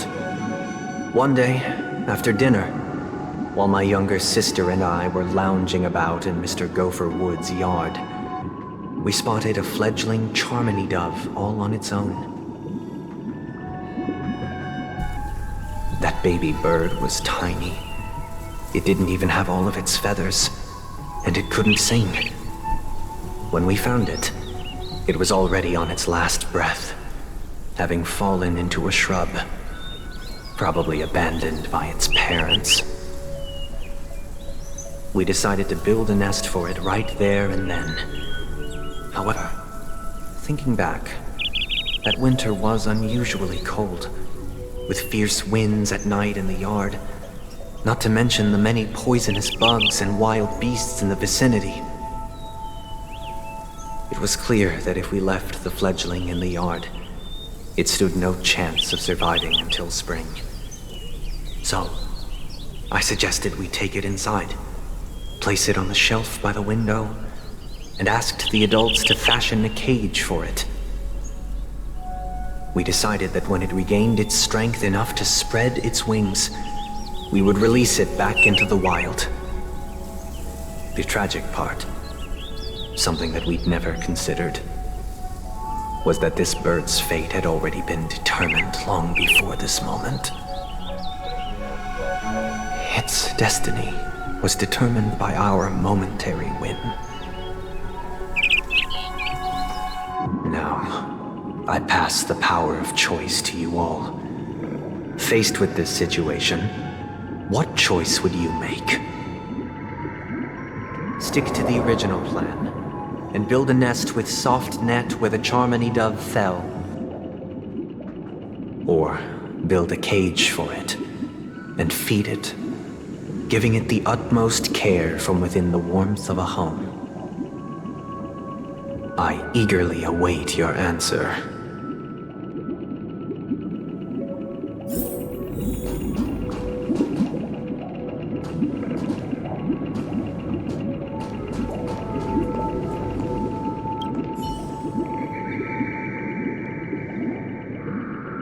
I can't decipher his intentions right now, but based solely on that question, I would probably choose to build that dove a cage.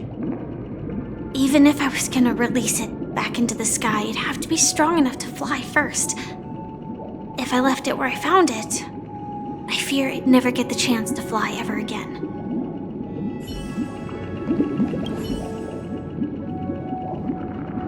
It looks like he really has no intention of imprisoning us.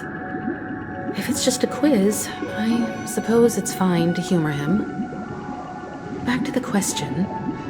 I would personally choose to build the little Charmony dove a cage. No special reason. I do think that a fledgling should have the right to fly into the sky. But if it can't even live to that point, then there's nothing to talk about to begin with.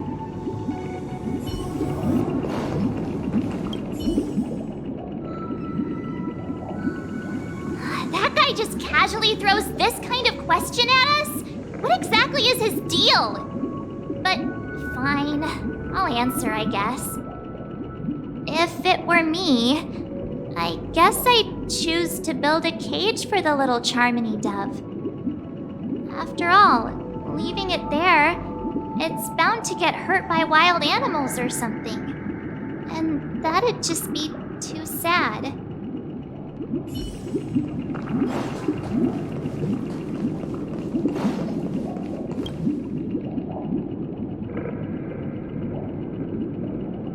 I'm happy to see that you made a choice similar to ours.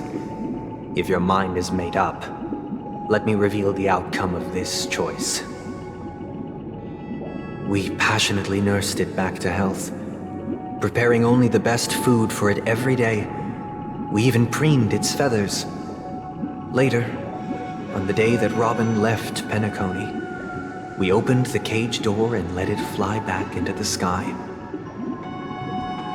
I watched it for a long while by the window, probably about 3 or so days. In those 3 long days, the little Charmony dove tried again and again to spread its wings to fly into the sky, but fell to the ground, only to keep trying. Finally, on the 137th attempt, it succeeded. But its attempt did not go perfectly. After flying unsteadily for a while, it fell to the ground, unable to grasp the direction of the air currents. The fall shattered its wings. It writhed helplessly in my embrace. But it was all for naught, finally succumbing to a painful demise. And in that instant, our tender care, our given love and hopes, they all became the inevitable push that sent it to its death.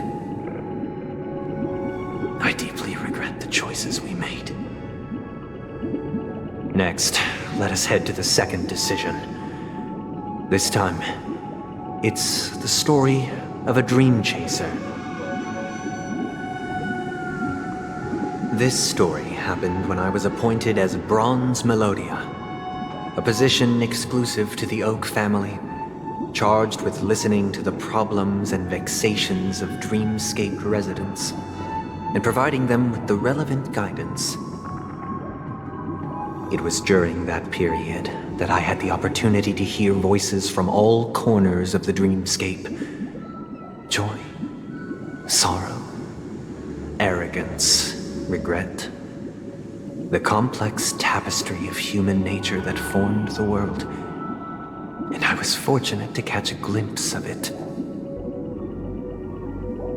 He was a dream chaser and an illegal stowaway. Just like the rest of them, He came to Penacony in search of a better life, except that, to most people, the price he paid, I suppose you could say it was everything. He told me I sold everything I could at home. The house, the land, even his 2 children. He said he could not afford to raise them, and that at least they could eat if they lived as slaves. He had a plan in place. He would buy back his children once he had made his fortune, and enjoy Penacony's beautiful dream with them. Alas, his plan to smuggle himself was somewhat clumsy, and he was sniffed out by those pig-headed hounds. After hearing the Dream Chaser's story, I immediately appealed to the Bloodhound family to cease their pursuit. That way, at least he could live peacefully. But I was still too naive to the ways of the world. I did not anticipate that what I thought was a kind gesture would later lead to dire consequences. I'll tell you the outcome soon. For now, I'd like you all to make a choice. Will you do as I did and try to convince the Bloodhound family to stop their pursuit so that the Dream Chaser may live peacefully and realize his wishes? Or will you remain silent, leaving him to languish while the hounds are hot on his heels until his inevitable judgment arrives? I look forward to everyone's decisions. Who knows? Perhaps they might even alter the outcome of this tragedy.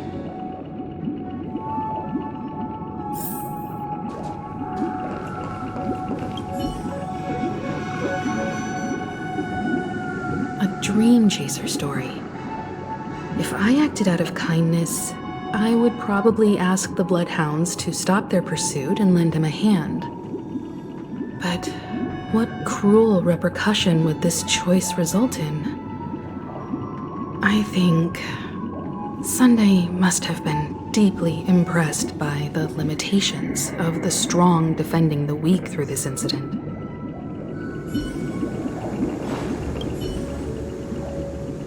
This question...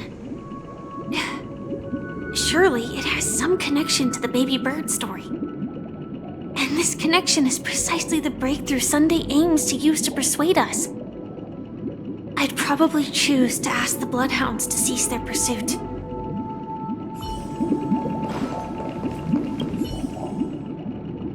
It seems illegal stowaways are really quite common on Penacony.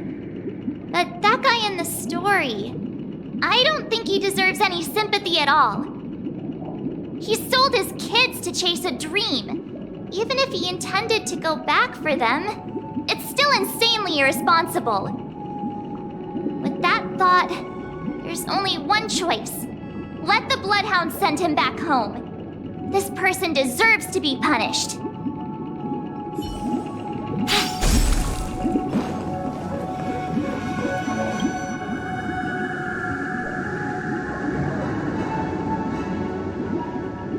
It seems you, like me, are pondering whether a different choice could have led to a better outcome. Sadly, his fate would only be more tragic. Say he never gets caught. He would only die from delirium. The methods with which illegal stowaways enter dreams are unorthodox, not flawless like the hotels. Living in the dreamscape would be a mere pipe dream. Should he be apprehended? Could the hounds afford to turn a blind eye? The answer is a definitive no.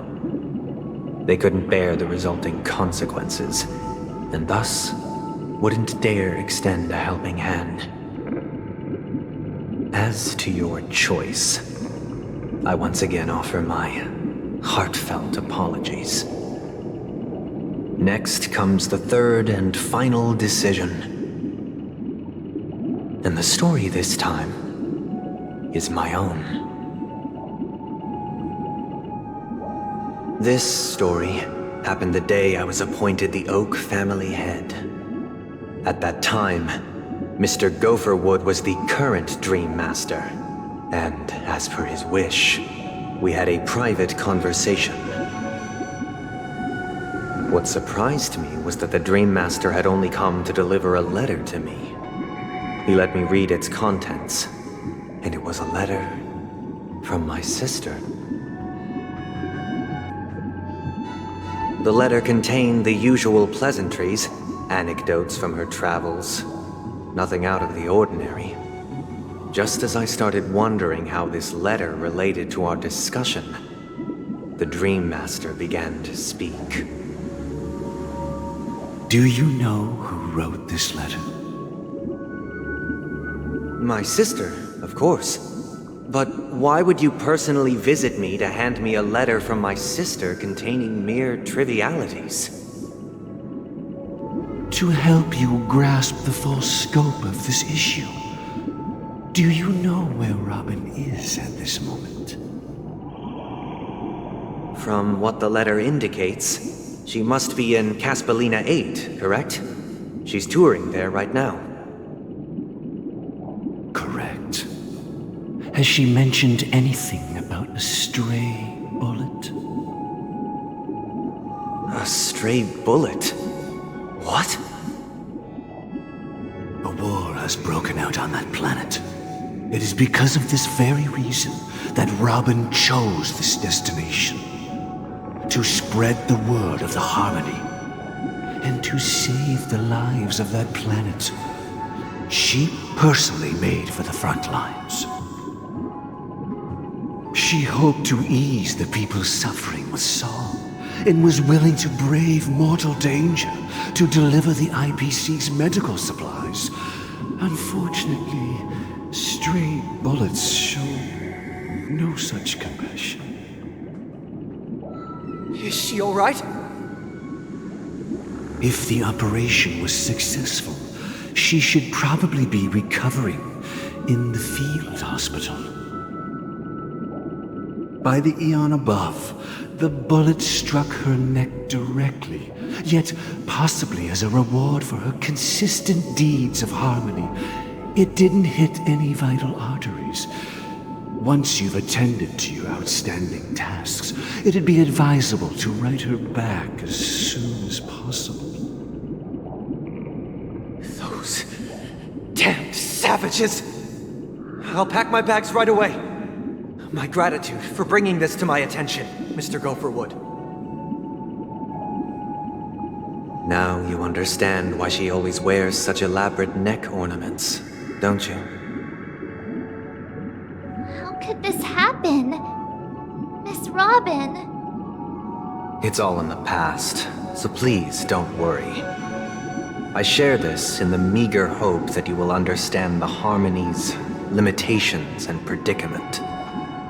As grandiose as the strong defending the weak sounds, many times, it is nothing more than wishful thinking. Likewise, I've prepared one last question, one last choice. But rest assured, this choice will not have any grave consequences. Because this is merely a figment of imagination, a nightmare that has haunted me through countless nights. If you ever had the opportunity to make a choice like I did, would you still support Robin's journey on the path of harmony?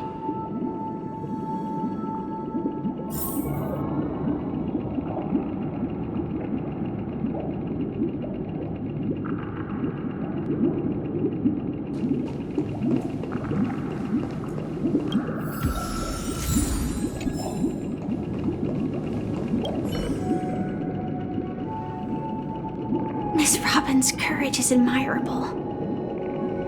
And here I was thinking she was just another superstar celebrity. But the fact that she is also Mr. Sunday's younger sister? No, I doubt he'd wish harm on his own flesh and blood, no matter how grand the ambition. I often feel like I've dreamt of similar scenes on certain nights. In the dream, I see blurry faces.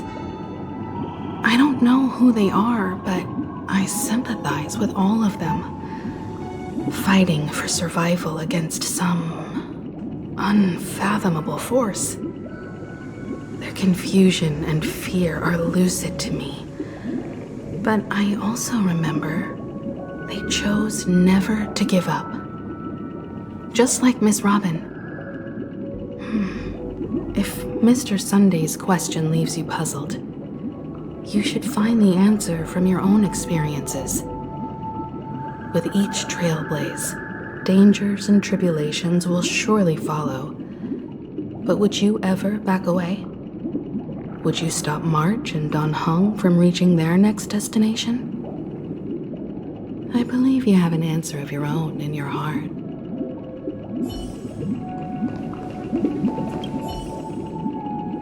I can't believe that happened to Miss Robin. The strong defending the weak is a great mantra, but if I had to pay such a price, I don't know what I'd do.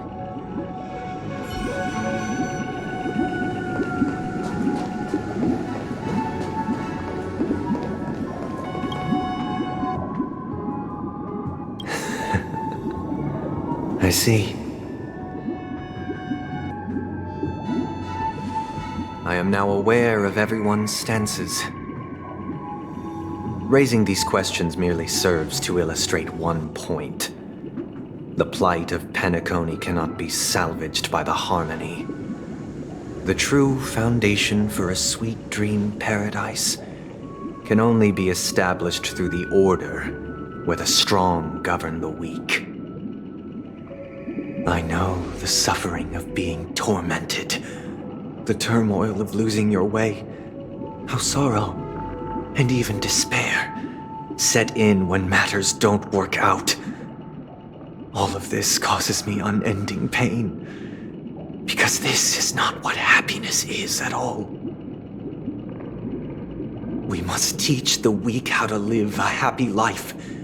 And this life isn't some noble propriety that the upper crust preaches, but in definitive terms, a way of survival that belongs to everyone. So what is your definition of living a happy life? Good question. Human consciousness is fundamentally an illusion, a cage known as self-worth. People lured in by this illusion make mistakes, yet still ask that external influences bear the burden. When one mistake after the next permeates the masses, they become impossible to trace. Thus, the amassing of these individual cages culminate to form a prison, a place dictated only by the rule of survival of the fittest. Nature is always accompanied by predation and sacrifice. Its antithesis is known as order. That is what I want to do. Unite people's happiness under the banner of order. They won't need to make bitter choices any longer, nor face the weaknesses of humanity. They can cast aside their primal instincts to build a haven for mankind. Simply describing thoughts is far too abstract, so allow me to provide a simple example. As you all may know, there are societal norms like weekends and long weekends that exist on some worlds. During these hard-earned rest days, people are given the chance to extricate themselves from the stresses of everyday life, allowing a certain tranquility to return to their souls. And it is only on these days that people do not have to adhere to the law where the strong prey on the weak. They can live out their lives happily during these brief intermissions. It's just a pity that 2 or 3 days are still too fleeting compared to the span of a lifetime. From where I stand, Society's ideal system should be 7 rest days. Following Sunday, there should ensue a second, a third, and indeed an infinite procession of Sundays. This should be the face of the new world. Idyllic, eternal, peaceful days. And thus, every person can return to their base selves in this utopia. Some gaze in reverence at the stars, pouring their whole beings into calculating the distance between us and the isolated world of Pagana. Meanwhile, some seek refuge in quiet corners, holding one another, unencumbered by the chains of unwelcome obligations. There would be no need to bear the hardships of reality. Only in this way can humanity face the inevitable end with the purest of spirit, living a life of dignity. This is what it is to live in bliss. Miss Firefly, you who are stricken with entropy loss syndrome, you of all would surely understand this.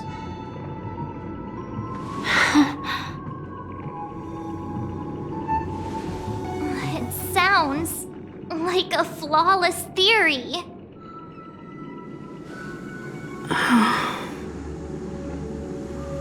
But what is the price to attain all this?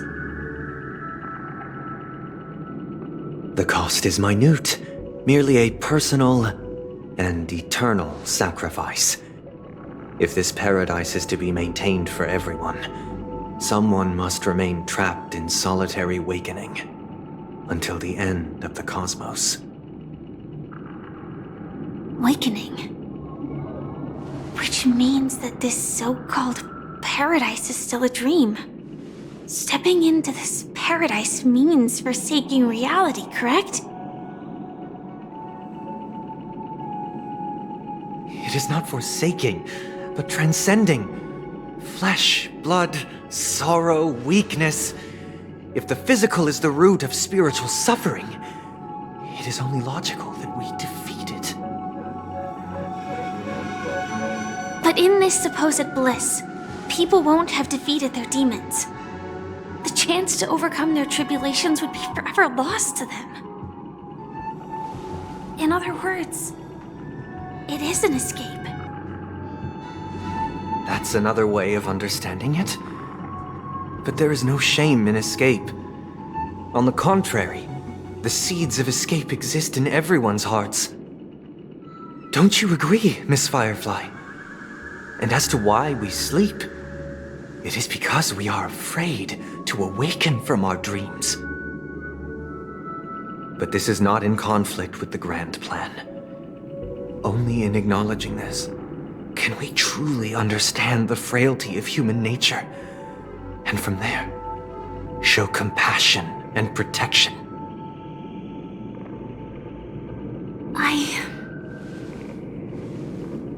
I admit that you are a born leader. Your perspective on humanity brims with pessimism. Yet you express compassion for all, even when your heart pities them. But unlike you, I live for the self. From my perspective, individuals making choices for themselves is their birthright. The want to escape may be innate in the weak. But whether they are weak or not, it is not up to another to decide. Perhaps in your mind, you also view me as weak?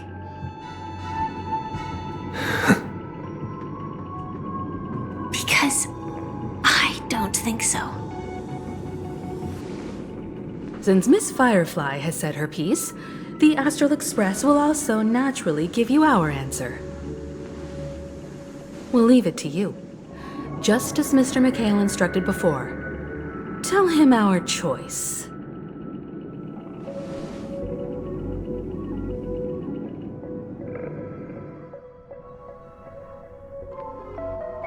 What is this place? Does this place ring any bells, Misha? I don't know, but I feel a sense of déjà vu. What is this place? It's the realm within a dream bubble. This was left to the Astral Express by a nameless, but weirdly, when we entered it, it was completely empty. Dr. Edward from the Dreamscape sales store told me that dreams are formed from memories, and a dream bubble can't take shape if its core is empty. So I thought you might be able to help us in unraveling this mystery, Misha. As a hotel doorman, you know Penacony best among us. I don't know much about dream bubbles, but if you want to figure out what this mansion is, I'll do my best. I'm counting on you then. Himeko, I still don't get it. Why were you so sure that Misha had a connection with this dream bubble? I wasn't sure. It was just a hunch. But since Misha feels familiar with this place, my hunch might be correct.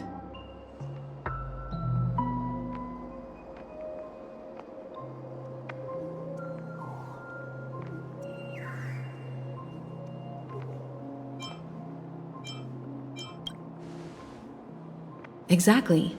This is where you and Firefly encountered death, which we now know as dormancy. Considering its connection to Dreamflux Reef, it's not surprising it appeared here. The question now is, who brought you here?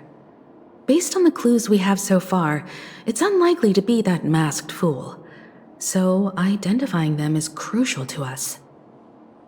We're drawing closer to the truth once more. Let's give Misha some time, as I believe he'll unveil the secret of this dream bubble.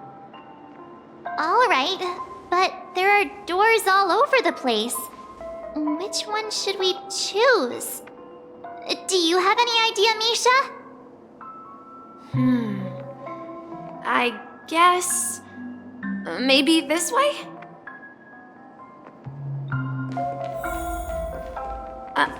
I'm not entirely sure, but... let's give it a try.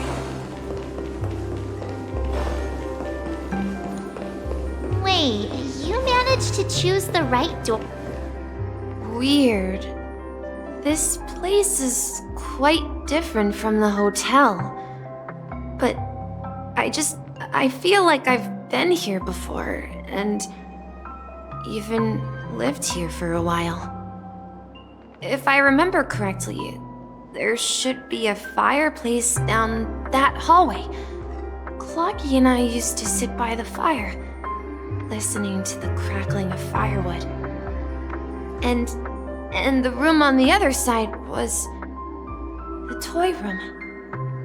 I loved spreading out all the toys from the box on the floor and making up stories for each of them.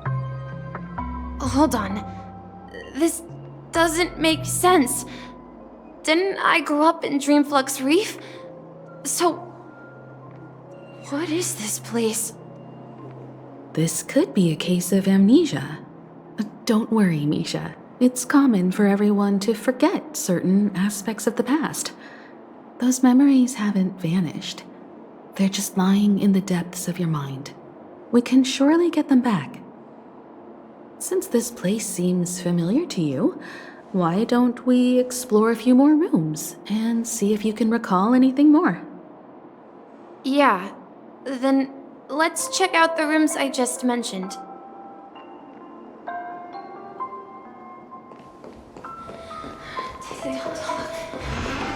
Tick-tock. I heard some noises from the room. Origami Bird? That's a friend of mine. You and Origami Bird are friends? Yeah. It's a member of the Compass crew, just like Clocky and Miss Mirror. And there's more than just one Origami Bird. They are a big family with lots of brothers and sisters who look the same. They follow Miss Mirror's orders and handle all sorts of jobs on the ship. They're the best sailors. Sailors? Can origami birds be sailors? Could you tell us more about the compass, Misha? The compass is a ship bound for the new world. Clocky and his partners travel through layers of fog to the depths of the sea. Whenever there is danger, Clocky will use a compass and guide the ship in the right direction. That's a great story. But in the Penacony cartoon, Clocky and his partners have always lived in Dreamville and never ventured out, right? Huh? Oh, that does seem to be the case. Weird. I clearly remember Clocky arrived in the New World in the end. Perhaps Clocky has a hidden past. So, where has Clocky gone? Did he leave to protect Dreamville?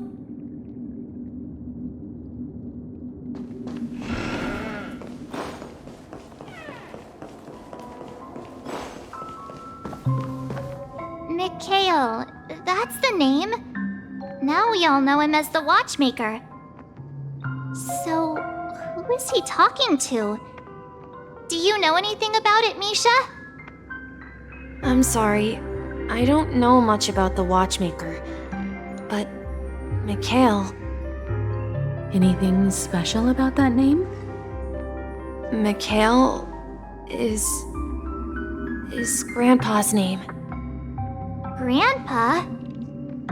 Do you mean you're the Watchmaker's grandson? But we haven't heard anything about the Watchmaker having descendants. And the name Mikhail is not rare.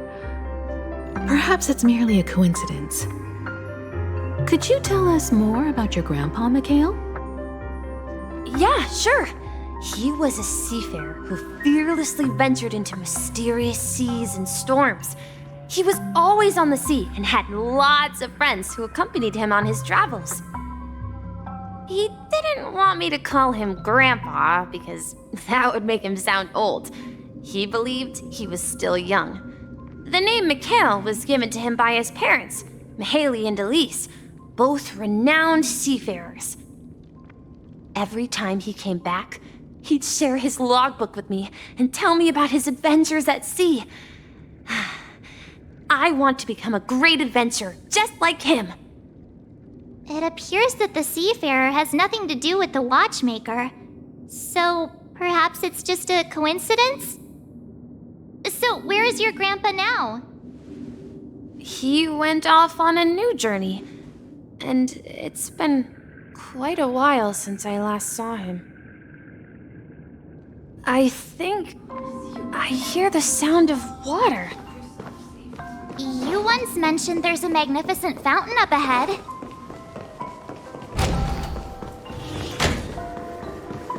Look, there it is! The water resembles a precious jewel embedded in the dreams of all seafarers. Every time I gaze at the shimmering lights beneath the waves, it feels as though I'm back in this place, standing by your side. Have you recalled anything, Misha?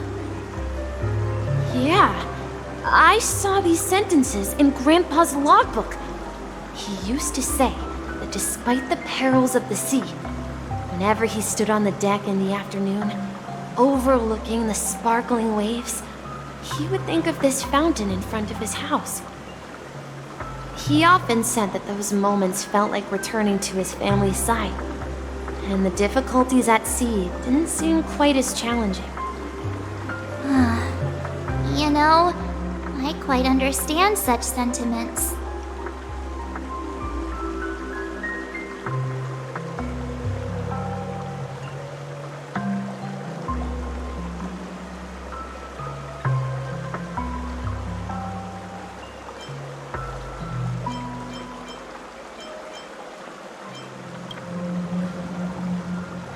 I'm not an elder. I was just being a bit sentimental. Perhaps every adventurer far from home carries a fountain within their soul. Even though the other side of the sea remains shrouded in the unknown, the fountain in front of his house serves as a compass, leading him back to his cherished ones. Yeah. While Grandpa was at home, we would stand by the fountain and place the compass, a toy boat that I made, into the pool. Back then, I would ask him when I could go on adventures like him, and he would always laugh and say I was still too young. It seems this Mikhail is truly a seafarer and has nothing to do with the watchmaker. Yeah. Based on Misha's recollections, the scenes in the dream bubble appear to be his childhood memories. But this raises more questions. According to Misha, he was clearly born on an oceanic planet and led an ordinary life, with no connection to Penacony at all. Could this be some sort of metaphor? Perhaps the sea refers to the memory zone. I'm sorry. I don't know, but my memories keep pouring out uncontrollably, like water flowing from a fountain. Perhaps I'll remember more things if we go further.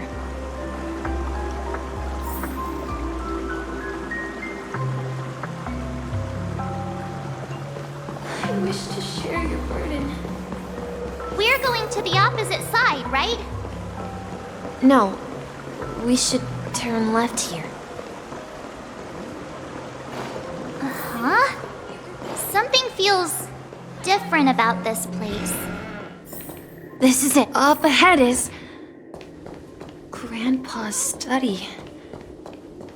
It was in that room that I saw him the last time. The atmosphere in this room feels totally different. Misha! You finally come! Clocky! You're here! Yeah. This is the room where we first met each other.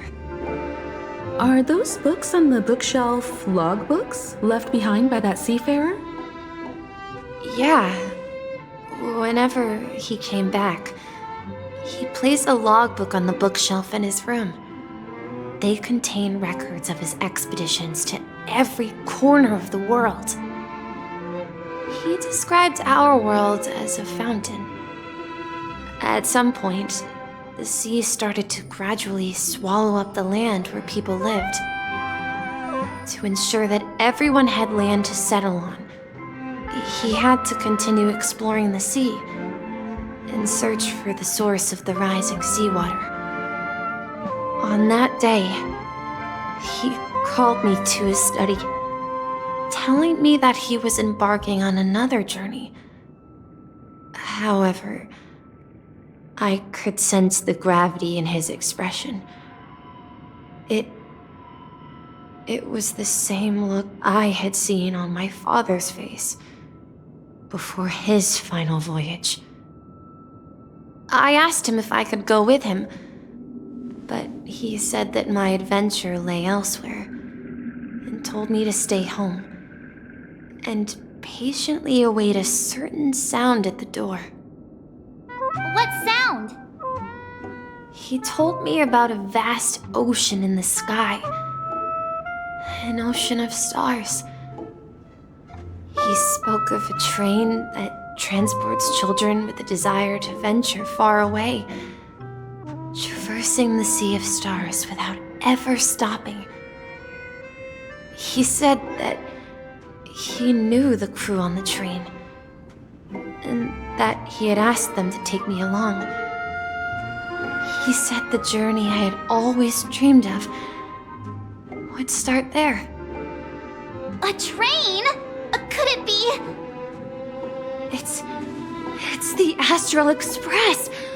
I remember now. Grandpa's friends are a group of nameless who came to this world to resolve a disaster caused by a star. Then, he gave his pocket watch to me. It was his cherished treasure, appearing in every one of his adventure tales. He explained that difficult times were ahead, but assured me that the watch would guide me. He said, as long as I kept moving forward, I'd eventually reach my desired destination. And then, it was as if I heard the distant sound of a train whistle, echoing throughout the room. Exactly, Misha! And then we followed that whistle, didn't we? Yeah. I think I can still find the way we took back then.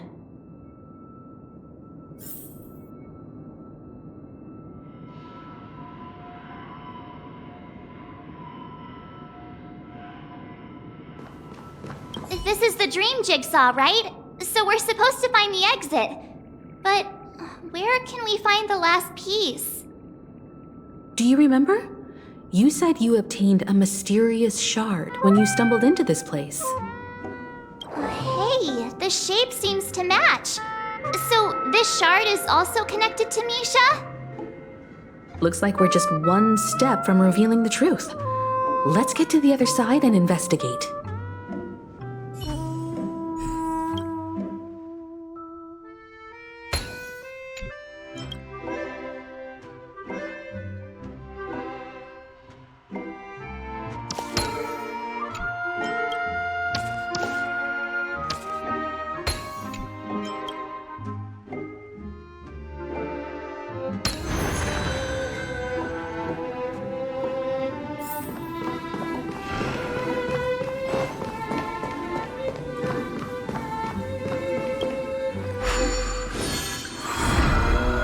This is it. This is my room of clocks. While I spent my time waiting for Grandpa to return from his voyage, Walter gave me this workshop, and it became my secret base. Here, I learned how to repair clockwork and gears out of my fondness of precision mechanics.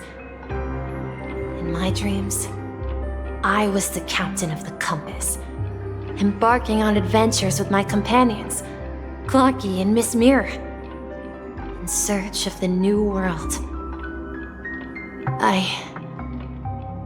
I was born and raised here. So, this building in the dream bubble is your childhood home? Yes, but not exactly. To be more precise, this dream bubble itself is my home. Looks like you've remembered everything now. Wait. Why does it feel like everyone else knows something I don't?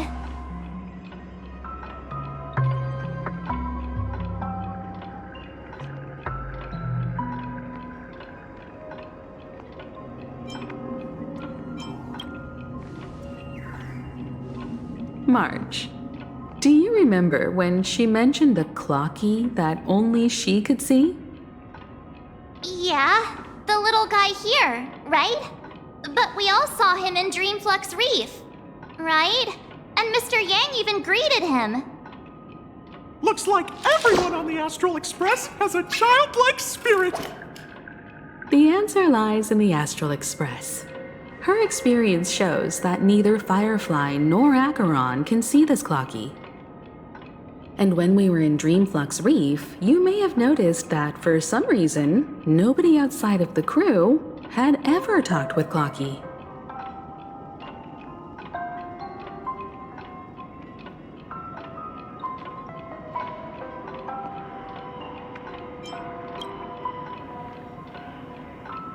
A mimetic life that can only be seen by a select few. It's just like a hidden message left by someone for the nameless. But Misha can see Clocky too, right? They even grew up together. But Misha hasn't started the way of the Trailblaze yet. That's the key to the mystery, March. Now take a moment to recall. have you ever seen anyone outside of the crew interact with Misha? Wait. No way! That's the answer, March 7th. This dream bubble is the place where I was born. And I'm a dweller in this dream. Just like a memory zone meme. I should have stayed here and waited for you. But when reality and memories merged, I unconsciously pushed open that door and left the bubble with Clocky. So it's not that the Watchmaker's dream bubble is empty, but rather the stuff inside ran away? And the whistle you heard was the sound of the express arriving at Penacony? That's one way to see it, but I believe there's a longer story behind all this. It's best for Misha himself to explain all the details. How about we start with your name? Now, should we call you Misha, or...? Thank you all for helping me rediscover my true self. Now, please allow me to reintroduce myself. I was born on Lushaka, in the Presmere system, adopted by seafarers Mikhail and Char. They gave me a treasure, a name that carried their hopes. Mikhail Char Legwork, or simply Misha. If you prefer, you can call me by a more familiar name, the Watchmaker. So, you're the Watchmaker himself? Unfortunately, that legendary figure is no more. I am only a reflection of his life. As for the child who has been with you, he's the innocent protagonist of Misha's childhood dream. A friend of Clocky, a young apprentice, and a future mechanic on the Express. And this also marks the beginning of his journey, devoted to the Trailblaze. At the end of the journey, I left this little flame, which I so cherished, in my deepest dreams, hoping to pass it on to the nameless of future generations. However, he somehow left the dream bubble and forgot all about his task. I apologize for all the confusion this caused. Because he was born with a desire to trailblaze, wasn't he? I don't think Misha has forgotten his role as a guide. He remembered it, and that's why he mistakenly appeared as a hotel doorman in her dream from the very beginning. The one who brought our unconscious friend here must have been Misha. If that's the case, we encountered the Watchmaker's legacy from the beginning, didn't we? Well, I have a sarcastic friend who says I always take big detours and end up back where I started. Perhaps that's what every nameless has to go through. But in the end, you found me. I'm sure you're all wondering what my legacy is. I believe my hound has mentioned the Stellaron and my wealth. If I may apologize, the Stellaron part is real. As for my wealth, however, it's nothing more than a baseless rumor. I left my homeland as a child and embarked on the journey of Trailblaze. I traveled to various planets until finally reaching Asdana, where my friends and I built the original Penacony and fought for its future ever since. I've been moving forward all my life, doing what I could to overcome the obstacles in my path. But ultimately, My journey reached its end, and I left behind no possessions worth entrusting. So, if you ask what's left within this worn-out train engine that can be called a legacy, I suppose it's the things that are still burning in the engine's furnace. Now that you're well aware of the current situation of Penacony, I certainly hope that you'll help me get this world back on track. But I'll leave that decision to you, for the path of trailblaze is never paved by others. All I have for you is a story and 2 gifts. I want to give you my pocket watch. It has accompanied me throughout my long journey, guiding that naive child forward, and has been blessed with the presence of so many great people up to this day. And my hat, too. The one who navigated for me placed it on my head and planted a fanciful thought in my mind. The trailblazing expedition will never end. Now, it's time for you to make your choice. Once you've made up your mind, open that door and enter the long dream of an old man. I'll be waiting for you at the end of this corridor of time. All right, everyone, let's make a decision. Although I don't think anyone will have any objections.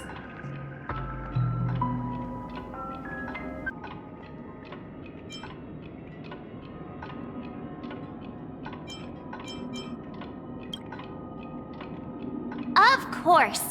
We've come this far. Surely there's no other option than moving forward. In that case, it's unanimous. Then let's proceed together to the end of this stream and tell Mikhail our decision.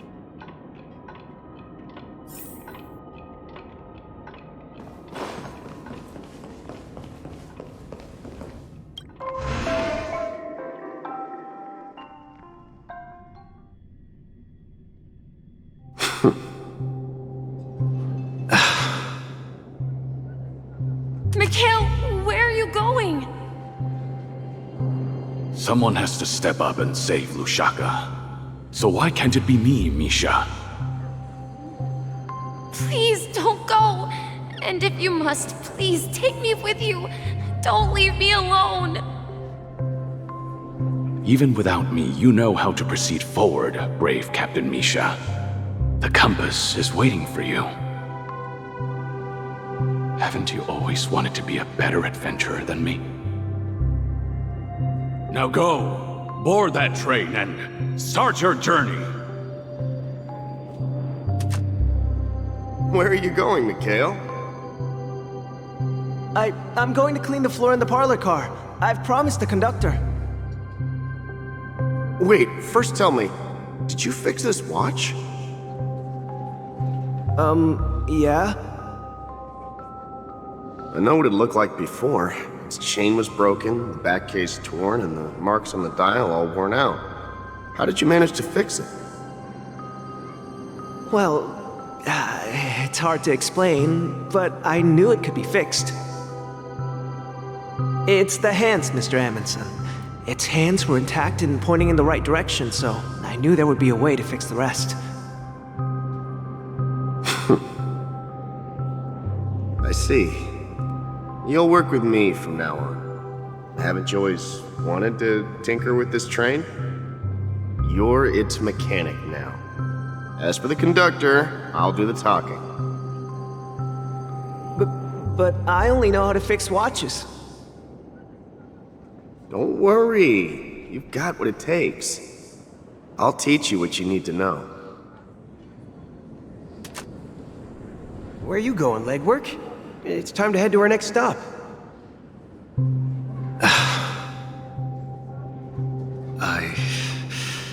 I'm staying in Astana with Rosalina and Tiernan.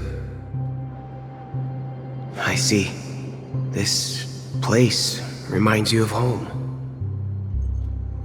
The people of Astana have only achieved a tiny victory and still have a long way to go towards true freedom.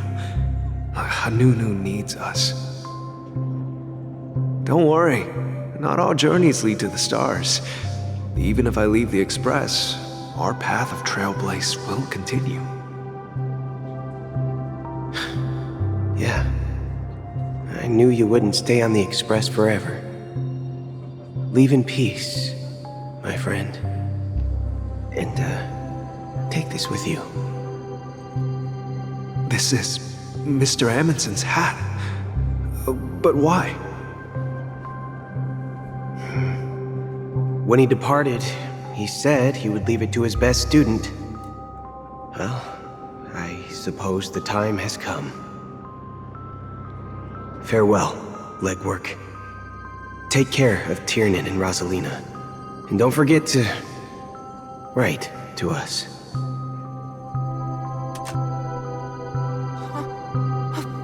Where are you going, Watchmaker? Don't worry, Micah. Just going on a little trip. Someone has to be at the forefront of the interstellar frontier, and I'm the only former nameless in Penacony. So why can't it be me? Because you're all we have! Have you forgotten about Tiernan? The cosmos is way more dangerous now. What will happen to Penacony if we lose you too? But what will happen to Penacony if we don't find a way out? Ah, Tiernan. How could I ever forget him? I've spent countless sleepless nights asking myself why I didn't go with him back then. We Nameless won't stop. Don't worry, Micah. It's just a matter of getting back to my old profession. Just wait for me to come back. But if, and it's a big if I don't come back in one piece, then you'll become the next Watchmaker.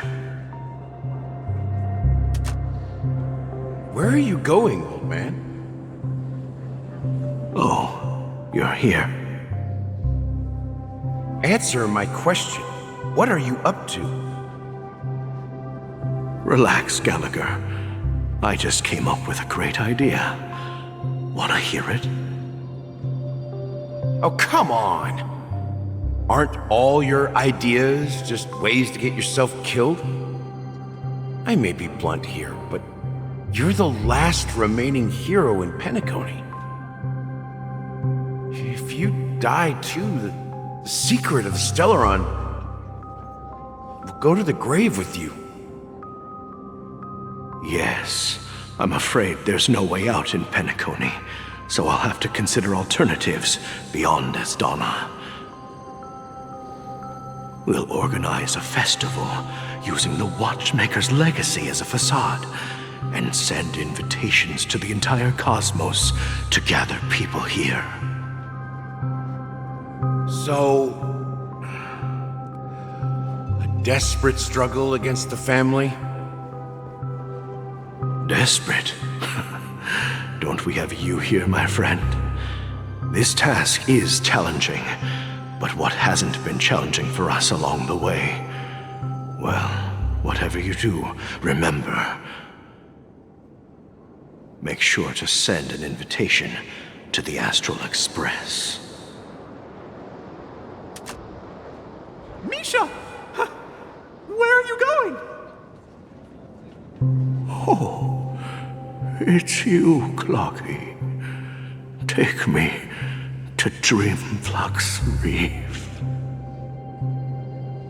Last night, I had a long dream about the day we met. I want to write down that dream. Write it down? Why? Oh, so I won't forget it. Do you remember how you got your name, Clocky? Of course! You told me that when you were a kid, you lived in a room full of clocks. Those wall clocks and pocket watches grew up with you and were your best friends. Yes, but what I didn't mention was there's a funny misunderstanding behind it. I was a kid, and there was always a special pocket watch in my memories. It was with my grandpa, guiding him on his sea voyages and leading the way in his every adventure story. I wanted to have a pocket watch like that too. And that's when you appeared in my dreams. Yeah. Every night, we boarded the compass and set sail together. But you know what? It wasn't until the day my grandpa gave it to me that I realized it wasn't a pocket watch at all. It was a compass. So, your name should have been Compassy. And the watchmaker is just a nameless.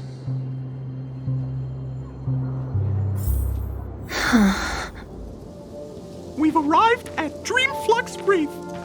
So, where to next?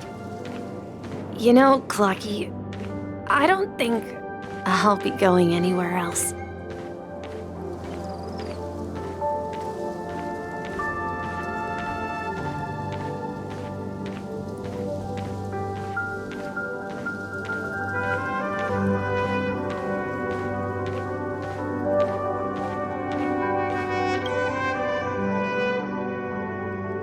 I've traveled far enough. It's time for a little break. Oh. So, we'll set out again. When you're rested? No, I'll stay here. And then, this is where it ends. This is where it ends? What do you mean, Misha? You told me that the trailblazing expedition would never end. Yeah, that's what I said. So now, it's up to you to decide your next destination. My next destination? What's that supposed to be? I've been following you. Misha? You're acting weird today. If you're feeling down, we can just do what we usually do. With the clockwork. No, I'm not feeling down. As for clockwork, yeah, it resolves all problems in this dream. So, do you know what clockwork actually is? I'm not quite sure. Well, everyone gets lost at times. They may hesitate and doubt which way to go. That happens in this dreamscape and beyond. But don't worry. Everyone goes through moments of uncertainty and hesitation. Eventually, they gather the courage to make bold decisions. Whether it's calming, joyful, angry, or sad, all they need is a little nudge to take that step toward where they truly belong. I'm leaving that little nudge with you, and I hope you'll share it with others. Such is the essence of clockwork, the will of the trailblaze.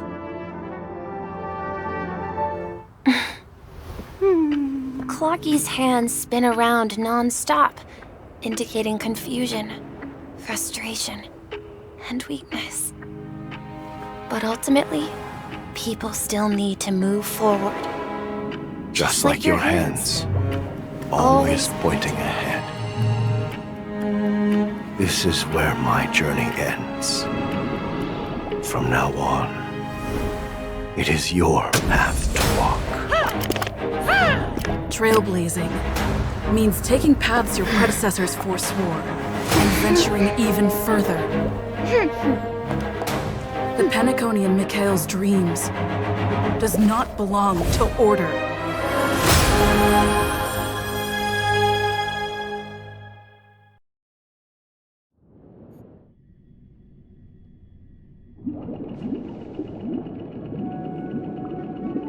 I can't believe that Eon would cast a glance at Penacony at a time like this.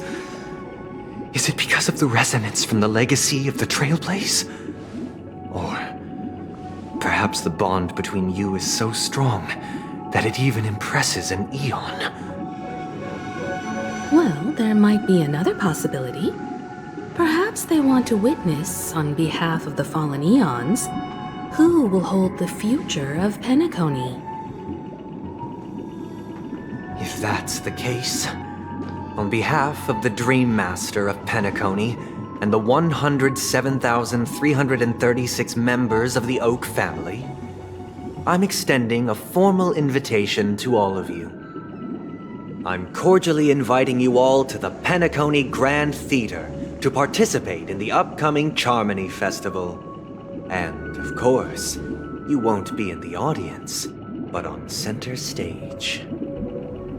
Since the future of the Stellaron, Penacony, and even the entire cosmos is at stake, let's draw a conclusion there, in all fairness. If you truly believe in Akavili's path, then show me their courage and determination.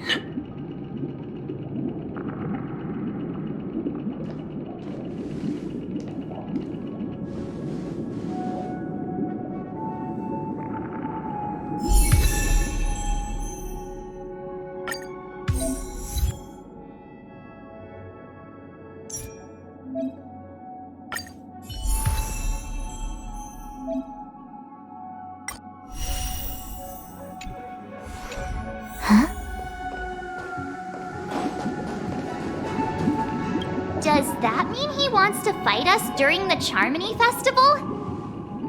I'm afraid so. This is weird. Aren't Arc villains usually plotting some dirty conspiracy in the end? But he actually said something like, "In all fairness." Could it be that he's underestimating us? Well, in my opinion, Sunday is deeply committed to his own philosophy and genuinely wants to prove that the Order is right. I sensed a strong conviction and a desire for dominance in him. Maybe he won't accept the outcome unless he wins fair and square. That's why he'll give it his all in the upcoming battle.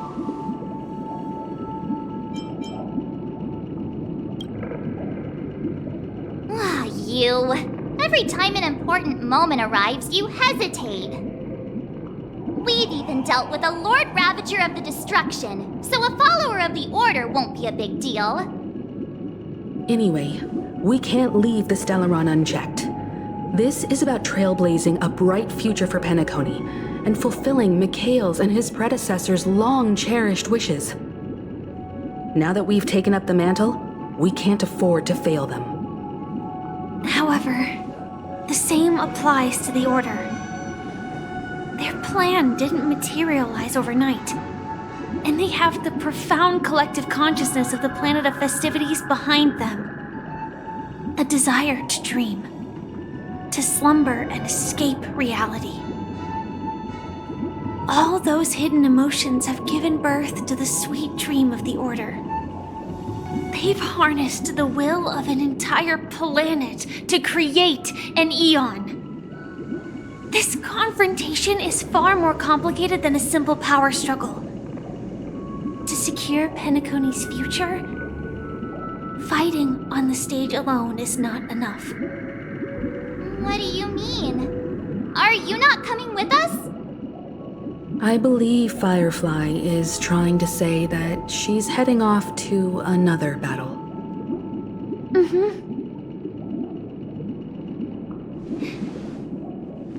Before I left, the Destiny Slave told me that this journey would bring unforgettable rewards. Even though the script he gave me only had a few lines, I couldn't ignore them. Because one of the lines said, "I'll experience death 3 times in the land of the dreams." 3 times? This can't be serious, right? The first time was a painful death when I was stabbed by the Blade of Dormancy, which led to all subsequent events. The script will always come true, but in a way that will only be revealed when that page is turned. So now I've understood the meaning of my second death. And I am prepared to face it. If all goes well, my efforts will provide crucial support for you. Only by achieving victory in this battle can we secure a future for Penacony. And only then, my third and final death won't come true in the most terrible form. The most terrible form? Does that mean... The true death, where everyone in Penacony loses themselves completely in the eternal sweet dream of the Order. We must do everything we can to prevent that. Have you made up your mind, Firefly? Yes. Otherwise, I wouldn't be here. Thank you again for your assistance for the Astral Express. May we meet again, in reality. Yeah. Farewell, everyone. May your trailblazing expedition never end.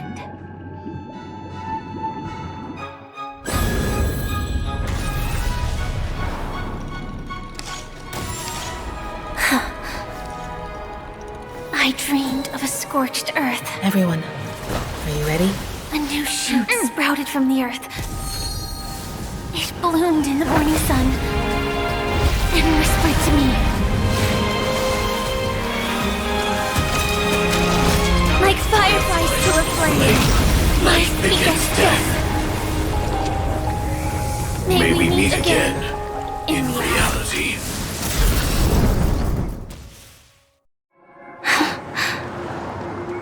After today, Japella's name will disappear from cosmic history, and the Everflame Mansion will take its place. In the not-too-distant future, you'll receive an invitation. That's your next stop. Land of the Dreams. Penacony. I hope you find whatever you seek there. Be it answers or salvation. You mean my 3 deaths? Silverwolf told me about it. It's such a shame that it's not part of my script. Well, I want to live. I'm never afraid of death. The opposite of death is eternal life, and that's something I'll never desire. People die, and I am no exception. Death is like a script, a fate that cannot be defied.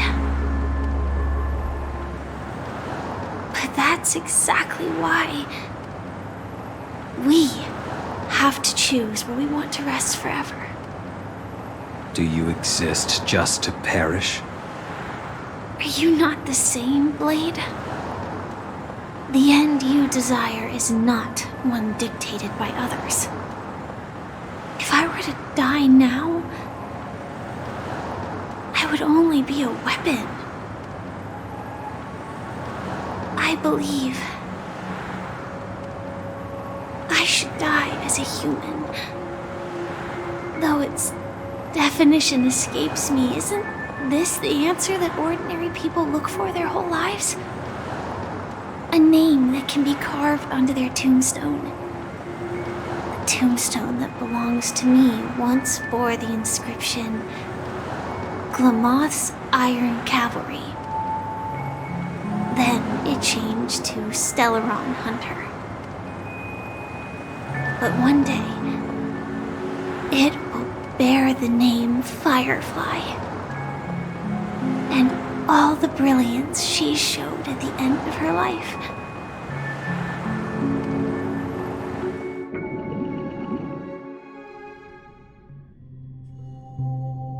That's quite unexpected, old man.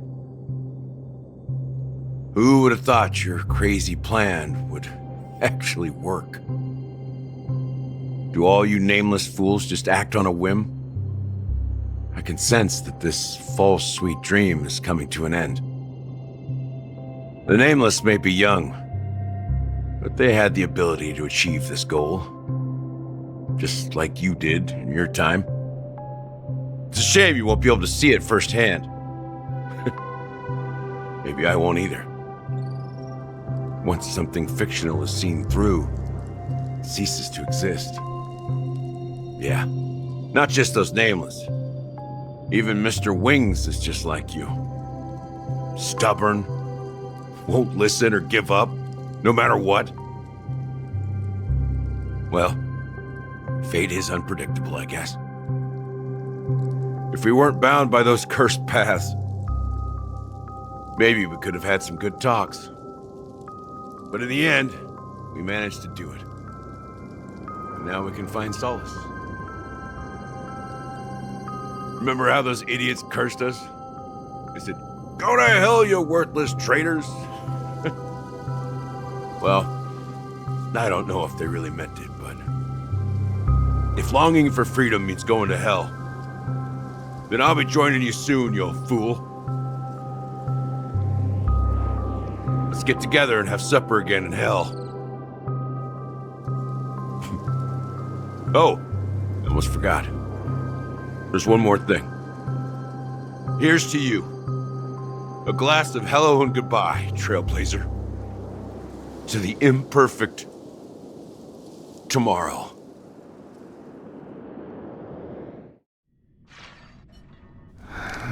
It's warm here, isn't it? You're lucky to have found shelter from the rain. Let alone fresh berries in this desolate place. I was just following the scent of life. It's particularly strong in a place like this. It's a shame these berries don't have much flavor. Seriously? In case you didn't know, this fruit is pretty juicy. The only downside is that when you chew it, it becomes extremely spicy.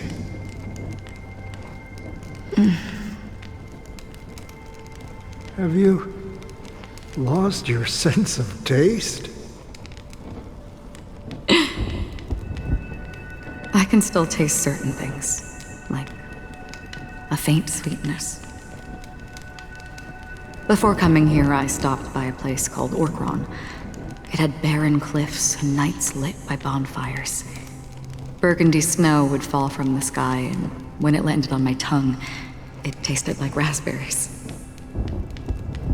The flavor wasn't exactly sweet, but it left a lasting impression. When I think back on my past, I realize that what's tying everything together isn't the big events, but rather these small yet unforgettable moments. Don't worry about it. Losing oneself is a reality that every self-annihilator must face. At least I haven't completely lost my senses and memories yet. Well, congratulations on adding another footnote to your journey. By the way, are you always alone? No, I had a companion in Orkron. She's a short, nameless girl who aspired to explore IX. She always said she'd walk a path deeper and farther than Akavilis. Quite an ambition for such a small girl. So, what happened? She became stagnant water. Well, my condolences. Condolences. I don't need them. The girl left with a smile. She never regretted her choice and most definitely wanted me to say goodbye with a smile. So, that's what I did. That's proof that you're grieving for her. Or perhaps I'm just afraid. Afraid? I rarely sense that emotion from you. What do you fear? I'm afraid I'll forget the 30 days I spent with her, just like all the other days in my life. Most of them have already washed away with the rain, disappearing into an unseen realm. I fear that those vivid red memories will fade away too. There isn't much color left, and besides this faint, warm red, there's almost nothing. Hard to imagine.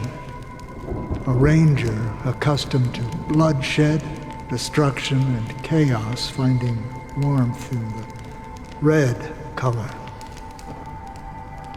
Because I have experienced this warmth many times. Long ago, I promised someone that I'd bring it to more people. And that for every remaining moment of my life, I'd strive for a better ending for all. As long as this red color still lingers, I have a chance to fulfill that promise. It represents a burning fire, a blooming flower, the berries in this cave, and life itself, fleeting yet still dazzling. In the end, it will lead me beyond the horizon of existence. And on the other side, I will cut off nihility. The one blessed by the sleeping and shapeless is considering how to kill them. That's truly pure nihility. But you're right about one thing. After spending so much time near this stagnant water, only when I look at this vibrant red fire do I realize that I'm still alive. When will this rain ever stop? Perhaps when the sorrows of the departed have finally quieted down, the sky will clear up.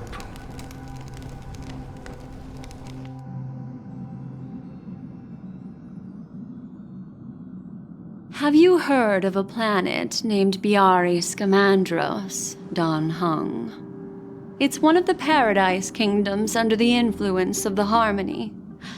A sought-after wonderland for the inhabitants of the Dardanu Major and Minor systems. Half an Amber Era ago, the family held an unprecedented festival there. And after that, everyone on the planet became part of the family. Do you think the same thing will happen on Penacony? Yes. Or how else can we explain it? The family deliberately used the Watchmaker's invitation to keep all the Pathstriders here, but banished the Emanator of the Nihility. Because of the Nihility, I'm rarely affected by the power of other paths, but somehow I can unconsciously infiltrate them.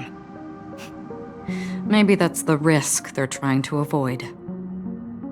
I would disagree. Biari Scamandros is not part of the credit system or connected to the Silver Rail. It's nothing more than a remote civilization sheltered by the Harmony. But Penacony is different. If the family messes with Penacony, that would be like declaring war on almost half of the factions in the cosmos. They have no reason to do that. No, they don't.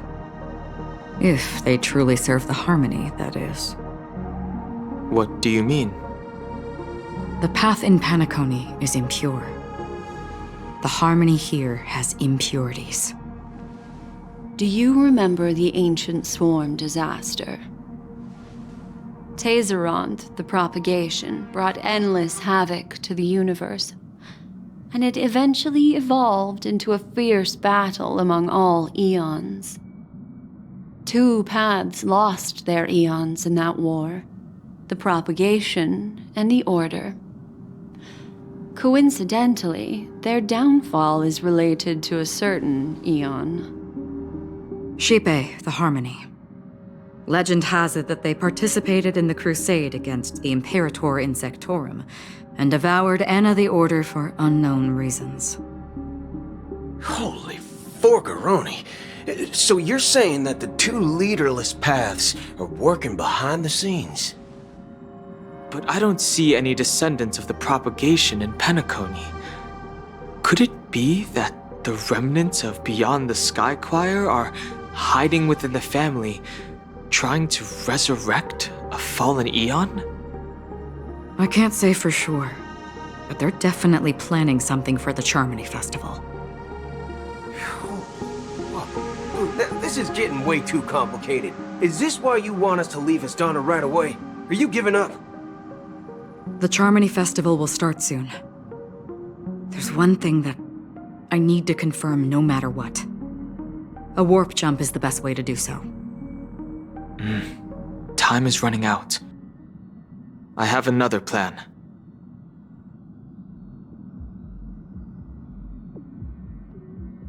Hold on. Are you thinking of using the Jade Abacus of Allying Oath? Exactly. The assistance from the Lawful Cloud Knights would be enough. Think it over carefully. You can only use that once in your lifetime. I have considered it thoroughly. My companions are... they're also once-in-a-lifetime treasures.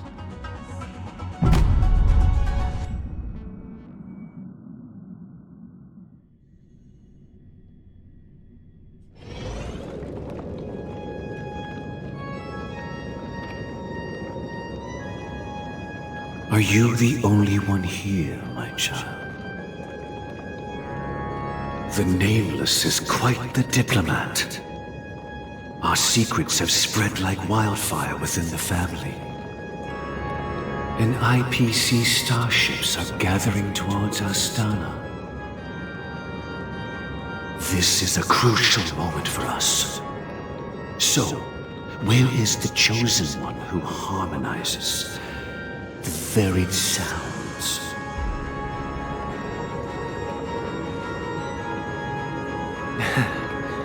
What do you mean, Master? I'm right here in front of you, aren't I? You know, she was supposed to be the star of the Charmony Festival in our plan. But the plan has changed. As her brother, I know she doesn't want to sing for the Order, so I'll take her place. You've always been wise beyond your years. I'm sure you understand the consequences of your choice.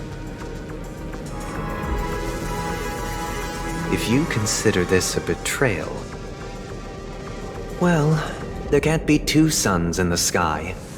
I'll step up and take down the other sun if necessary. Do you believe in karma? If karma exists, then everyone has their own karma. You have yours, and I have mine. And my karma has nothing to do with you, Mr. Gopherwood.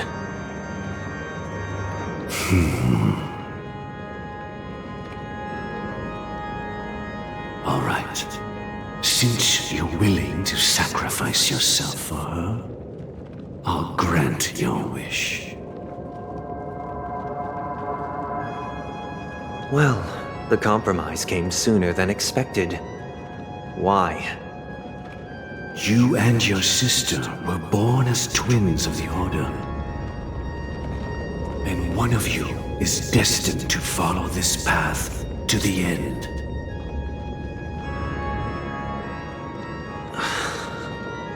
Is this part of your plan?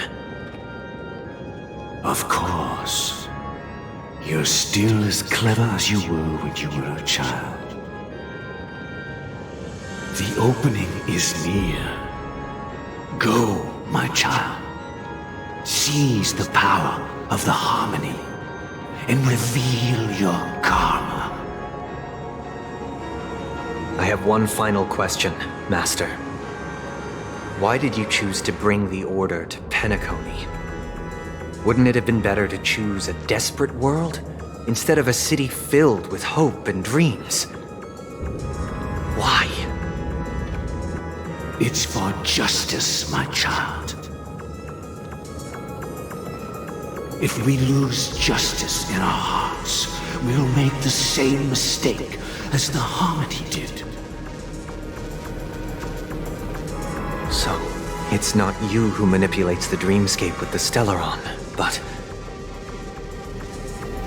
Well, that's where our conversation ends. Go ahead. The 107,336 souls of the Oak family have dreamed of this moment too many times.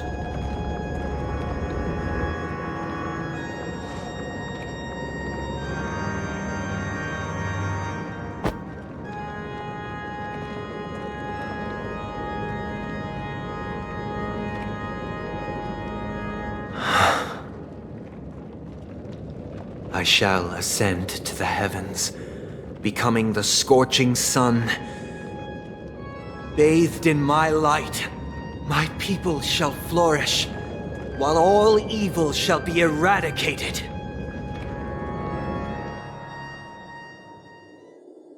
This is the interior of the Penacony Grand Theater. It's quite exhilarating to be flushed into the air by Soulglad. But why is the venue still closed when the Charmony Festival is about to start? And not only that, the entire theater is eerily quiet. No audience, no staff, no one around.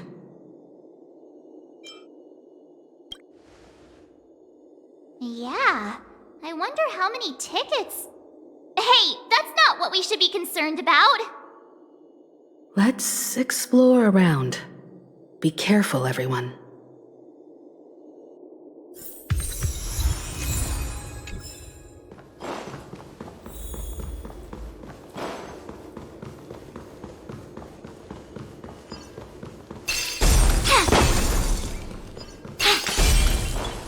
Gosh, the atmosphere here is so creepy and unsettling. Even if there's no audience yet, there should be some staff around. Why is it so silent?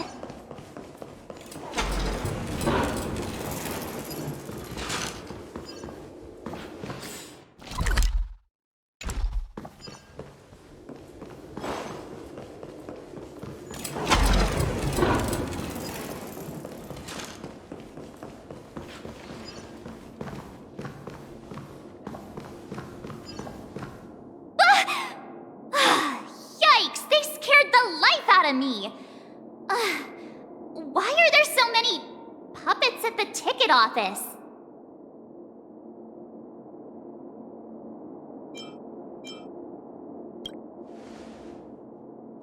What? You're so annoying. Stop scaring me. Are these puppets part of the stage setup? Even so, it's so eerie that the entire front hall is empty.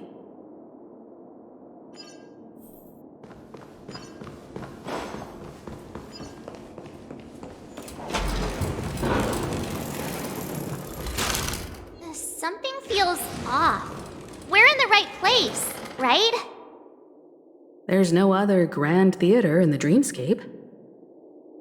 So Sunday's messing with us? He said we'd have a final showdown on the stage, but why is there no one here? My apologies for the delay, March 7th. You scared me. Where are you now? I'm waiting for you behind the curtain. Following the Asdana tradition, I invite you to enjoy a stage play in 3 acts before the festival begins. History is a mirror reflecting the universe's true essence. Let's use this opportunity to delve into the rich history of Penacony and the eons. Within it, naturally, the future takes shape. Let us commence with the dawning of the world. After the Dusk Wars, darkness veiled the sky, and chaos consumed the earth. Enna the Order emerged, destined to restore all existence. That marked the first day.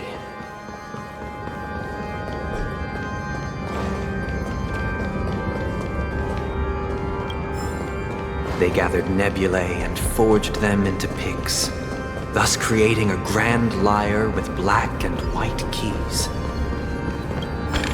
Strike the white keys, and the sun rose. Strike the black keys, and the moon rose. And so... The puppets are gathering around the frame. Are they expecting us to enter it?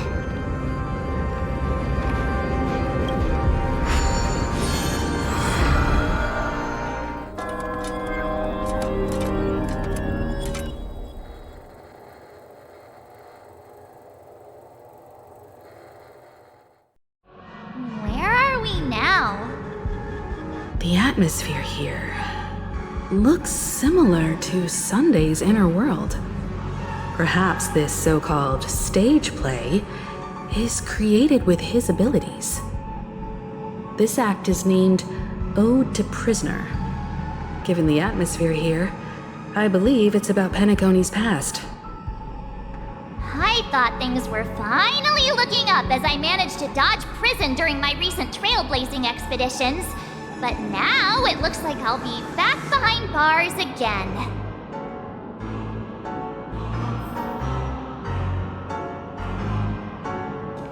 I genuinely wish to avoid a violent clash with my esteemed guests from afar.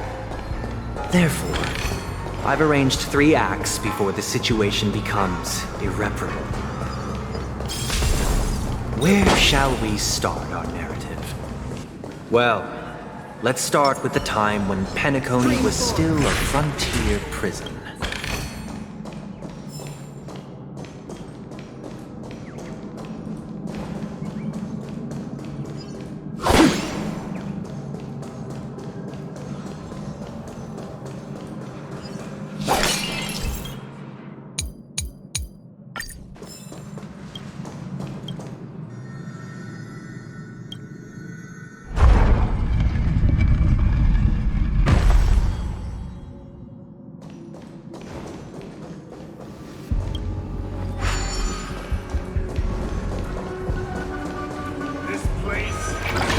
In 2147 AE, a prisoner named Hanun ignited a struggle for liberty and emerged triumphant. IPC referred to it as the War of the Frontier, while the Asdanians dubbed it the War.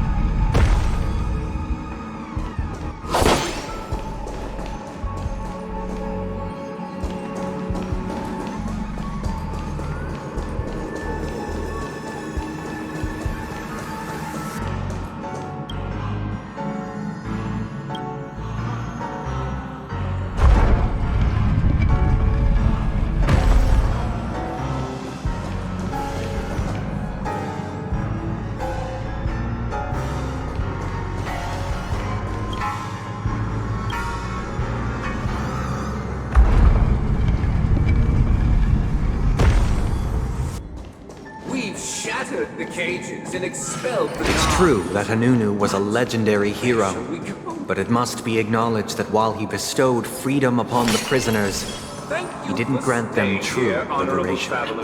The three nameless stayed on the planet, endeavoring to spread the tenets of Trailblaze throughout the frontier prison. Alas, their efforts proved futile.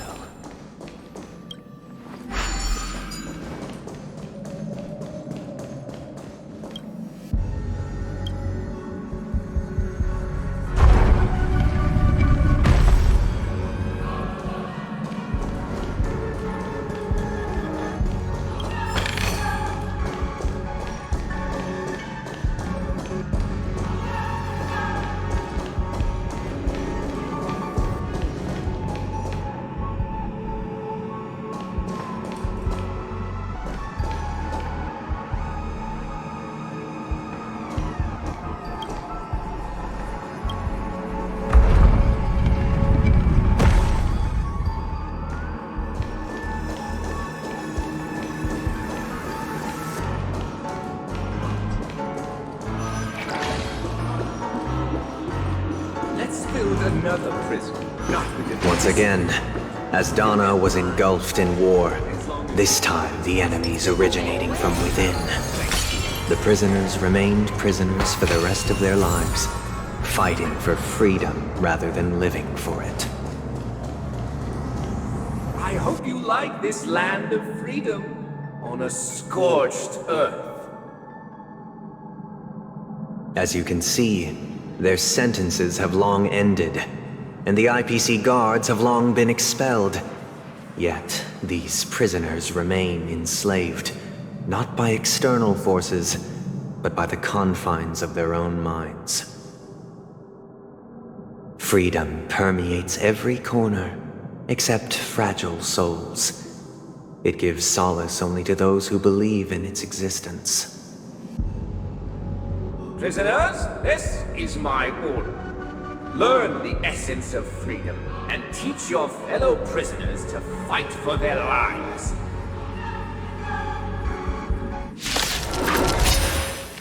Hey! Why do we have to fight while enjoying the show? For I desire not only your enjoyment, but also your assistance in its completion. I see through you. Together as one. Mind your manners. I weep for the departed. It too shall fall. Another journey begins. Stand still. Destiny is... Relax. A quick divination. Good times. Time to say bye. Boom.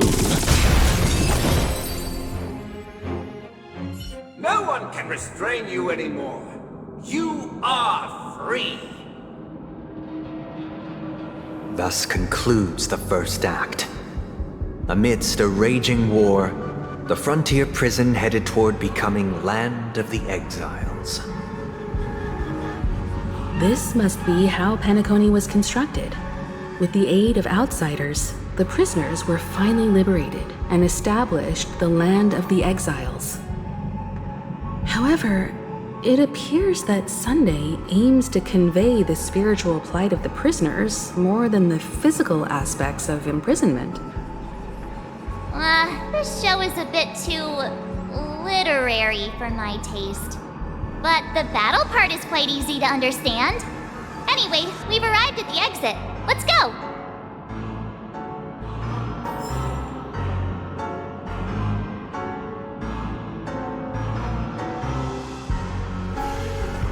These puppets. Where are they guiding us this time?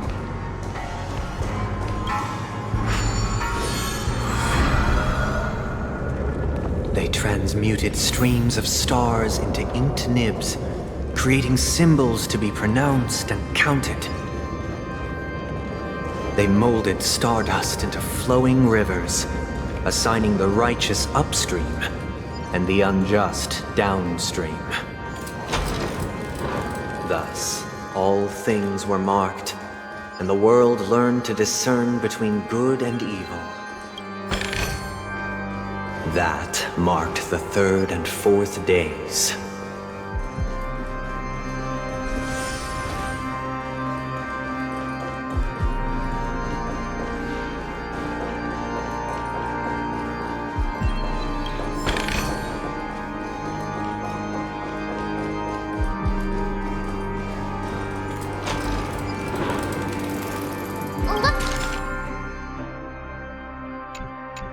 Another frame!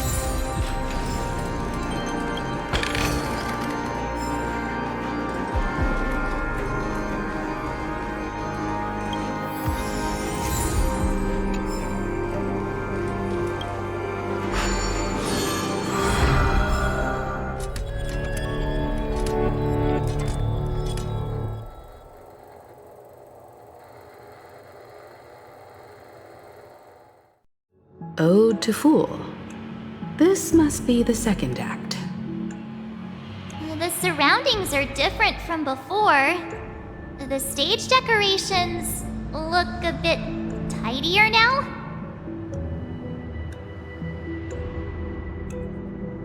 Behold the ensuing tale, a struggle for power.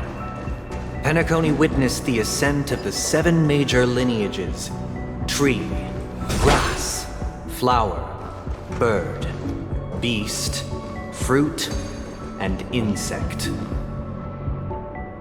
Peace never truly graced Land of the Exiles. The history in this era is rich and intricate, so please allow me to present it in allegorical form.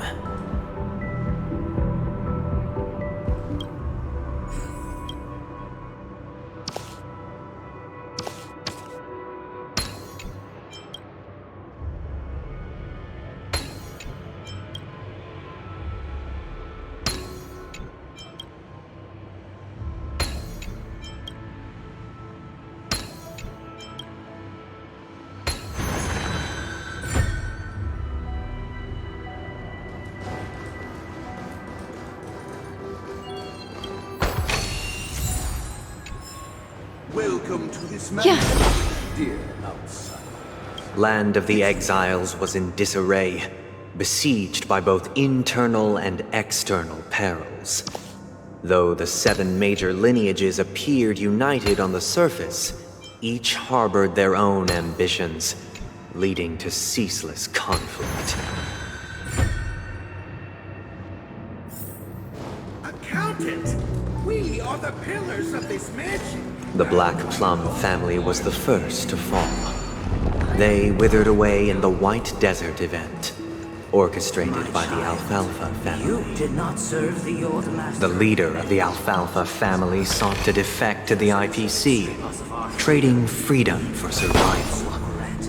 However, his eldest son slew him in the name of righteousness, and ascended as the new family head.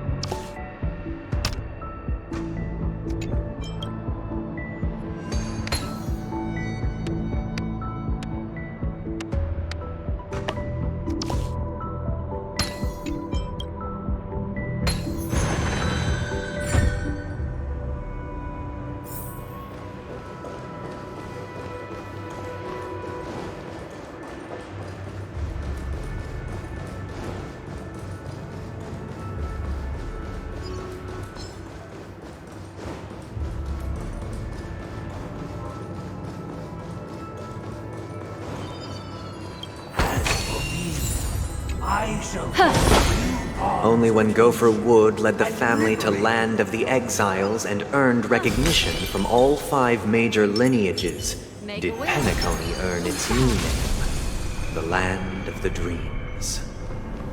Dear outsider, I beseech your aid in purging this mansion of the poison spread by the lurking instigators. You want us to help you? What do you need?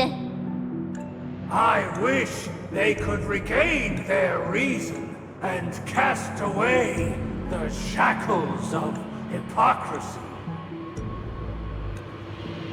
This is the second act. Looks like it's about Penacony's journey to becoming the land of the dreams, during which the family plays a crucial role. But this new master seems like a bad guy to me, don't you think? Perhaps this is the truth Sunday is trying to express, if you read between the lines. The Harmony changed Penacony just as the guards once did. Looks like we've gotta help those guys kneeling down over there calm down a bit, right?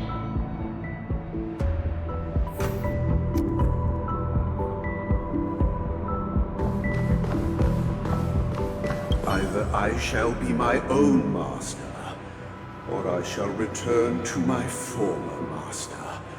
I shall not submit to a new master under any circumstances.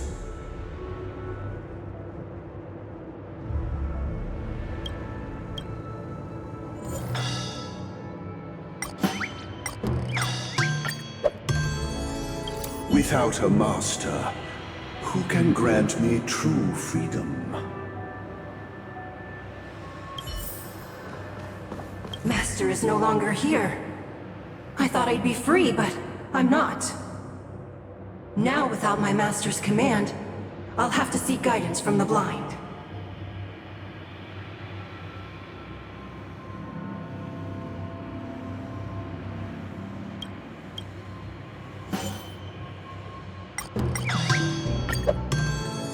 Master is no longer here. I must seek a new master and serve them faithfully.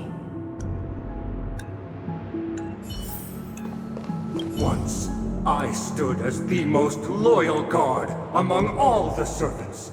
Now, with my master banished, it's my right to assume control of his dominion.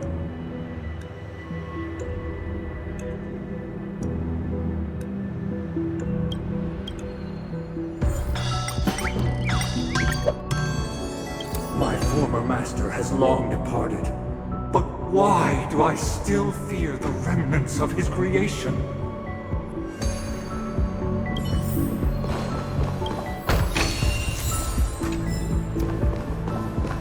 Master! Oh, you will return in due course, and I shall stand vigilant, awaiting the reward for my loyalty.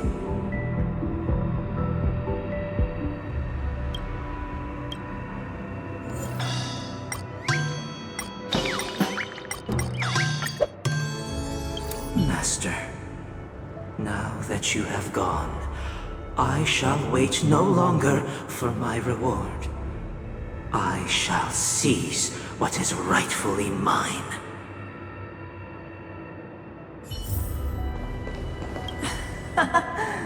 In the absence of my master, I am free.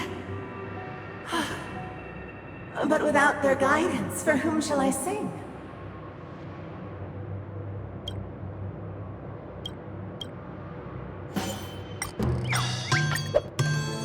I shall sing for my new master, just as their noble voice once resonated throughout the cosmos. Thank you, dear outsiders. My servants have regained their sanity. Heed me, one and all. Your former master shall not return. It is through righteousness and unwavering support for one another that we shall attain true perfection. Cast aside the veils of hypocrisy and embrace one another. Get ready. Looks like another fight is about to begin.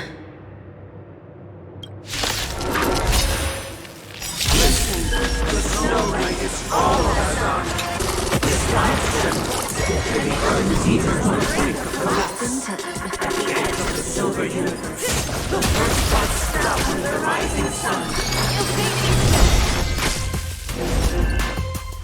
emerge and awaken!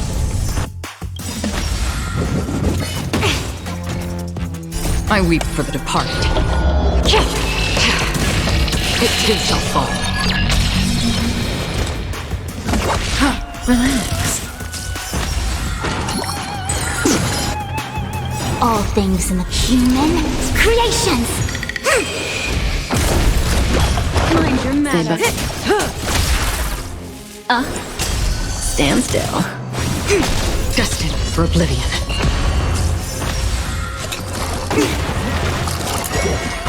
Again. Time to say bye. Boom. Alas, they remain but slaves till the very end, with the illusion of freedom. Thus concludes the second act. Amidst an illusory harmony, Land of the Exiles charted its course toward becoming the planet of festivities. This is how Penacony fell under the family's control. Since the arrival of the Harmony, the Land of the Exiles has undergone dramatic changes, not all of which have proven beneficial. This guy really loves dramatic scenes. Bet he comes from a whole lineage of stage performers.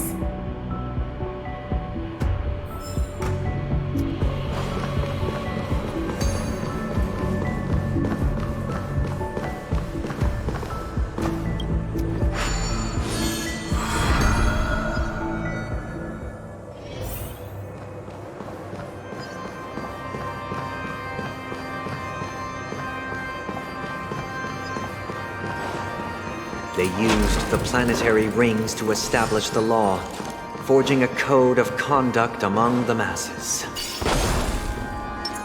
A grand lyre with black and white keys served as an instrument, while symbols of articulation and numerical notation took the form of musical notes. The downward flowing river became a melody, and the canon of law dictated the form. Thus, all mortals found their unique place within this symphony. That marked the 5th and 6th days.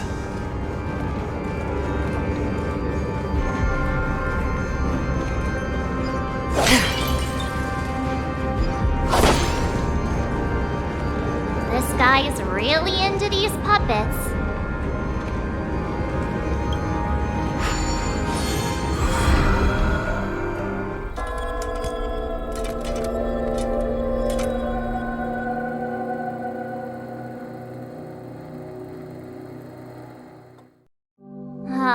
Get it now. The last scene is all about singing the praises of the Order. And the atmosphere here is completely different from the previous two scenes. This is the concluding act of this play. I have showcased the past and present of Penacony, hoping that my desire for change resonates within you. And now, I shall reveal its future to you. Responsibility for the people. The people lack foresight. We will make choices on their behalf and bear the responsibility. We shall support one another, protecting the weak and standing against the mighty.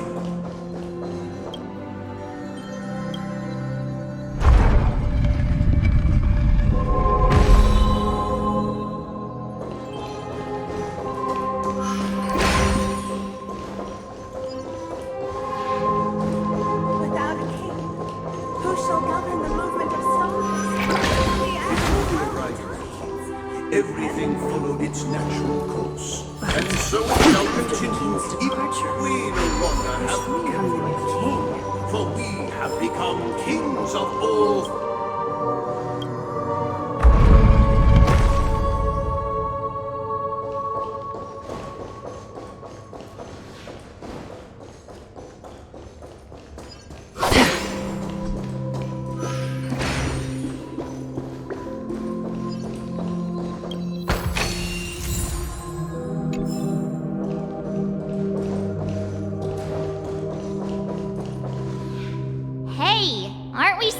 to kick off a short story and have a fight here just like we did in the previous acts? Why aren't any of these puppets saying anything? Perhaps we'll need to complete the story ourselves, just like we did before. So, do you think their mind needs tinkering or something?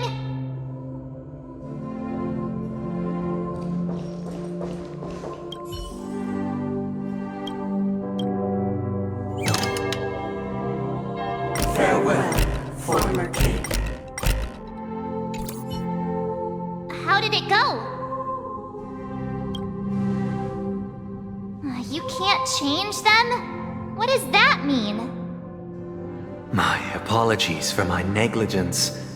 I forgot to inform you that the final part was scripted long ago. Let our previous king recount it to you.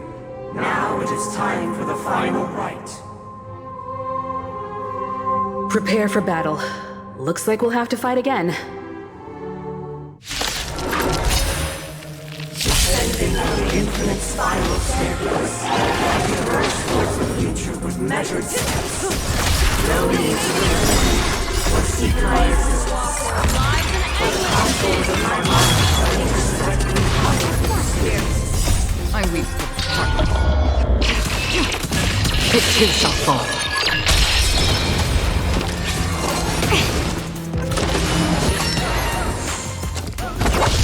Stand still. Relax. On the still waters of oblivion, I weep for the departed. It too shall fall.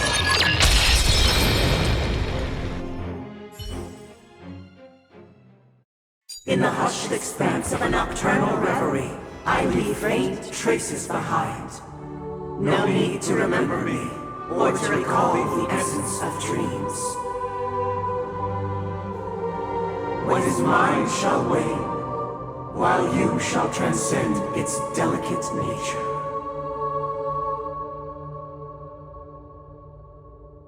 This is the final scene. It's much more straightforward. He wants to expel the harmony and establish an empire based on the order. Let's go. Once this stage play concludes, it'll be time for the main event, the Charmony Festival.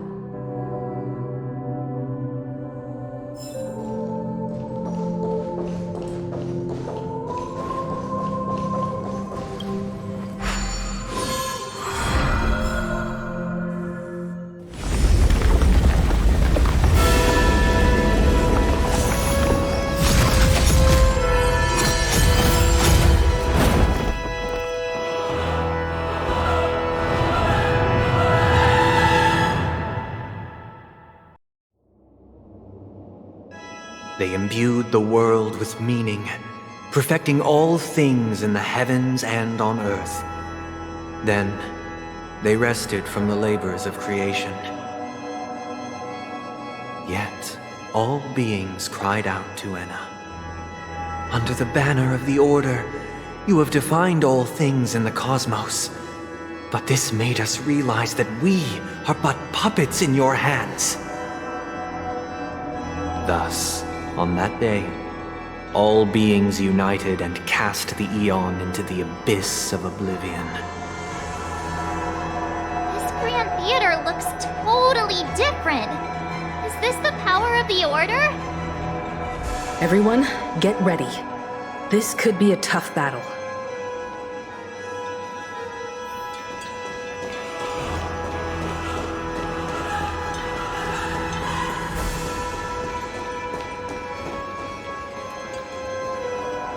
Make a wish.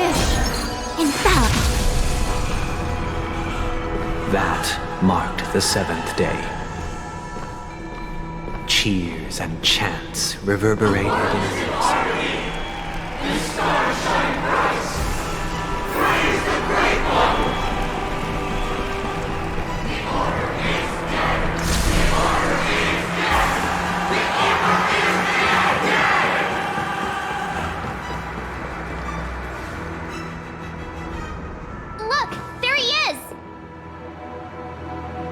That concludes everything related to the Order. What are your reflections on this, my dear guests? Nevertheless, this is but a trivial blip in the annals of galactic history. What truly matters is the course this river shall take in the days to come. You've arrived at the perfect moment. The Charmony Festival is about to commence, and it would be a shame if you were absent for the Harmony's prologue. Allow me to extend my warmest welcome once more. Welcome to Penacony Theater, the very core of the Sweet Dream, the abode of the Stellaron, the grand stage of the Charmony Festival, and the very place where the future of Penacony shall be determined through conflict.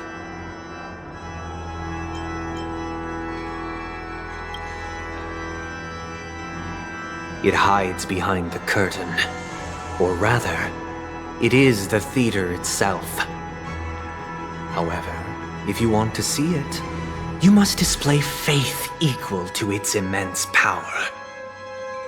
True goodness can only be achieved through faith. Allow me to point out that falling into a permanent slumber is not happiness, especially when those people are driven by someone else's will in their sleep. Do you still believe that the Order only seeks to control the universe as their puppet, Himiko? No matter how perfect your vision of paradise may be, a cage remains a cage. People will never achieve true happiness in a world like that. They would just be toys for the Eon. It seems you have misunderstood my intentions. Allow me to clarify. My desire is not to resurrect a fallen Eon, or become one myself. My sole objective is to create a paradise free from Eons, where the Order ensures the dignity and happiness of all humanity.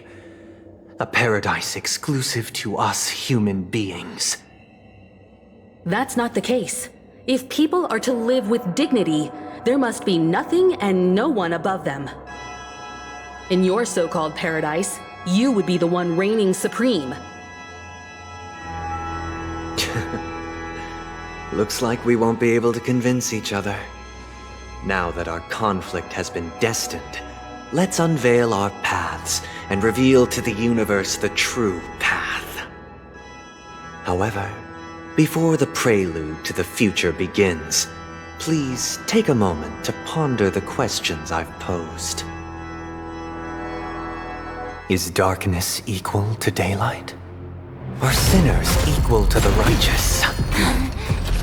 If you are born weak, which god should you turn to for solace?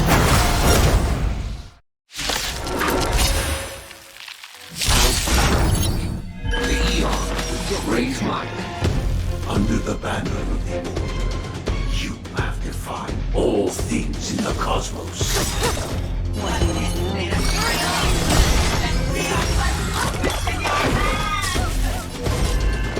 Gather as one.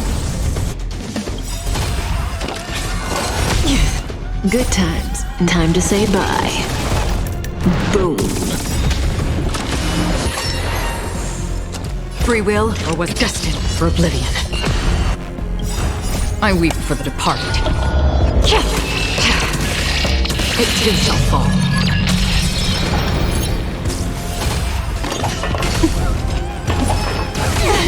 Cutting the net. Destiny is apparent. Relax. Again.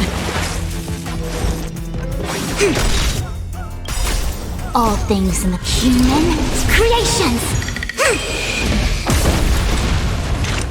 Still waters of oblivion. May as well kill them all.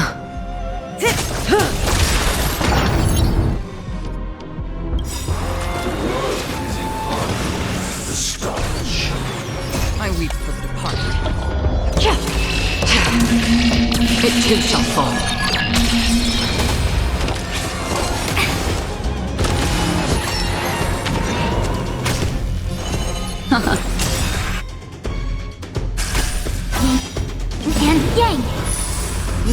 Memories are ever-changing. Beneath the waters lies an endless abyss!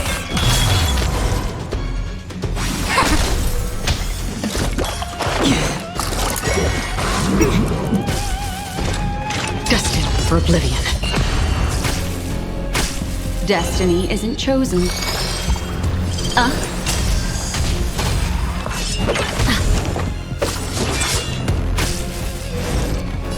Together as one.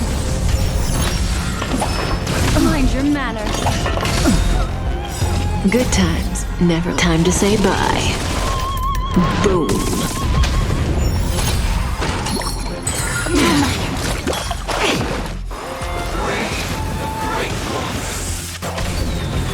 And yang.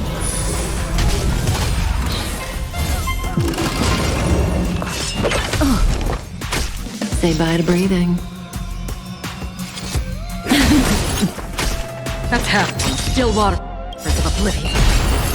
I weep for the departed. It too shall fall.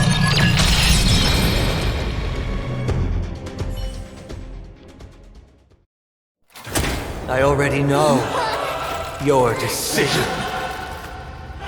I now permit you to gaze into the sun. On these 107,336 stones, the almighty and powerful strings of harmony are at my disposal! The supreme tuner, harmonious choir, Dominicus!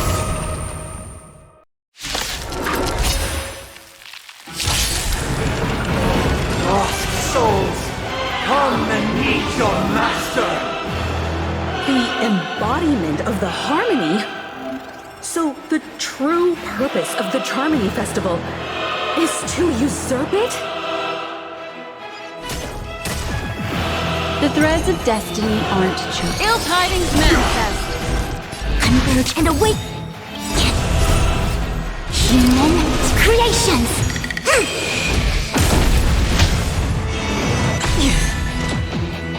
Destined for oblivion.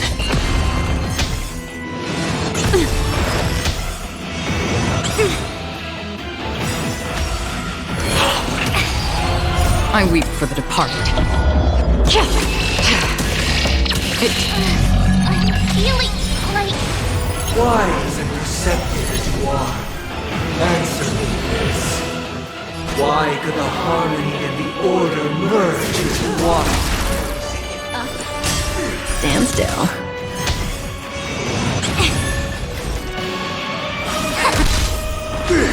Because neither side could tolerate discord.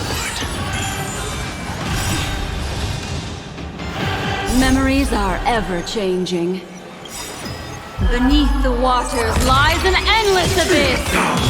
Good times never last. Time to say bye. Boom. The time has come. Creation will be reborn from the remains of the gods. Danheng?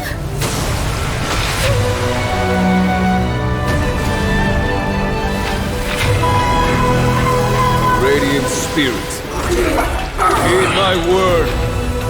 Show no mercy!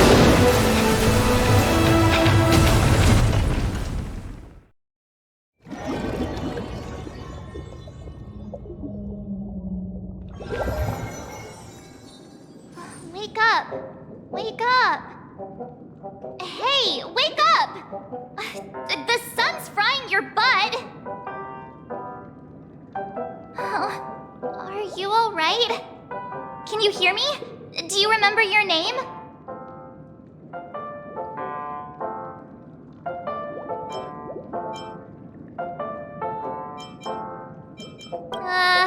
Kind of. It was General Jing Yuan who helped us shoot it down.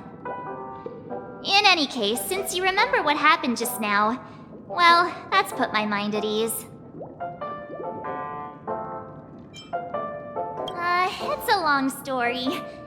Simply put, Danheng used the Jade Abacus of Allying Oath when we were in the middle of a fierce battle, and summoned the General to help us just in time. And then we return to reality. Look, this is your room. Everyone else has also returned from the dreamscape. Himeko and the rest are at the lobby discussing matters with the general. And now that you're awake, we should tell the crew that you're all right. Come with me. Not going to come chat with me, sleepyhead. That voice. Is that Black Swan?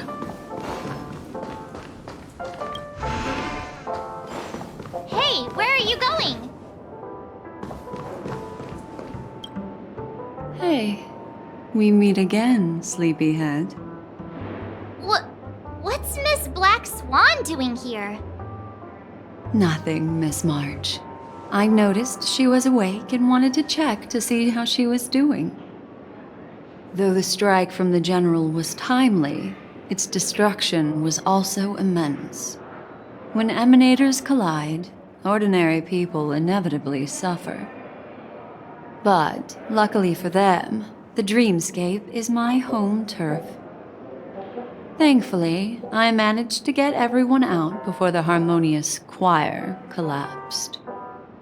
Oh, so that's what happened! Thank you, Miss Black Swan! Don't mention it. After all, I wouldn't want to see such precious memories vanish. You're heading to see your friends, aren't you?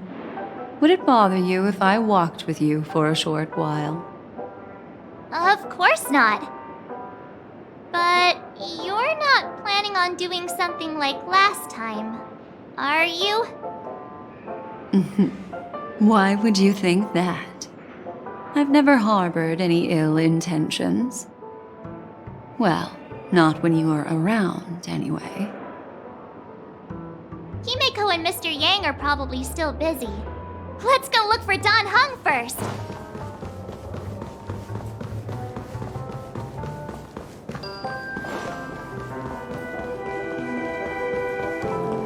Look, he's still talking to that cowboy.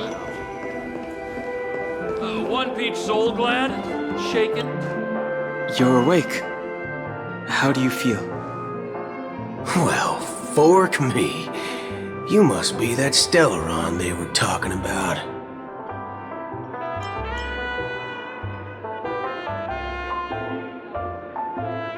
Allow me to introduce him to you. This is Boot Hill, a Galaxy Ranger. During our pursuit of a certain person, we crossed paths and just so happened to uncover a shocking plot being concocted by Mr. Sunday.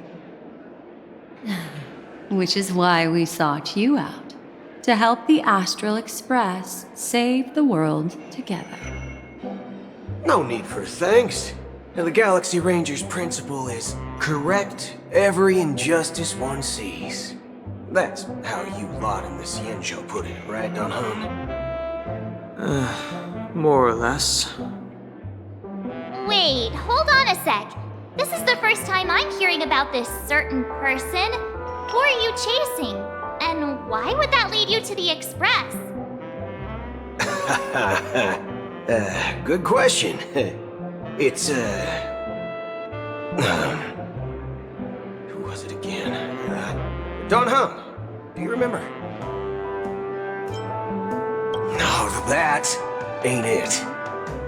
I just can't seem to recall.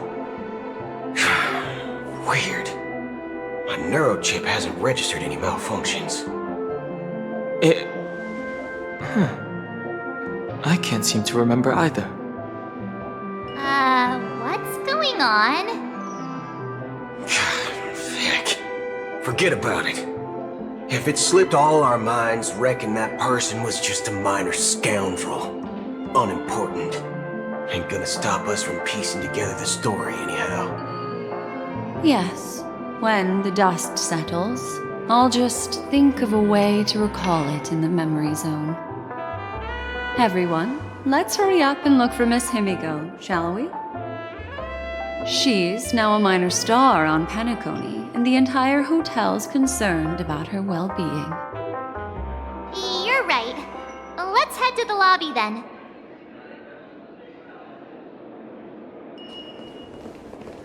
You guys go.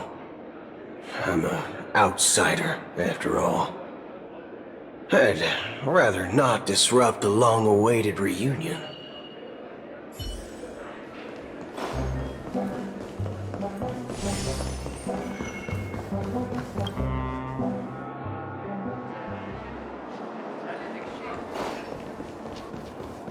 Look, they're with the General. That's all right. In these times of conflict, for the sake of utmost safety, it is only right that the Alliance steps forward to mediate on behalf of the Astral Express. We must not allow you to take unnecessary risks. Furthermore, despite the IPC's eagerness for success, it prioritizes peace above all. And the family, trapped though it may be, professes a desire for harmony. The Alliance has always won people over with reason. I firmly believe both parties can indeed put aside their differences and come to a peaceful agreement. The General possesses a deep understanding of the greater good. With the Cienjo Alliance mediating, peace for Penacony is within reach. You flatter me. But ultimately, it's been all down to the Express. Without your efforts, this sweet dream paradise would have been claimed by the last remnants of order before there was even a shot at peace. Well, would you look at that? Here comes the big hero.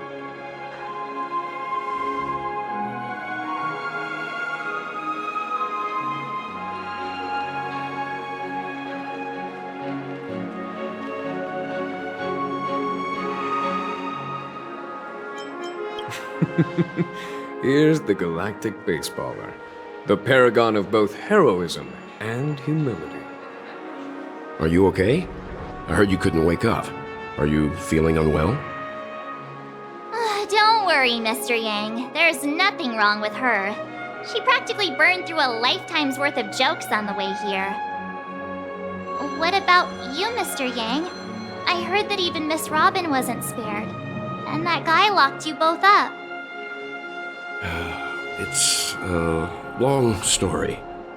But at least Mr. Sunday took it easy on us.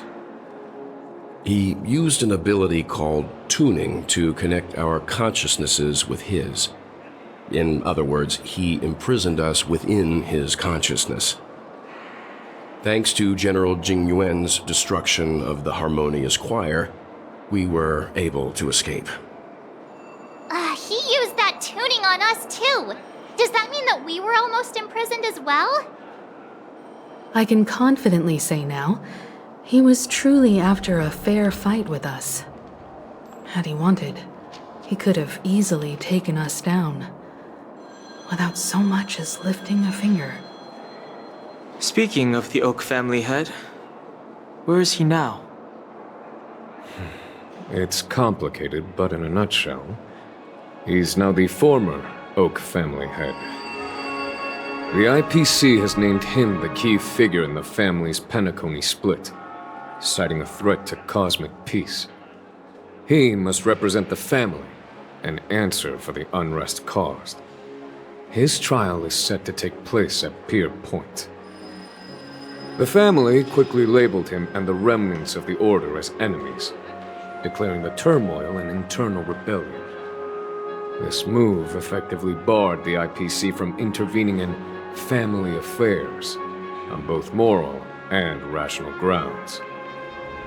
Everyone really has their own agenda, after all. Then, what's going to happen to Miss Robin? She and Sunday won't be able to deny their involvement in the Charmony Festival. They're siblings, after all. Why the sigh, General? I can only say that this incident is an unexpected mess for the girl. The Alliance will try to persuade the family to consider this matter carefully during mediation. It's time, everyone. The IPC's key members and I have agreed to consult one another before the upcoming negotiation. Do any of you wish to sit in? Given the General's invitation and the matter's significance to the universe, the crew will naturally accept. However, if the IPC has any reservations... Why, of course you're welcome. They've mentioned that your team is a trusted ally of the IPC in Penacony, so there's no reason not to welcome you. Besides, if there can be reliable observers from the Astral Express present, discussions will go more smoothly. So, what do you all think? Well then, we shall oblige. I'm kind of allergic to those types of situations. I think I'll just head back to my room and start packing. Not to worry. Himiko and I will take care of things. I'm afraid I'll also have to return to the Express first.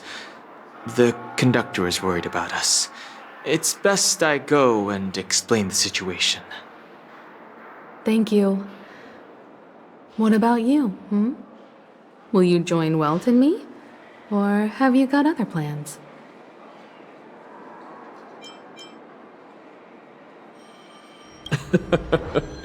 Good guess. Although I'm not too sure of the reason, the representatives from the IPC have insisted on her presence. Allow me to lead the way. Follow me, please. The negotiation will commence at the hotel lobby. Everyone, please follow me.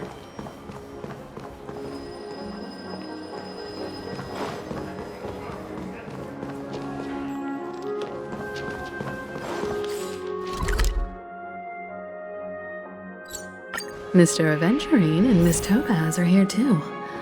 Oh, and who is that over there? The Intelligentsia Guild's Dr. Ratio. This assembly is quite something.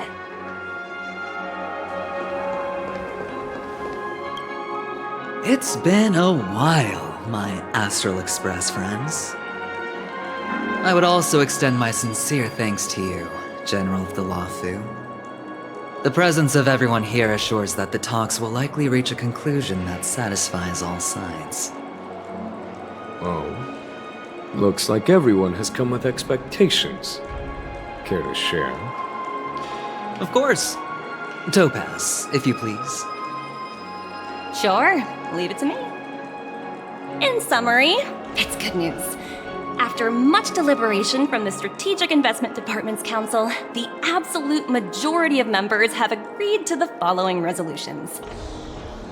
In light of long-term considerations for interastral peace, and by authority of Pierpoint HQ, the Strategic Investment Department, on behalf of the Interastral Peace Corporation, will permanently relinquish its claim on Penacony sovereignty and offer unconditional support of the family's rebuilding efforts on Penacony. Now that's something.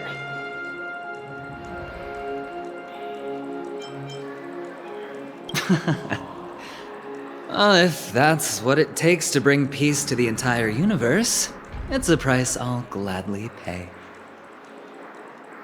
Has the IPC finished sharing all its thoughts? Then it's our turn. The Guild, much like the Genius Society, has taken a keen interest in the recent calamity in Penacony. Ultimately, both parties have agreed to a comprehensive collaboration, offering technical support for the reconstruction of Penacony. The floor is yours for the finer points, Mr. Screwlum. Enlighten us, please. Organic life's unrelenting search to understand the realm of inner spirituality is something I both admire and envy. Inorganic life has no mechanism to evoke dreams. But when my mechanical impulses are activated, my inspiration circuits will start to operate, and I will enter a state defined as imagination. Every time, within the realm of imagination, there emerges a fire from the shadows. It is warm, bright. I frequently ponder this flame might represent the essence of intelligence. A cluster of inspiration ignited by high temperatures. The future direction of the universe may well lie within it. Alas, they are nothing but projections of my thought system to me.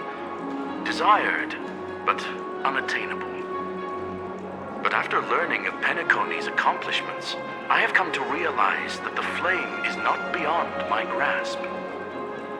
After deliberations with my partners, we have decided to defer the progress of the Simulated Universe project, and instead assist the Intelligentsia Guild as technological consultants in the research of the Dreamscape and Memory Zone, so that these assets may be better used to serve humanity. Not only that, we've also established contact with the Garden of Recollection through the IPC, and they've pledged their support for our research endeavors. I'm truly happy for the Dream Chasers on Penacony. The cosmos' brightest and, let's admit, dimmer intellects are now at their service.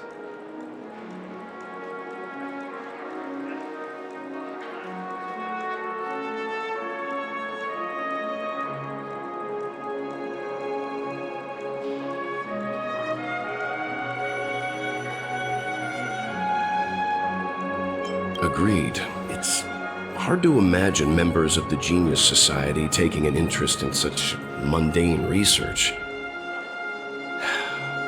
Never mind. At the end of the day, this is a positive outcome. No wonder everyone insisted that she be there. It heartens me to learn that everyone is willing to put aside their differences for Penacony's plight. I trust that everyone will surely reach consensus in the upcoming negotiations. Looks like Penacony's future is decided. I'm wondering, is there anything else the crew is concerned about? Peace is our greatest wish. Beyond that, we desire nothing else. Well, that's good. Now that everyone's minds are at ease, I shall take my leave. You may now depart with peace of mind. The Alliance will deal with all subsequent procedures. If that's the case, it appears that we have nothing else to worry about on Penacony. Looks like it's time for us to embark on a new voyage. Sounds good to me. You two head back to the Express first. I'll pick up March and deal with the checkout procedure.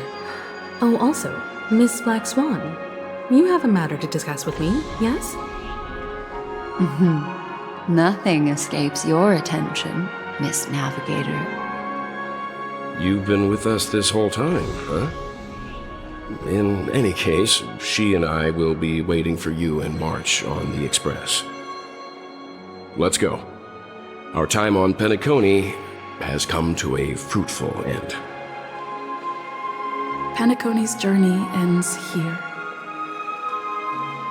I guess it was pretty fruitful. I am truly happy for the Dream Chasers on Penacony.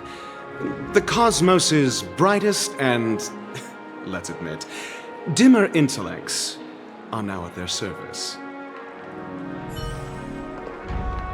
This is all due to your heroic deeds in Penacony.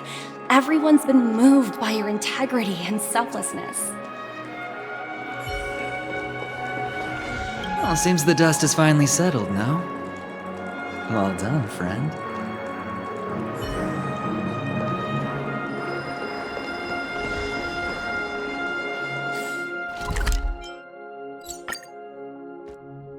The navigation meeting is about to start. We're all... Looks like everyone's present. Let the navigation meeting commence, then. This a meeting to decide our next stop? How we doing this? By show of hands. Hold your horses, cowboy.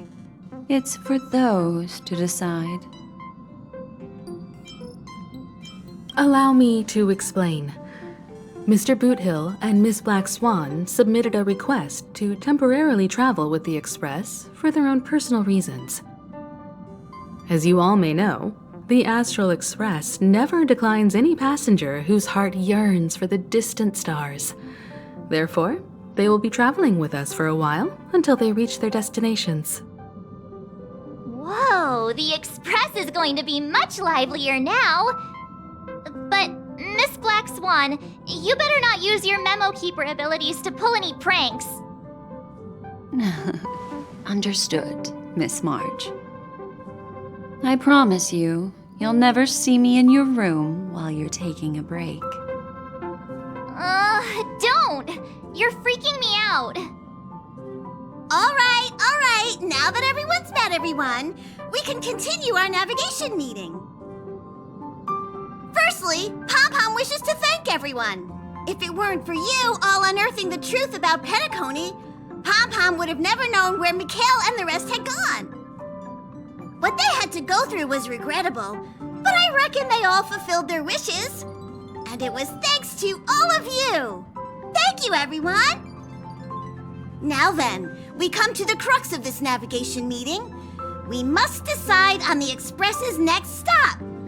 Let me introduce our current options. The first choice is from Himiko, the oceanic planet of Lushaka, a planet composed entirely of water. Many aquatic races reside there. Of course, it's also the home planet of the venerable, nameless Mikhail. The second choice is the agate world Melustanen, suggested by Welt. It's famed as one of the initial sites of the Stellaron disaster, and the place where the beauty Idrilla ascended. Today, it's celebrated as a planet of undying allure. The third choice is Edostar, a planet nestled within a vast ion storm region, currently under assault by the Antimatter Legion.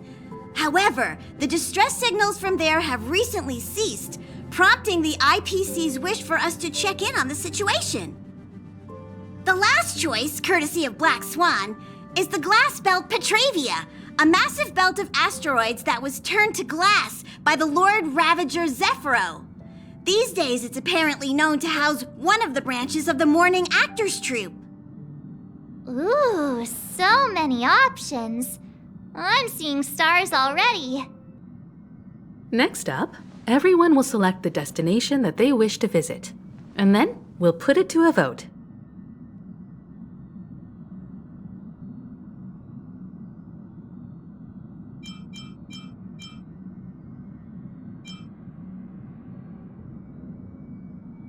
Black Swan has arranged to meet a morning actor there. I've heard they're preparing a special performance. I wouldn't mind going to enjoy the show. That type of performance isn't really my cup of tea, but I'll let you all decide. I'm really interested to check out this troupe's performance, but it really sounds like the Edo Star is in a lot of trouble. As nameless, should we not extend a helping hand? March is right. Though the fact that the distress signals have ceased means we're probably too late. But I still think we should investigate the situation there. 3 votes for the glass belt, 2 for Edostar. Looks like we have a winner. Next stop, the glass belt, Petravia. Then this navigation meeting is adjourned. I'll go check the warp jump coordinates. Everyone can catch up on some rest in the meantime. When it's time to make the jump, Pom-Pom will make an announcement. There's still some time before the jump. What should I do? How about a chat? Over here. Please let this trip be uneventful. Please let this trip be uneventful. Please let this trip be uneventful. What's with you and always copying the way I talk? The last couple of trailblazing expeditions have been downright terrifying. It's about time we had some fun, cozy, and cute adventures for a change. Come on, start praying with me. Please let this trip be uneventful. Please let this trip be uneventful. Please let this trip be uneventful.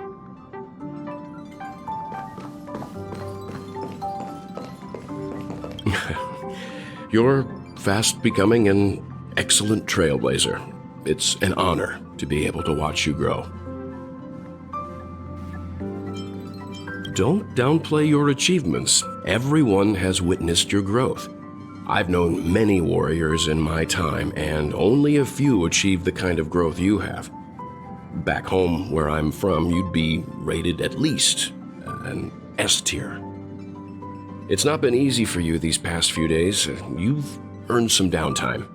I'm looking forward to seeing how you'll perform on our next journey. Come to think of it, this trip to Penacony was the first time we trailblazed together, wasn't it? It's all right. I understand your concern, but it's okay. I'm also a capable nameless, just like yourself. Turn in early today. You've really been pushing yourself hard recently. If you don't take this chance to recharge, it could lead to long-term problems. It seems fine when you're young, but it's a different story as you age.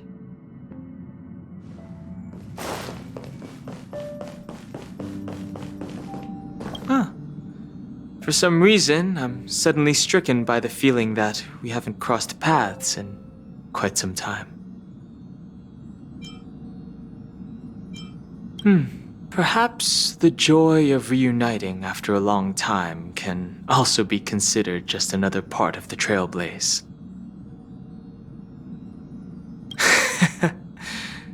Got it. This Astral Express sure is comfy. But I got one tiny problem with it. How come there ain't no potent drinks on this ride? I can live without malt juice, but at least stock something else. Like that white gem, common as dirt and not too pricey.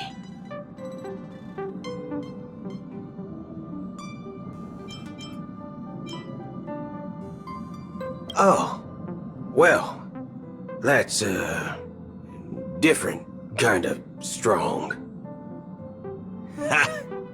All these years out in the wild, and now I'm bunking in luxury. Gotta say, it's quite the treat.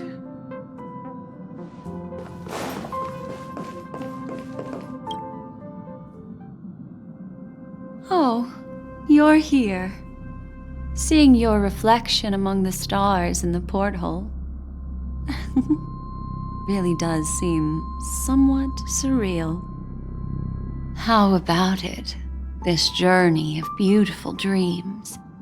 Was it to your liking?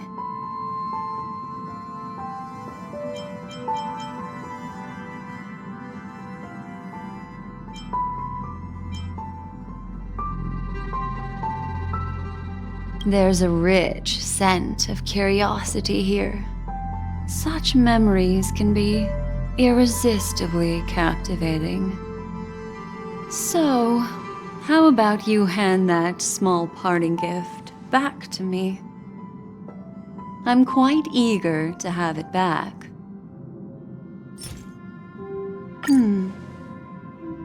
Oh?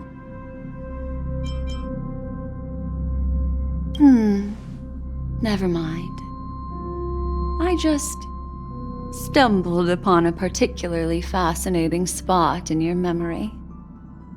Before I explain, I would like to apologize to you. This farewell gift I gave you isn't really a compass from the memory zone, but merely an empty light cone.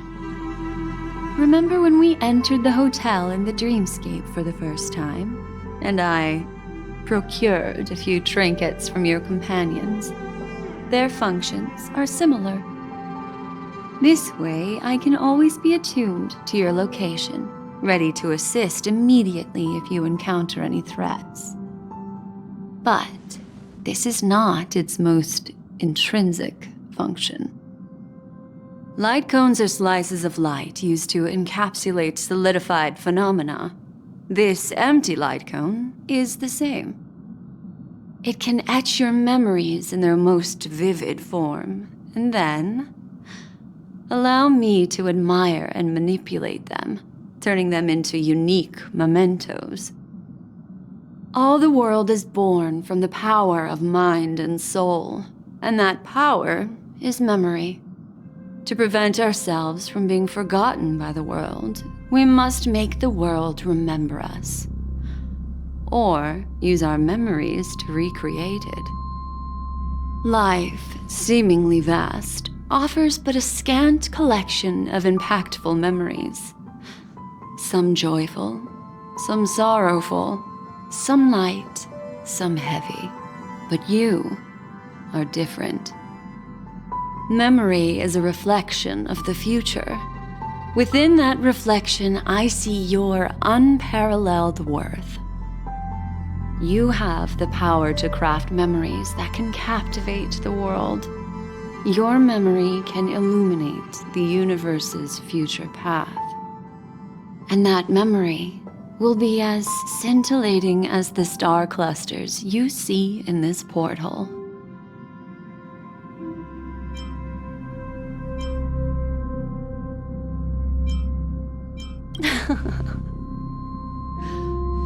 The memories I have of you are not enough for me to predict a future that lies too far ahead. But I can tell you one thing. My favor towards you stems from a more profound reason. The reason is simple. In this grandiose and ostentatious dream of the families, only you personally experienced the entire course. Patience, my friend. I will reveal the answer to you, but that time is not now. Turn around and take a look at your friends. Every one of them is reveling at the arrival of their next destination, all filled with hopes and expectations of their own present and future. Revealing everything at this moment would be a bit of a buzzkill, wouldn't it?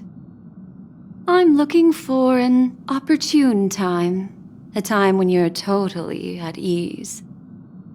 Perhaps when the night grows hazy and you're about to drift off would be the most opportune. How about one fine night? I will prepare the candles, aromatics, and even a cushy couch to create a cozy dreamland for you. And then I will tell you the answer in the form of a little bedtime story to lull you to sleep. Hi! Hello! Attention all passengers! The express is about to make the jump. Please be seated and hold on! It looks like we're finally about to set off. There are countless gleaming memories out there waiting for us.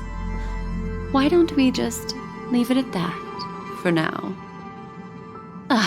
That's right. As a small token of compensation for playing that little trick on you with the empty light cone, I will gift you with some words. They hold great significance to me. Life is akin to a winding labyrinth where memories serve as our sole companions. You'll remember these words dearly, won't you? In the year 2158 of the Amber Era, the first year of the new epoch, the universe resumed its intended trajectory. The kindling of conspiracy smoldered in Penacony, the land of the dreams. Failing to erupt into a blaze, it instead flickered briefly on Klapoth's anvil, before vanishing in the blink of an eye. The dead and those fated to die remain in their eternal slumber, while the living find solace in deep sleep. All clamored in a cacophony of silence, and then went about their own ways. The cosmos emanated a vitality characteristic of a new era, all for the modest price of a brother and sister's mild grief. Babies are born as stars extinguish. The silver rail unfolds.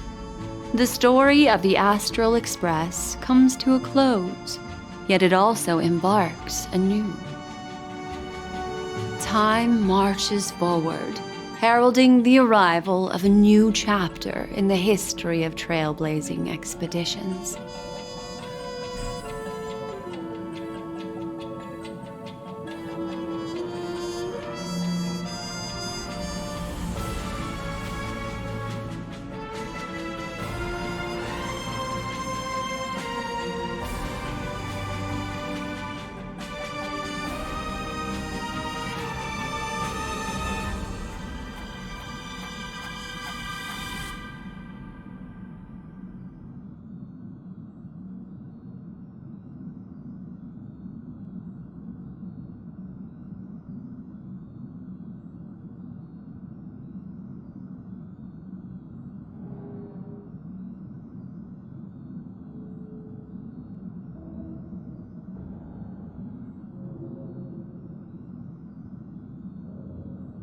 Countless shooting stars streak the sky tonight.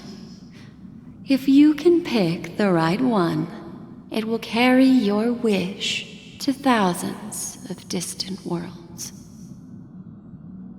You're feeling very relaxed now, aren't you? So, then, it's time to tell you a little bedtime story. Well, let's start with a conclusion. The crew was defeated in the battle against Sunday. Everyone in Penacony failed, and no one survived. But don't panic. The truth, as horrifying as it may be, is not yet irreversible. There's still a glimmer of hope, and that's why I'm here. Next, I'll use this empty light cone that carries all your memories to relive everything that happened before. And when this story reaches its end, I'm sure someone as clever as you will notice that. There's a major flaw in the story you have experienced, yet within that flaw lies a glimmer of hope. Are you ready for it? Do you remember everything? When the clock turned back, the Express started a warp jump, sending you to a strange dream. You were bewildered back then, and then a Galaxy Ranger named Acheron showed you a way out. When you arrived at the Reverie Hotel, you met the doorman Misha and had a confrontation with Aventurine, an IPC representative. Thankfully, Acheron appeared again and helped you. After that, you saved Firefly and explored Penacony together. During the tour, you ran into Sparkle disguised as Sampo and accidentally entered a child's dream. There, I rescued both of you from death, but Firefly didn't return to reality. She realized the truth and tried to involve you in her plan, but that resulted in an accidental death. Even more unsettling, you soon encountered another murder. The 2 cases of death prompted you to investigate the truth behind the sweet dream. Despite your efforts to gather information about the 2 victims, you didn't make much progress. But you did learn about the watchmaker from Gallagher. Meanwhile, Aventurine was secretly carrying out his scheme, in which you were one of the pawns. In the midst of a fierce battle, Acheron revealed her true identity as an emanator of the Nihility and unsheathed her sword. That strike foiled Aventurine's plan and opened a passage between the sweet dream and the original memory zone. Upon your arrival at Dreamflux Reef, you learned the truth that death was actually dormancy, as well as the truth about the dreamscape, the Stellaron, and the bellboy, Misha. You split up with Sunday and Robin, looking for a way to seal the Stellaron. However, it turned out that Sunday and the Dream Master had their own hidden agenda. And you had to engage in an ultimate duel on the stage of the Charmony Festival. Finally, the story reached its conclusion.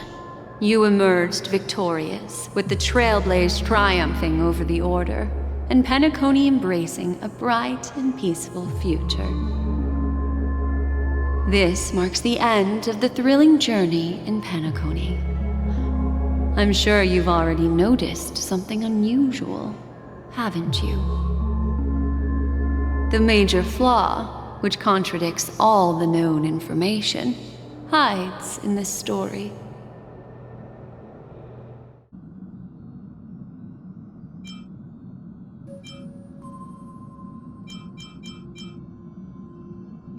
Are you suggesting that the sleeping and shapeless never bestows its gaze upon anyone, and thus no one can truly possess the power of the nihility?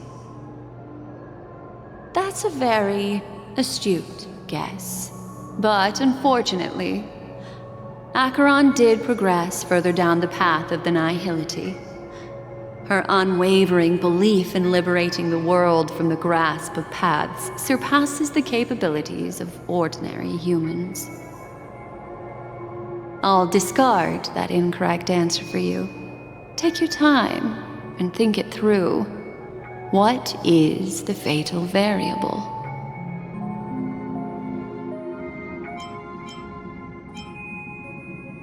It is true that Gallagher is a history fictionologist, but he didn't lie in this matter. In addition, death and dormancy do arise from the same concept, don't they? This is not the fatal variable in your adventure. Take your time and think it through.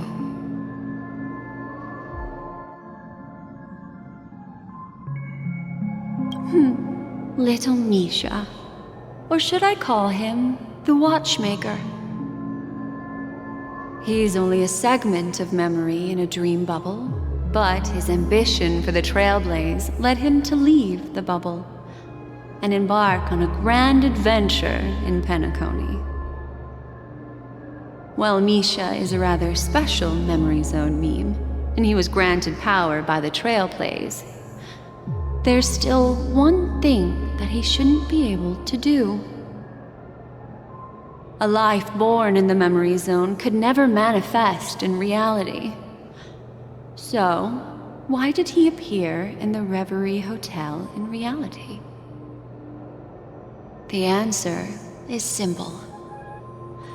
He is the one fatal variable that contradicts all our known information.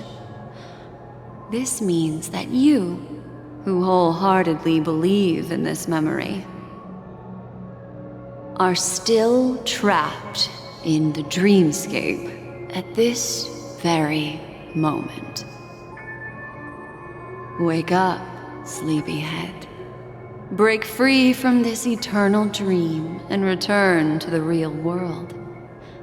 We'll find our answers there. The train is about to make the jump. 5, 4, 3, 2.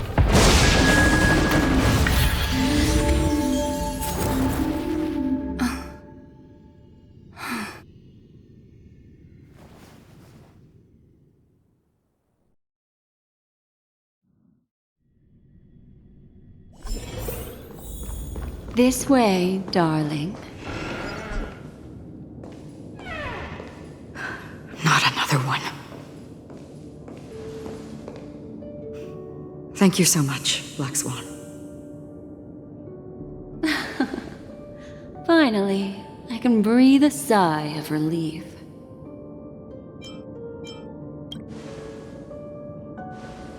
I understand you must be confused, and we'll do our best to shed light on the situation. However, before that, it's essential to know that this place is the rift between dream and reality. A place reserved only for those who have awakened from Enna's dream.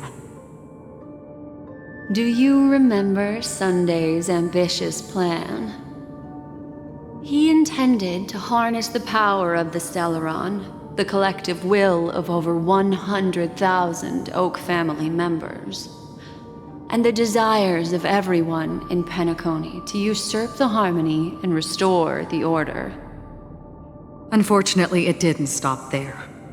From the early days of our journey into Asdana, we were already affected by the Stellaron. That strange dreamscape where we met.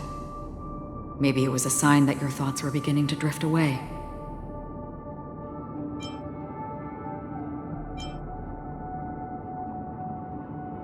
I don't think the goal of the Order was to put everyone into a deep sleep. Quite the contrary.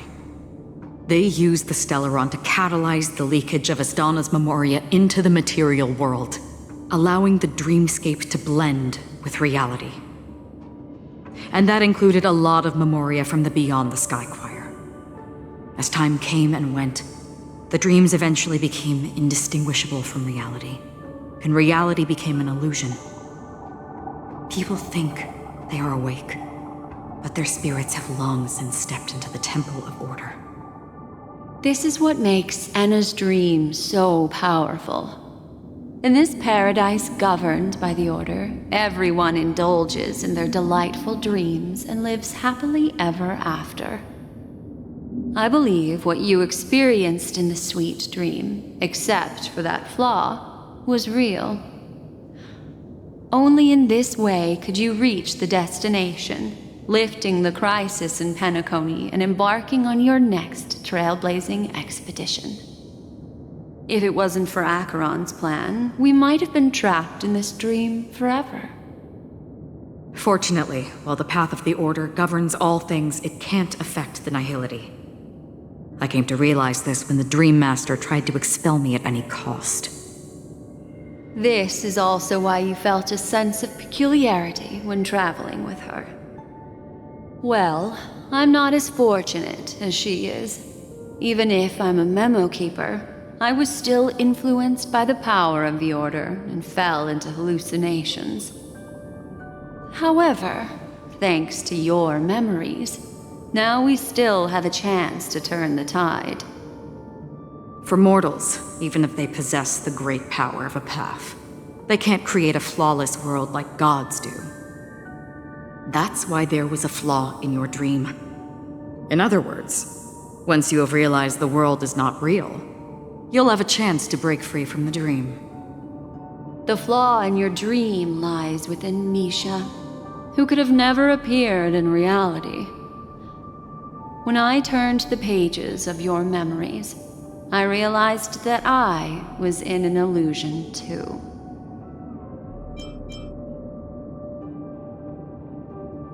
Now Sunday has usurped the power of the harmonious choir through the Charmony Festival. Asdana has thus fallen into Anna's dream, transforming everyone equally into the notes of the Aeon. Failure doesn't mean weakness. Only the strong can gather the will to resist the Order and try to break free. We still have a chance, though. To make it happen, please, Black Swan, guide us to those with a strong will. All right, please come with me. These people are... They're the ones who accept Anna's dream and indulge in their happy illusions. We have no means to wake them up now. Not even your clockwork will do the trick. However, there are still other things we can do. Let's keep going.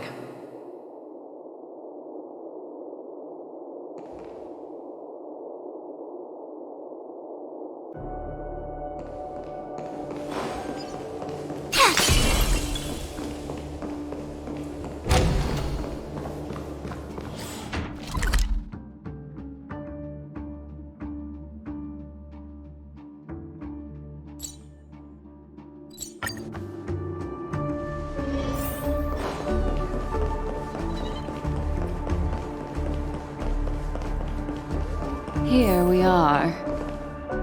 It's... Robin?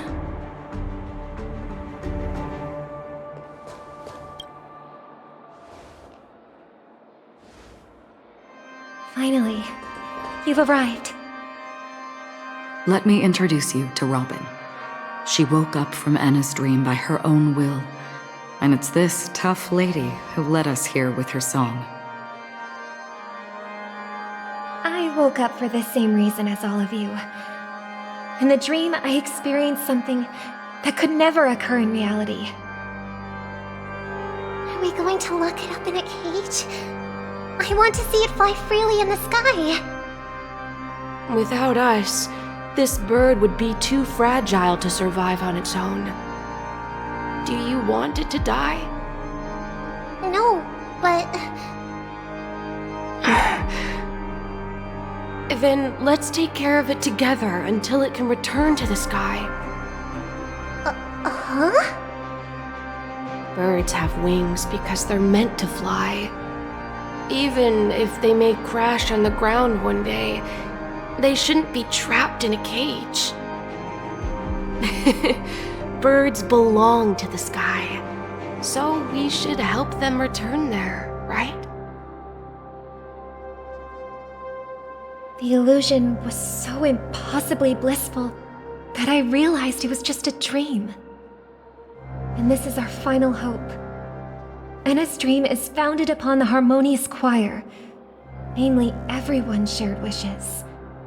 It will only materialize once the aspirations of all beings in Penacony merge as one. At present, it has become impervious due to people's desire to remain slumbering within the dream. And in order to destroy it, we must make everyone in Penacony want to wake up. Now comes the tricky part. How do we do it?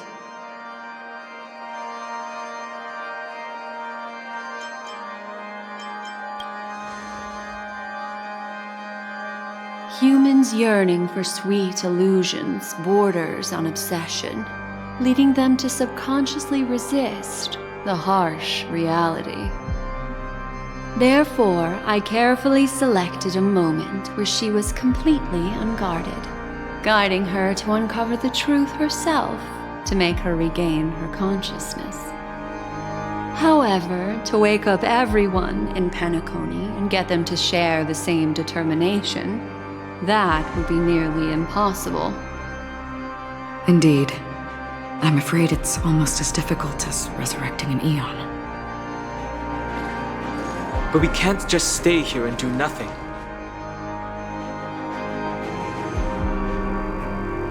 This is a critical moment for the whole universe. Who cares about some dumb number? Thanks to Black Swan. You're welcome. And thanks to the memo keepers in Penacony, too. I believe your partners have also awakened from their dreams. This is the first step of our plan. With the assistance from the Garden of Recollection, those who possess a strong will, like you, will gradually awaken from the dream. These free wills are the discord that will sway Anna's dream. However, awakening a mere handful of individuals is insignificant compared to the vast number of people immersed in the dream. We must find other ways to awaken the free will of millions of people within a short period of time. If breaking through from the inside proves challenging, we can seek assistance from the outside. We've long been aware of a potential solution. Asdana is a galaxy known for its abundant memoria and the remarkable phenomenon known as synesthesia dreamscape. When people first enter this place, they often find themselves and others sharing a collective dream.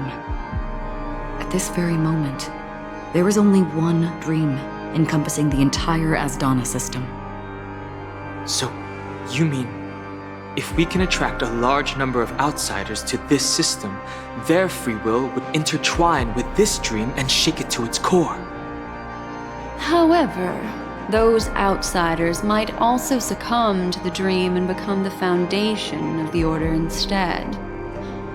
The real challenge is, how can we gather a huge number of people as determined as you within a short period of time? Looks like the Jade Kiss of Allying Oath will be the only solution. No. No need for that. Keep your once-in-a-lifetime treasure. We don't need to bother the Cienjo Alliance for such a tiny request. You want thousands of people with unwavering free will? That's easy. Just leave it to us Galaxy Rangers. You can gather Galaxy Rangers? Outsiders may see Galaxy Rangers as elusive and disconnected individuals, and actually, they're right. And that's why we have a tacit understanding among us. Do you know what it is, Acheron? It's the relic I returned to you. Exactly. Its owner must have told you that it's meaningless to anyone other than a Galaxy Ranger, and that it can only fulfill its purpose when returned to its rightful owner. Because it's a burial artifact, worthy only of a hero who has served the Galaxy Rangers with honor. When its light illuminates the universe, it means the fall of a hero, and in the direction it falls, countless meteors will streak across the sky. Those meteors are Galaxy Rangers, coming from all corners of the cosmos, driven by a shared purpose, without questioning the cause or counting the cost, because we abide by a common principle. The shooting stars of the hunt only descend on the longest night, and with them comes the dawn. We've stayed silent for far too long. Now, it's time to remind all the cowards, oppressors, and villains of the universe of our presence. I'll be the one to ignite the first spark. Once the dreamscape is swayed, I'll complete the second step. I'll fine-tune the slumbering souls with the song of the harmony, interrupting them with the discord of Trailblaze, and guiding them towards reality. It's true that some people are born strong, and others are born weak. If the Trailblaze is the target of heroes, then the harmony will guarantee that the strong help the weak. Only the people of Penacony themselves can be the saviors of their homeland.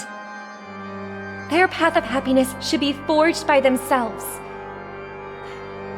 While I may not be a nameless, I'm willing to instill courage in all those who need it. This includes my brother as well. Anna's dream is too cruel for him and everyone else. Your plan sounds well conceived, but still, it appears somewhat idealistic and romantic. The flaws rooted in human nature can't be eradicated overnight. Do you believe these efforts alone are enough to convince everyone to choose the right path?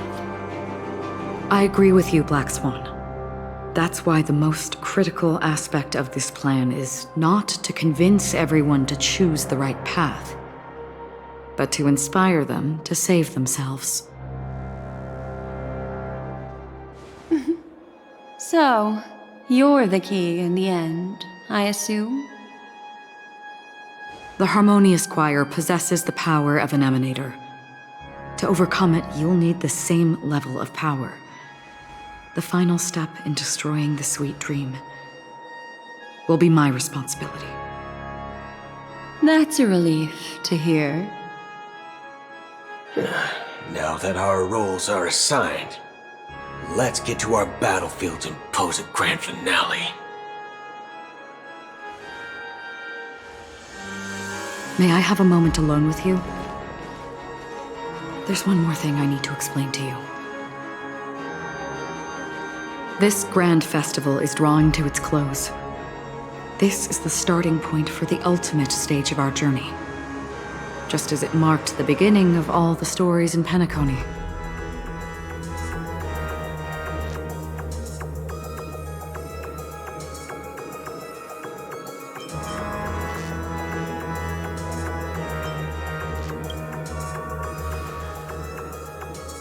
Indeed. She was the first to discover the world beyond the shores of death, and shared this truth with all of us. There's something you should know. We were able to locate you within this boundless dream, and find the key to breaking free from the dream. All because of one person's unwavering dedication. Firefly. She awakened from the dream ahead of others, discovered the Express amidst the stars, and brought us valuable information about the remnants of the Order. She may have been aided by the script, and it came at a cost. As you know, Firefly is a stowaway who entered the dreamscape in a different way from ours. Without the dream pool in the hotel or assistance from the family, she can only awaken from this dream in one way. A real death.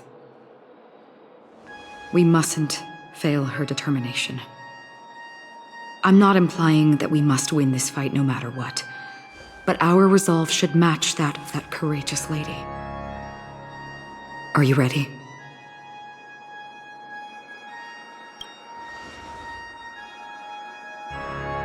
Very well. Now, please close your eyes.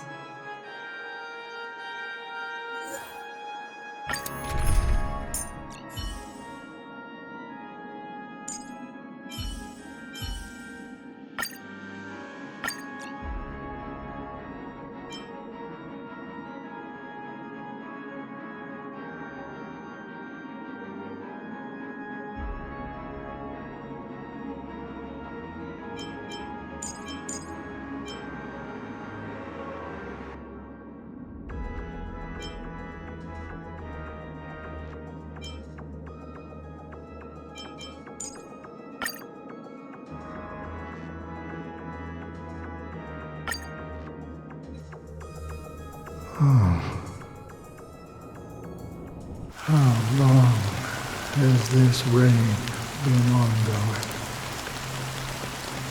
If I remember correctly, it has lasted for decades, or even centuries. The unwavering determination of the Hunt followers persists even in death.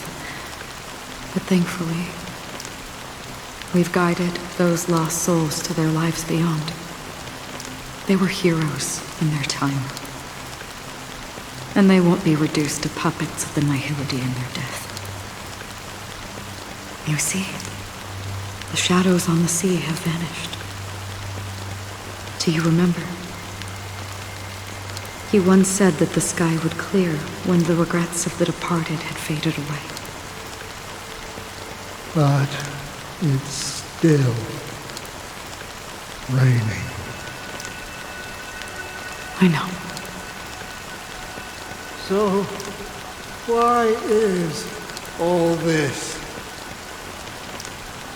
Why did this rain choose me? Because someone's regrets haven't been fulfilled, perhaps.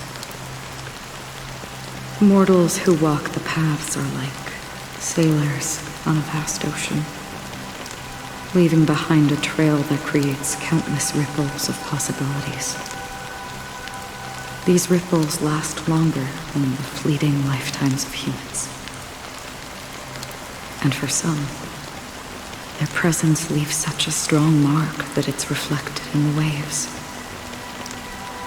Sin-thirsters, the obsessions of the Pathstriders. They emerge from the depths of Ix, seeing themselves as masters of their own destiny, unknowingly repeating the actions of their past lives. They emerge from the nihility and head toward it, leading purposeless lives. However, these hollow phantoms, they have journeyed with me for such a long time.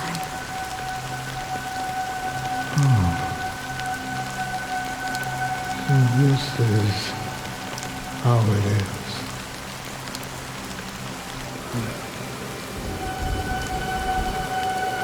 I'm already dead. Yes.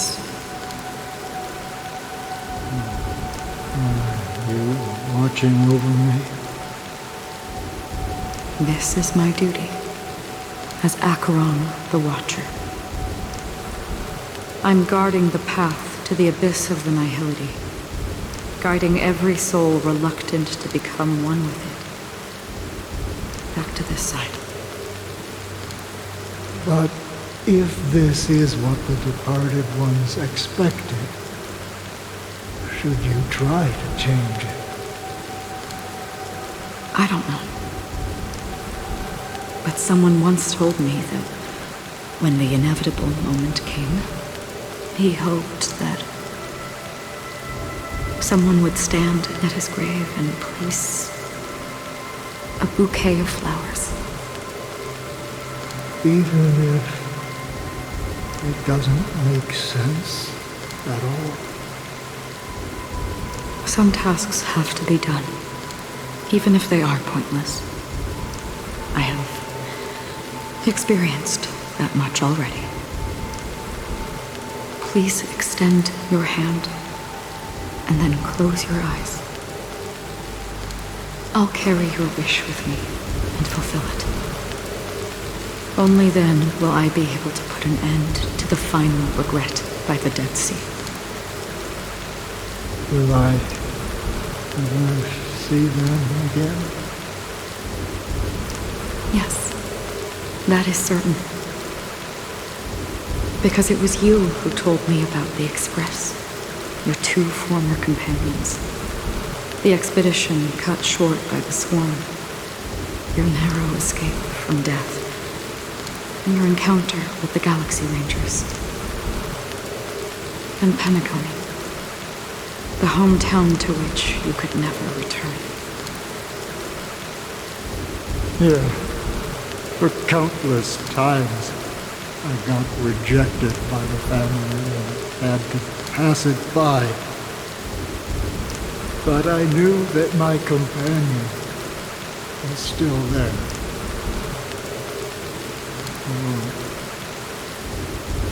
Mikhail, are you still there? Take my hand and come with me. We will leave this place.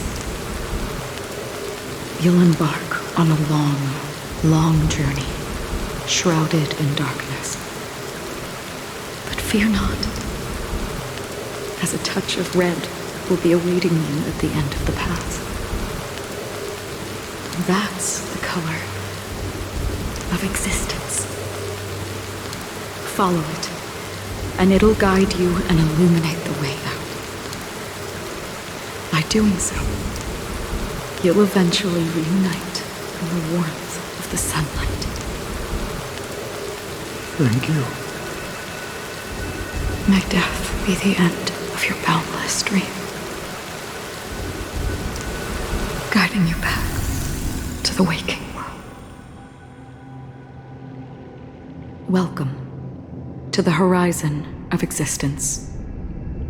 This place is one of the thousands of manifestations belonging to the sleeping and shapeless. And it's also an exit out of the nihility for the awake ones. Let's bid our final farewells here.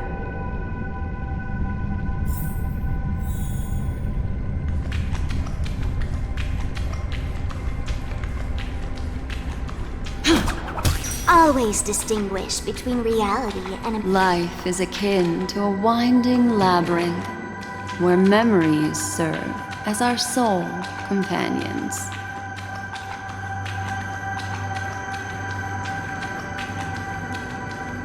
May your schemes be forever concealed.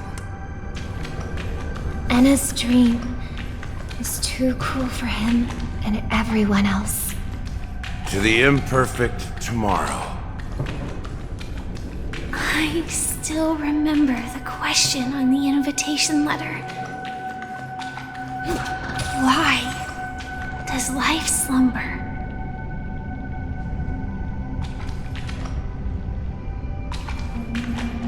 Why does life slumber? We don't know the answer yet, but we're about to awaken from this dream. Or perhaps such is the answer itself. Leave this place. Return to where you belong. And awaken Penacony from this dream.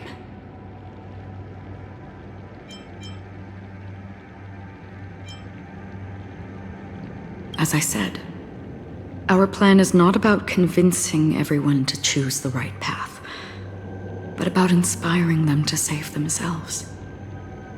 So, when will people actively save themselves? The answer is when they are in desperate situations. Like a drowning individual in the deep sea. When one's body and mind bear immense pressure, agony, confusion, and despair will follow. I firmly believe that. The fragility of humankind often freezes them in their tracks.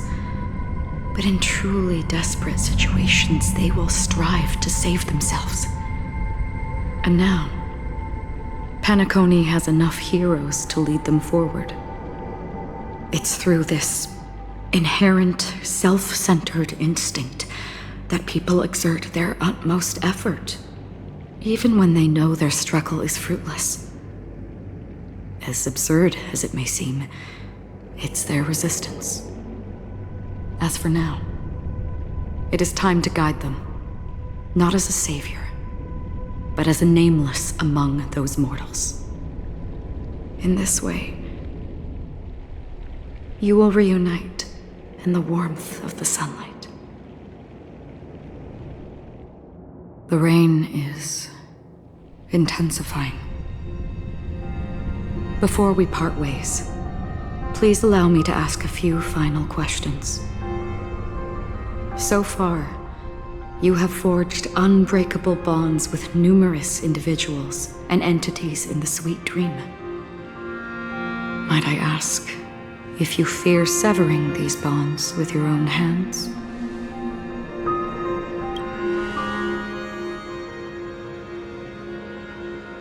If there is a vast, lifelike dreamland that is virtually indistinguishable from reality, a realm without death, where everyone can attain the happiness and fulfillment they deserve, living blissfully ever after, I would ask, would you wish to stay?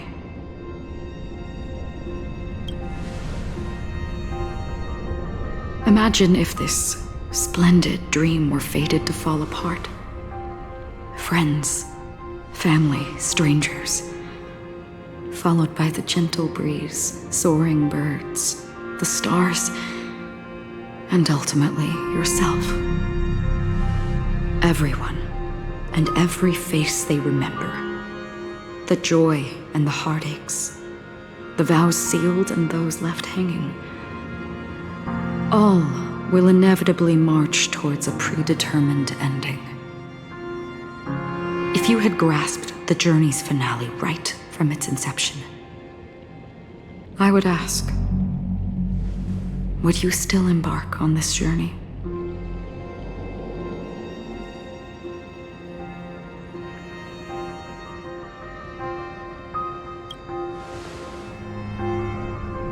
I'm glad. The answer itself doesn't matter. What matters is that you've made a decision. Listen, touch, and ponder. And therein lies the sensation. Cherish it, because that's what makes us exist. Such is the only answer humans can offer when facing the nihility. If the nihility represents the primal fear of life, rendering any lofty convictions insignificant under their imposing shadow, then behind this shadow, there must exist the most fervent source of light in the world.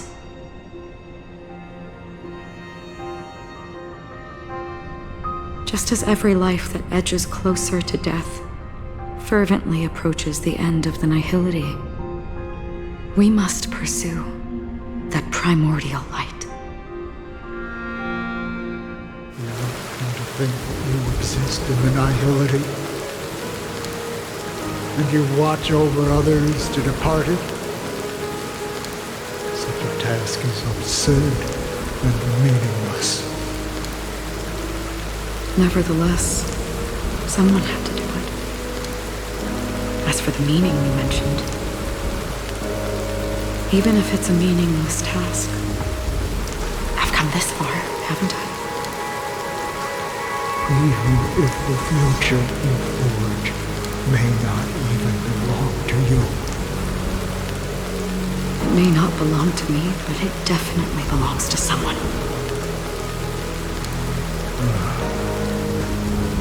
What hardships you must have experienced. In that case, allow me to do something meaningless too. Please, tell me your name.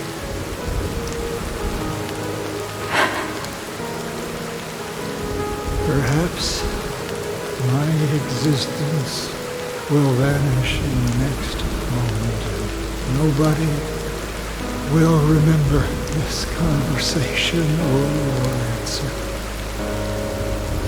But I believe that your name should be remembered. And this universe will remember it as well.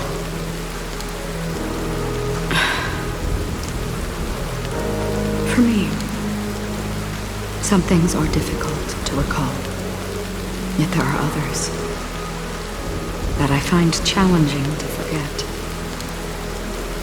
Such is memory, a creation of the past that blossoms into significance in the distant future. I remember that marks the start of my journey, the origin of the vibrant red hue in my life, and the most fervent element amidst every tempest. That's my name. Raiden Ozenmori May.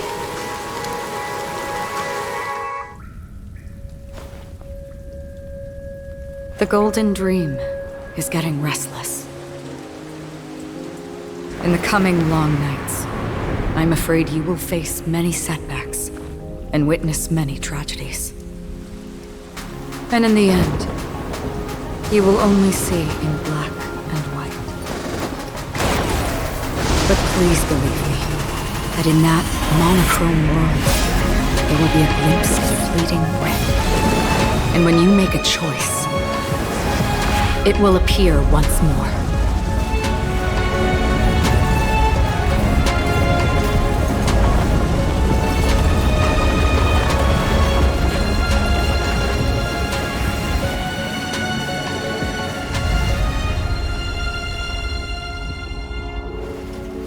What you must do is ponder its significance, then return to the waking world.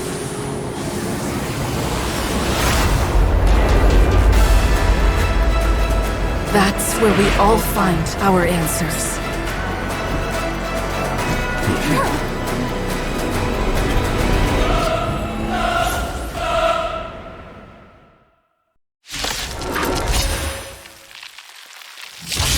Have you broken free from the dream of order? We've done enough sleeping already. Let's show them a wake-up call. Relax.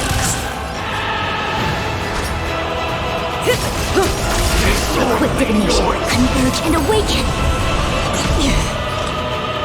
Destined for oblivion.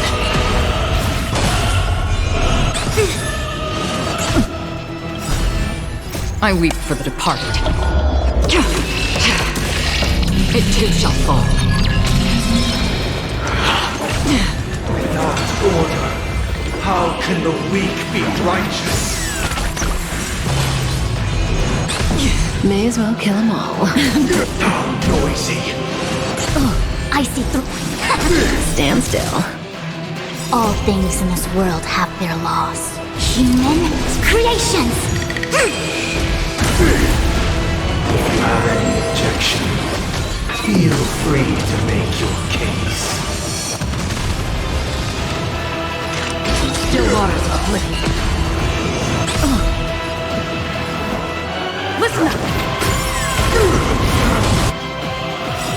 Good times never last. Time to say bye. Boom. Quick divination. Relax. Let's play our own melody. Let the show begin.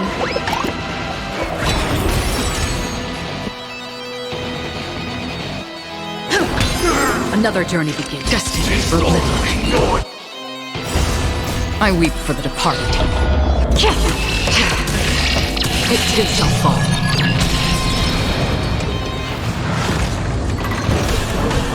7,336 notes. I solemnly invite you to join the glorious chorus and ascend to the heavens!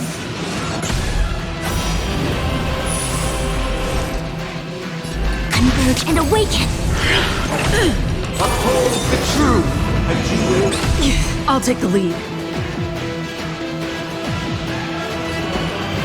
Wake up! Noisy. May as well kill them all. Noisy. Free will. Stand still. All things are part of the melody. Yin and yang. The dreamscape is indistinguishable from reality. Can it still be called an illusion?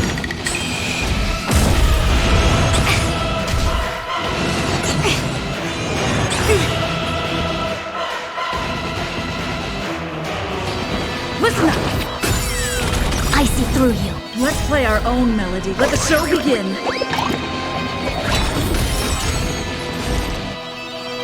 I weep for the departed. It too shall fall. Say bye to breathing. Good times never. Time to say bye. Boom. Perfect melody I command. Recreate paradise anew!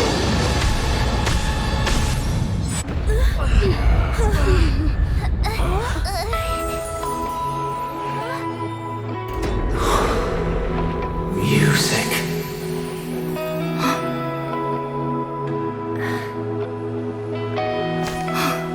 There seems to be another kind of sound coming into the Order's symphony.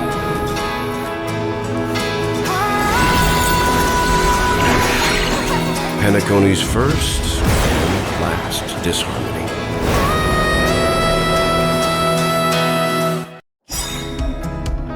Those imprisoned in their dreams are awakening for freedom.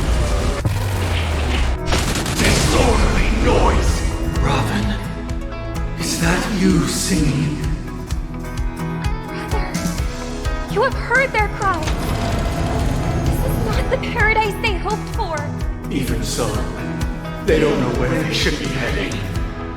That's why I had to become the lone star in the sky to guide them. Even if that star must hang in a perpetual night of solitude. All things in this world have their laws. Human creations! Good times never. Time to say bye. Boom. Let's play our own melody. Let the show begin. Wake up! Another journey begins. Still waters noisy. We came together. Relax.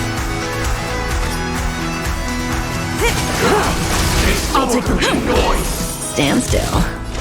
Destined for oblivion. Noise. If we had never experienced solitude, how could we have embarked on different paths? Now, our final talk has concluded. All the work of creation has been completed. The inevitable day has arrived. the embryo of philosophy, will reshape for us all of reality. If your paradise can save more people, sever my path with your hands. May as well kill them all.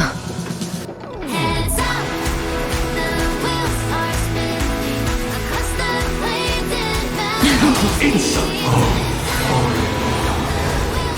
May I honor you?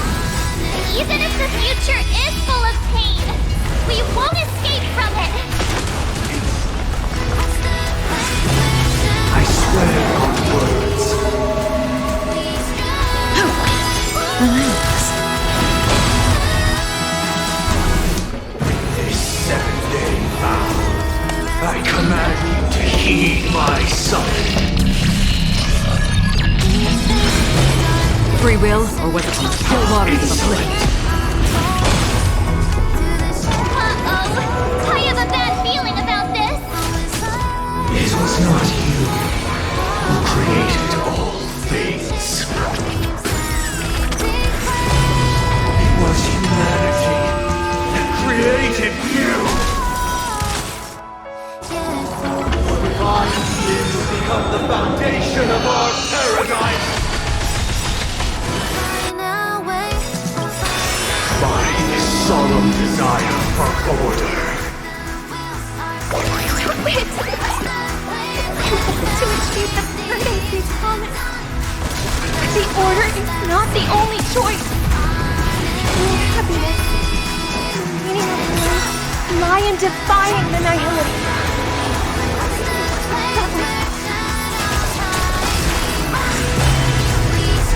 I swear on words. Destined for oblivion. I swear on values. Witness the will of the weak! Insolent! I came to Relax. Blasphemous! I weep for the departed. It too shall fall. Listen up! Say bye to breathing. Converge and awake!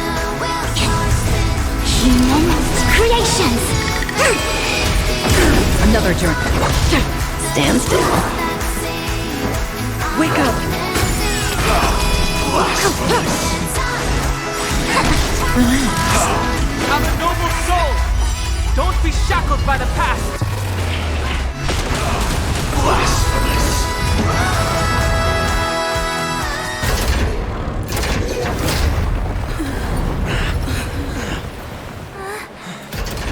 So, why does life slumber? Because someday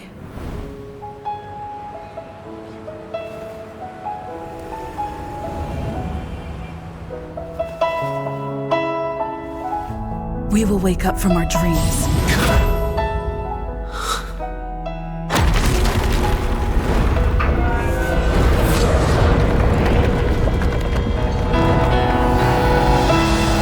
The night is still too short.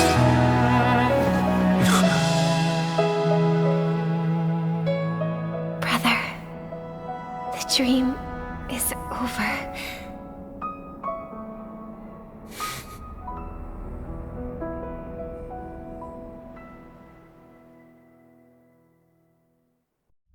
In the first year of the AE 2158, a fiery conspiracy erupted in the land of the dreams, but soon faded in chaos and destruction.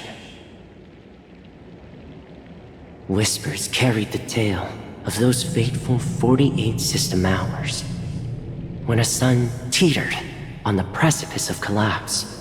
A paradise stood on the brink of destruction, and a world was poised to surrender to its new master. Amidst it all, a body decayed, a pack of vultures gathered, and a brother and sister were doomed for eternal separation. And so, an eon succumbed to slumber once more. Some celebrated this fall, while others mourned. Among the insignificant witnesses, mere specks in the vast tapestry of the universe, it was said that this time, the eon met their demise with dignity. As the cosmos bathed in the radiance of a pure dawn, a tempestuous storm brewed on the horizon. The chant of everything for the Amber Lord grew ever louder. Yet, no matter how one contemplates it, time inexorably swings Klapot's colossal hammer in eternal cycles. The tale of the Astral Express reaches both its conclusion and a new beginning. Time marches forward, heralding the arrival of a new chapter in the history of trailblazing expeditions. Brother, do you think the stars will fade away? Where did that come all of a sudden? Because the constellation that looks like a bird, the Torrent Eagles, looks a bit dim lately. It's the Dormant Eagles. Don't worry, it's still there. It's just it's located in the inner ring of Penacony and can only be seen when spring and summer overlap. As for the question you asked, I think stars do die, just like people. But do you know, sister? No star actually belongs to the present. The light we see from them is from a long time ago. Even after the stars perish, their light will travel millions of light years, spanning countless years, to illuminate the night sky of another world. In our paradise, I believe there will be a star like that, shining with the same light. Its radiance will last forever, and its name will be happiness. No, not just one star. We should have 2 stars, or maybe even more. Yeah, you're right. It's a deal. It's a deal, then. This is our promise, and nothing will sway our ideals. Yeah, you bet.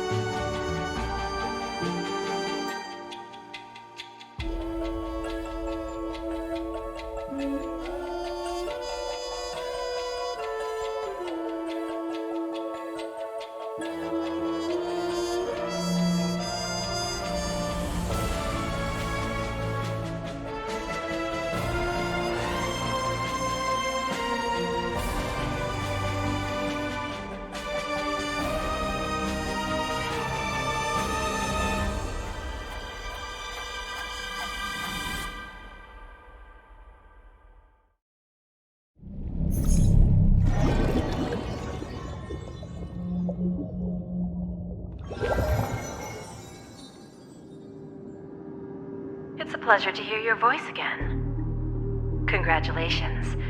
You've become the biggest winner of this festival. Are you calling just to poke fun at me? No. I'm just impressed. Not only did you venture alone into Penacony and discover the truth of Dreamflux Reef, but you also managed to escape with the help of that Knight of Beauty. Remember the recording you received from your Trailblaze friend? It's now the most valuable chip in this game. However, this came at a high cost. Losing a cornerstone is a hefty price to pay. Diamond just called a meeting to discuss what to do with you. Just as I expected. So is Diamond planning to demote me, or kick me out of the 10 Stonehearts? Why don't you take a wild guess? Well, alright. Then I'll guess. He's going to promote me to P46? Alright. What will you wager? Are we talking about a real bet here? I don't want to wager anything just to escape your clutches. But if it's just a friendly bet, I'll put on the line what I did when we first met. I'll bet my life, ma'am. Interesting. But since it's Diamond's call, no one can predict the outcome. I'm on my way to Penacony. Once everyone is settled, we'll return to Pier Point for the final showdown. Sounds like I'll be out of the action for a while. Finally, a chance to kick back and relax. Yeah. Leave everything to me and Topaz, child. Thanks to you, as soon as the Jade Stone was delivered to the family's compound, we finished up our preparations. The seeds we planted have taken root. Soon, it'll be time to reap the rewards. Huh?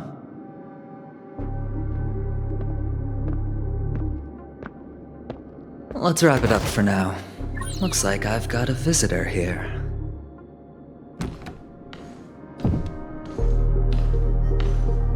Oh, so many surprises today. Didn't expect a Galaxy Ranger and wanted criminal to show up here. One who managed to take out 2 IPC members under the noses of our fleet. Do you understand what that means? Screw Wubba Boo, I just put him to sleep. Don't try to intimidate me with that nonsense. Besides, I've taken down more IPC lackeys than the residual value you squeezed. And I don't mind adding a few more zeros to my wanted poster. I have a question for you. Be honest, or I don't mind putting a bullet into your head. Tell me, where is Oswaldo Snyder?